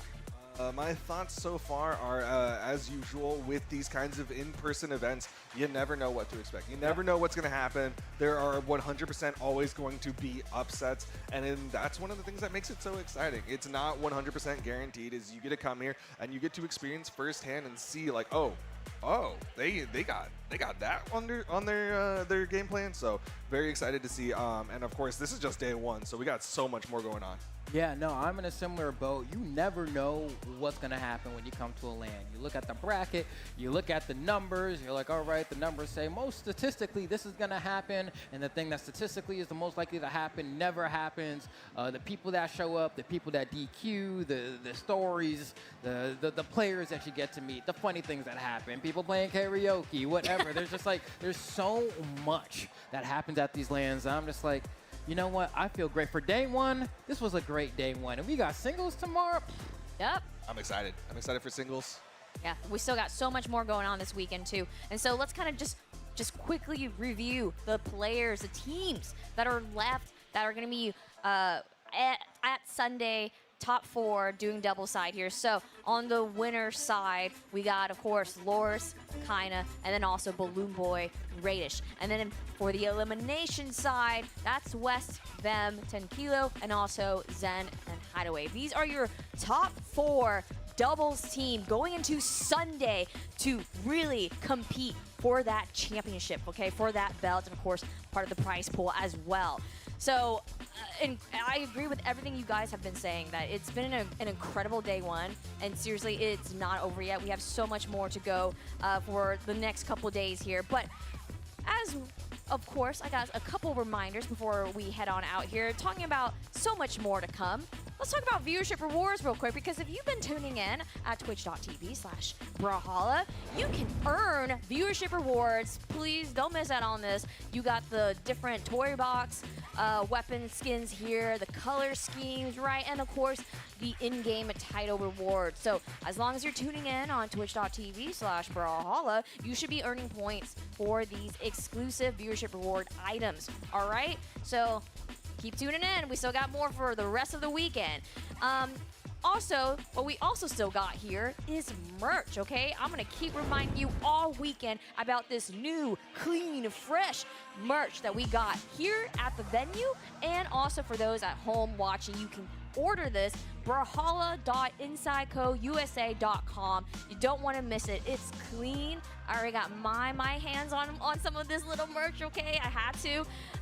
So super excited for this. Please get it here if you're at the venue. And of course, if you're at home watching, you can get it online. Okay, you can get it now. brawlhalla.insidecousa.com. I think okay. it's the store. And oh, say that one more time, dude. I don't think it's on the store quite yet. Okay, well, because they want to give people in person a chance. you're right. Sorry, but soon, yeah, soon. So what we also have, though, besides this new stuff, is also the Brawlhalla Fest Reaper shirt. And that's also here at the venue as well. And I absolutely, seriously, I cannot praise this enough. The custom illustration that was made for this Brawlhalla Fest t-shirt. I love our illustration team. I love our art team, our animators. And this was specifically designed for Brawlhalla Fest. So once again, don't miss out. If you're at the venue, you can grab this Brawlhalla Fest Reaper shirt now. And then for my folks online as well, same website, brawlhalla.insidecousa.com. Y'all should know the website by now, all right? And then, of course, last but not least, I always got to talk about the World Championship that happens at the end of the year in November 21st through 23rd. You can get your tickets and your hotel and all that stuff right now at brawlhalla.com/BCX, okay? And guys, don't miss out. This is the time. If you gotta go to one event, it's gotta be the World Championship. It's gotta be BCX 2025 because we're celebrating literally 10 years of Brawlhalla. Just an incredible thing to even just say out loud. You can get your early bird tickets now, and that also gets you a swag bag. So do that before June 20th. Guys, brawlhalla.com/BCX. Don't worry, I'll be reminding y'all all weekend. Okay, get your tickets, book those hotels, plan it out with your friends. Come here. It'll be a wonderful, great time, I promise you. All right, y'all. I just want to quickly say thank you guys so much for everything, Duke, Flambeau. But guys, whew! Thank you so much for joining us today at the Brawlhalla Midseason Championship. We saw Loris and Kaina continue their dominance and confirm their chance to defend their belt on Sunday. We also saw Balloon Boy and Radish stylish team combos lead them to a spot on Sunday as well. Which of the top 2 seeds will continue their elimination run and get a shot at the belt? We got to see some top-tier brawling across the board from all the teams. But the weekend is far from over, and the grind continues tomorrow. So tune in at 12:30 p.m. Eastern Time right here at twitch.tv/Brawlhalla for more mid-season mayhem. Good night, everyone. Reverse 3-0. Balls off the right, the top of the stage. Radish. Oh, what a pickup! That's crazy. We get it. That is crazy. Radish now as Balloon Boy in a 2v1 versus Ventec Kilo. The downlight comes out but gets interrupted. No downlight. Confirm a hit. All but do it, and Balloon Boy slams that one in for the 3-1 victory. He has the hammer, the downer against one. Can Fakey lock in and do it against Kaina? No, he can't. Kaina clutches it out. Oh, Balloon Boy. The movement is he's just looking for the nairs. Oh my gosh! Oh my gosh! Balloon Boy! Light's gonna catch his teammate. Balloon Boy being sent up. Oh no! Oh my gosh! They got it! Continuing to push this Teros. The gravity cable stops there. That's gonna be enough, bro. He's not coming back to Sarah to follow on. And the recovery onto Taya. Can they interrupt that? Yes, it's interrupted with the recovery. To the 4 of the red team. No. Future Bubble's gonna miss the ground pound. He doesn't have the movement. The dare to save him, but they both fall, and that's gonna be Zen. Save him, but they both fall, and that's gonna be Zen and Hideaway taking it away 3-0. Out of my bank account. I'll stake on it. I'll stake on it. Out of my personal account, be able to make this happen. Gamba. $1,000. Side sig, But you're not and that'll getting do it. $1,000. No. It's not happening. Oh, can we get somebody here? Oh, Godly gets caught. Oh, Godly. Can Fakey get the stock here? No, we cannot.